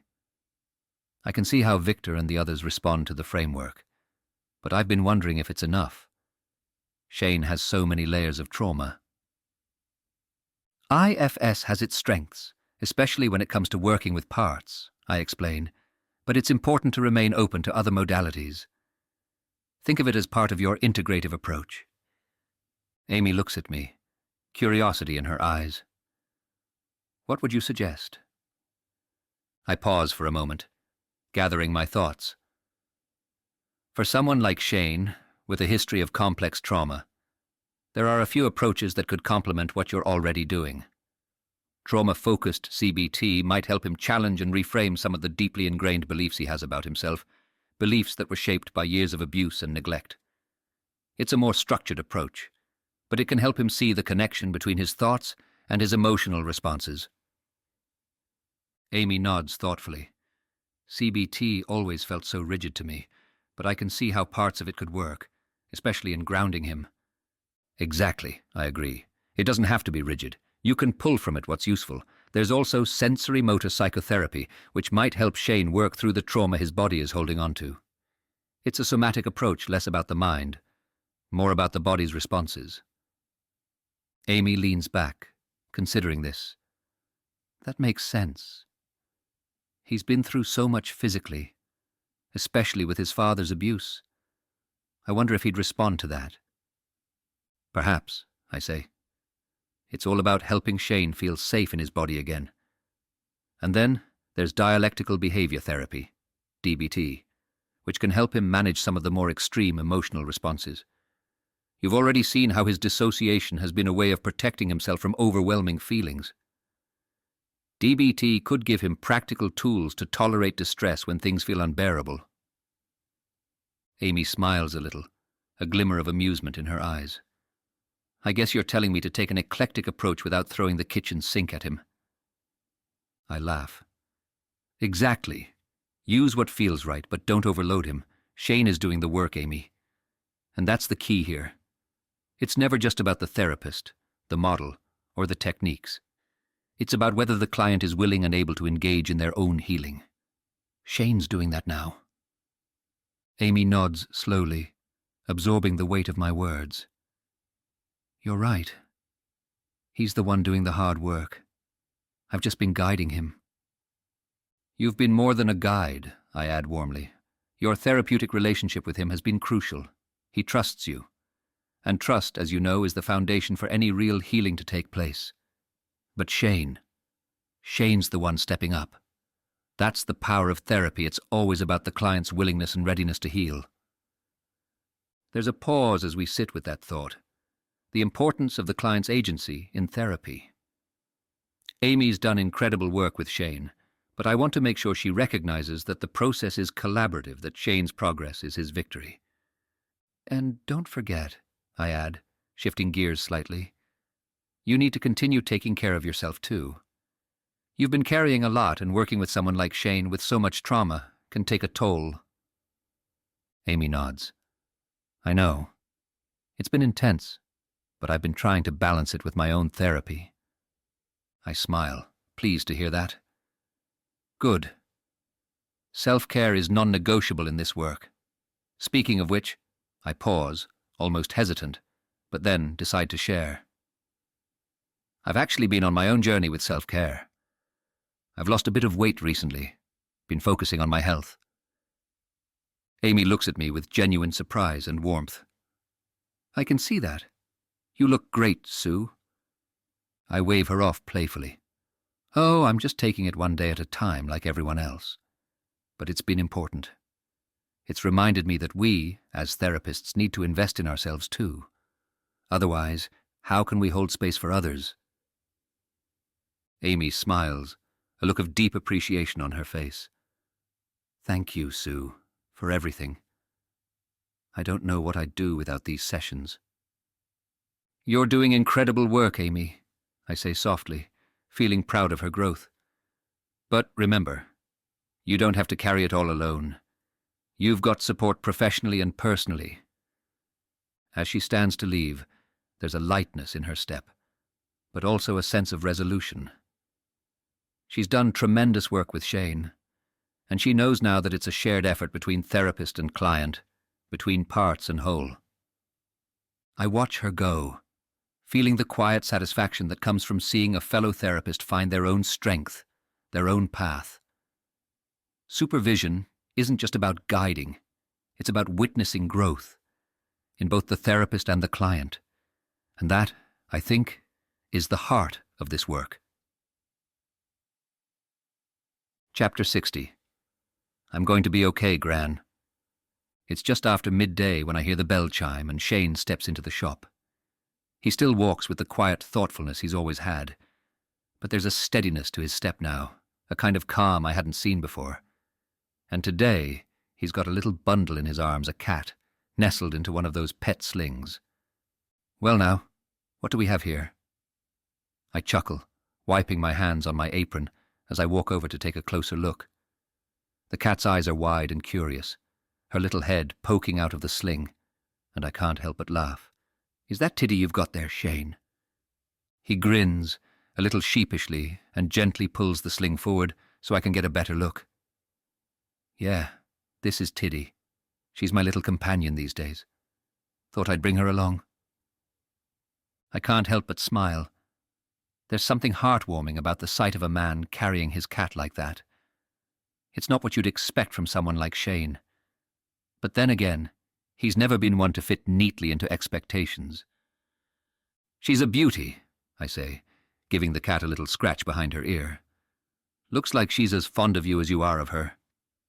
Shane laughs softly, and for a moment, there's a lightness between us, a shared moment of simple joy. But then, his face grows a little more serious, and he clears his throat. I'm heading to my grandmother's grave, he says, his voice quiet but steady. Wanted to bring Tiddy with me. Figured it's time I said goodbye again. I nod, feeling the shift in the air. Shane's grandmother, she was a lovely woman. We had something once for a while. She did right by him, I know that. She wasn't just a grandmother, you know, Shane continues, his eyes looking far off, like he's remembering. She was a real mother, too. After the fire, after my family was gone, she took me in. I was just 10. My own mother had been too broken to protect me, to love me. But Gran, she tucked me in, read me stories. She did all the things a mother would do, even though she was older, and it took a lot out of her. His voice softens, and I feel a lump form in my throat. I didn't know all of that about him, about her. I always knew she loved him deeply, but hearing the details, hearing how she filled that mother-shaped hole in his life, it's touching, in a way that goes beyond words. You were lucky to have her, I say quietly. I was, Shane agrees, a faint smile touching his lips. I wasn't an easy teenager, though. I gave her a hard time. But she stuck by me. She left me everything when she died. It will be coming to me in 3 months. It's a lot. Enough to keep me going for a long time. I've been thinking. A bad friend of mine once said that I wasn't using my skills to make money. That was the one thing he was right about. I want to start my own tech support business. Set up internet for people, fix their tech issues. Get a van, learn to drive. I'm genuinely impressed. Shane's always been good with computers, and I can see him making a go of it. That's a fine idea, Shane, I say, clapping him gently on the shoulder. And if you need any help learning to drive, you come see me. I'll do what I can." He smiles at that, a real grateful smile. And it's clear to me that this is a turning point for him. He's moving forward, building something for himself. "I'm heading to Gran's grave now," Shane says after a pause. "I need to say goodbye again. She was a real mother to me, and I want her to know that I'm going to be okay." I feel my chest tighten, and all I can do is nod, deeply touched by the weight of what he's saying. "She'd be proud of you, Shane. You've come a long way." Shane nods, gives me a final smile and heads out the door, Tiddy still nestled in the sling, her little head poking out as they make their way to the cemetery. The walk to the cemetery is quiet, the cool wind brushing against my face. Tiddy purrs softly against my chest, nestled in her sling, her warmth grounding me in the present. I'm glad she's with me. It makes this visit feel less daunting, less lonely. As I reach the cemetery gates, I pause for a moment, looking down the gravel path toward the rows of headstones. There's one in particular I've come for today, but it's not the only grave in this place that bears my family's name. I exhale slowly, trying to steady myself. "I can't go to their graves yet," I whisper, my voice almost lost to the wind. "Not my parents, not Olivia. I'm not ready to face that yet. That's for another day. But Gran, she's the one who kept me together. I can start with her." I take a deep breath, then step inside, the gravel crunching softly under my shoes. It doesn't take long to find her grave. I've been here before, but not for a long time. The headstone is simple, just her name and the dates. And underneath, the words I had carved, "Beloved Mother and Grandmother." I kneel down, my hand brushing gently over the cold stone. For a moment, I just sit there in silence, letting the memories of her settle around me. The nights she tucked me in, the bedtime stories she read, the way she made sure I felt safe when no one else did. "I miss you," I whisper, my voice thick with emotion. "I've missed you so much." Tiddy wriggles in the sling, so I gently pull her out and set her down on the grass. She sniffs around, her little paws barely making a sound. I smile at the sight of her exploring, and for a second, the weight on my chest lifts. "I've been thinking about you a lot lately," I continue, my eyes fixed on the flowers I've brought, bright against the grey of the stone. "You weren't just my grandmother. You were my mother too. After the fire, you took me in. You did everything for me, Gran. Even when I wasn't an easy kid. Even when I pushed you away. You still held on.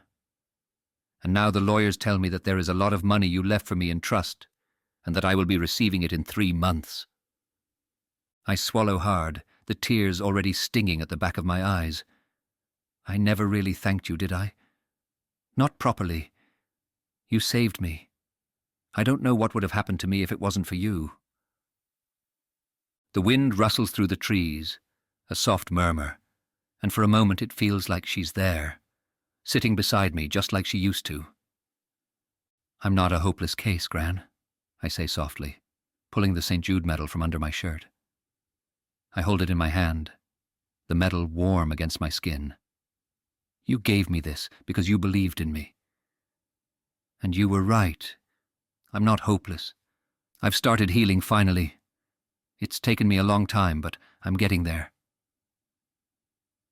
I pause, and in the stillness I can feel them. Victor, Cormac, Olivia. They're quieter now, in the background, like echoes of a storm that's passed. They're still a part of me. Always will be, but today isn't about them. Today is about me and Gran, they'll understand. I'm trying, Gran. I really am. My voice shakes a little, but I don't hold back the tears this time. They fall freely and I let them. I'm going to be okay. I'm going to make something of myself, just like you wanted. I'm going to start my own business, help people, fix their tech issues, and I'll make you proud. I promise. Tiddy comes over, rubbing her face against my leg, and I reach down to stroke her fur, letting the softness of it calm me. I'm going to be okay, I whisper again, more to myself than anyone else. Thanks to you. I stay there a while longer, just sitting by her grave, the quiet of the cemetery settling around me like a blanket. The air is cool, but the sun is warm on my back, and I feel at peace. When I finally stand, I feel lighter, like I've left some of the weight I've been carrying here with her. I scoop Tiddy back into her sling and give the headstone one last look. I love you, I say softly, my voice barely a whisper. Goodbye, Gran. I'll see you again someday. As I turn to leave, the wind picks up, rustling the leaves in the solemn rows of trees. For a moment, I swear I can feel her presence. Just a whisper, just a gentle memory, but it's enough. It's enough to know she's with me, watching over me. And as I walk out of the cemetery, I feel something I haven't felt in years. Hope. Epilogue. The scratch of the pen against paper fills the quiet room. I don't remember picking it up, don't recall deciding to draw, but here I am, bent over my notebook, absently doodling as I daydream. My hand moves on its own, the ballpoint pen gliding over the page, forming shapes I'm not fully conscious of until they start to take form. At first, it's just lines, little squiggles and swirls, aimless patterns. But slowly, as I focus, I start to see it. A figure, a small child, drifting in a vast sea of deep blue ink. The waves are rough, smashing around him like they're alive, hungry. Sharks circle close by, their sharp teeth barely hidden beneath the surface, waiting. But then, above the boy, there's a curragh, a small boat. It's not much bigger than a rowboat, but there are people in it, leaning over the edge, their hands outstretched. They're reaching for him. They're trying to pull him from the water, to save him. I stare at the picture, my hand still moving automatically, outlining the curragh.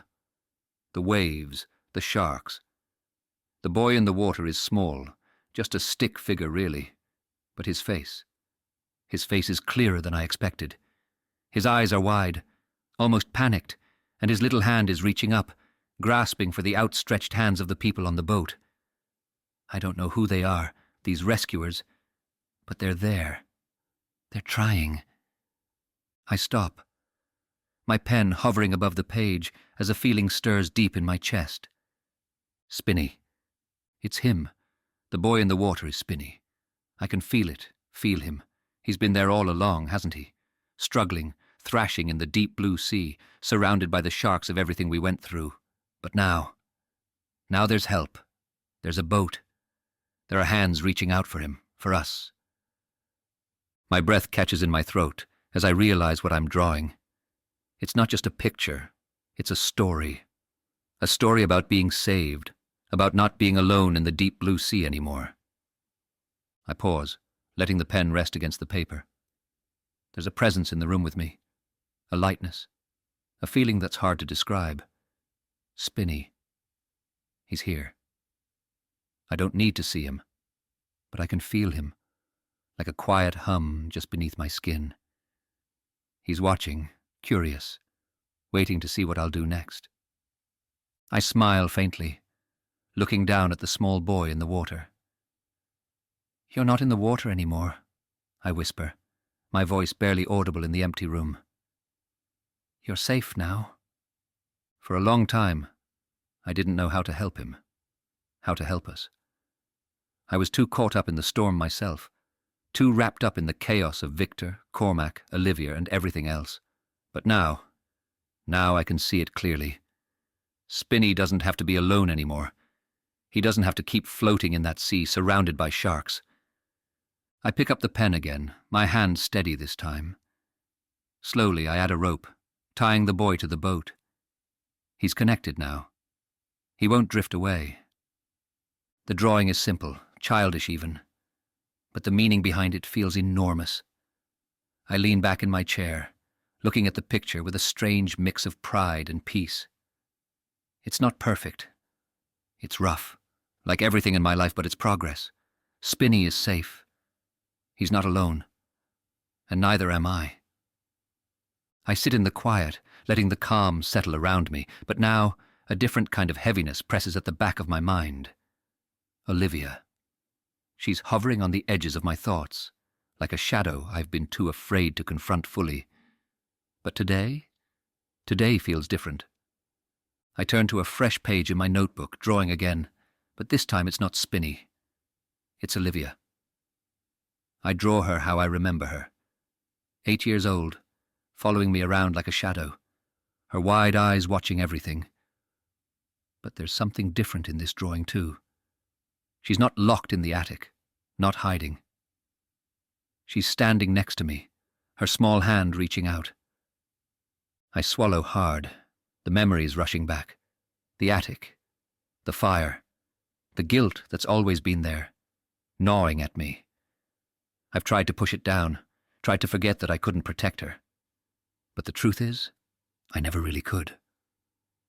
Olivia, I whisper, barely hearing myself. The room feels thicker, like she's here, sitting beside me. I can feel her presence just like I did with Spinny. But this time it's heavier, more painful. I'm sorry, I say, the words spilling out before I can stop them. I'm so sorry. I couldn't do anything. I was just a kid. I couldn't save you. The tears come fast, and I don't try to stop them. For years I've carried the weight of her death, the guilt of not being able to get her out of that house. I've blamed myself, blamed my parents, blamed everyone. But now I just feel sad. Sad for the little girl she was. Sad for the little boy I was. Sad for everything we lost. I miss you, I say softly. I miss your company. You were always there, following me around, keeping me company, even when everything else was falling apart. I don't think I ever told you how much that meant to me. There's a long pause, and in the quiet, I swear I can feel her sitting beside me, her small hand in mine. I close my eyes, letting the memory wash over me. I know I can't change what happened, I continue, my voice shaky but firm. I know I can't bring you back, but I want you to know. You were always my sister. You still are. I look down at the drawing, my heart swelling with a bittersweet kind of love. Olivia is standing beside me, just as she always was. But this time, she's free. She's not locked away. She's with me. For a moment, everything feels quiet. I think of Victor and Cormac, both of them strong in their own ways, but they don't need to carry me anymore. I'm strong enough now. Victor doesn't have to lash out in anger to protect me. I can handle my own strength. And Cormac. He showed me a part of myself I was afraid to admit. That I like men too. I wasn't ready to face that before, but I am now. Slowly. I'm beginning to change little things, like the way I dress, to reflect who I really am, not just what people expect me to be. They've both been there for me, but it's my turn to carry the weight now. As if sensing my thoughts, Tiddy nudges me with her little head, purring softly. I glance down at her, curled up beside me, her presence a quiet reminder that I'm not alone. I reach out and give her a gentle scratch behind the ears. She looks up at me, her green eyes blinking lazily, and I can't help but smile. Thanks, Tiddy, I whisper. I turn back to the notebook and close it gently. Spinny, Olivia, Victor, Cormac, they'll always be a part of me. They've carried my pain for so long, but now it's time for me to hold it, with courage. They can still help me, but they won't rule me anymore. I'll carry them with me, but I'll be the one in charge now. I understand now that I'm going to need therapy for the rest of my life. There's no quick fix for what I've been through, no magic cure that will make everything come right. But that's okay too. I'm committed to this journey. I'm committed to healing, however long it takes. And I'm not doing it alone. Siobhan's been there for me more than I ever thought anyone would be. She doesn't ask for anything in return, doesn't judge me when I stumble. Having a friend like her makes it easier to keep going, even when the road gets rough. Then there's Mr. Murphy, with his quiet wisdom and patience. He's teaching me to drive now, giving me the tools I need for this next step in my life. He's become more than just a shopkeeper. He's a friend, too. One who's helping me see that there's still so much more out there for me, beyond the weight of the past. I glance one last time at the drawing of us in the notebook, then carefully close it and set it aside. I'm going to be okay, I whisper to myself. I'm the one holding the pen now, and the story is mine to write. The end. If you've enjoyed this audiobook, please look for more books on Amazon by Robert J. Forey.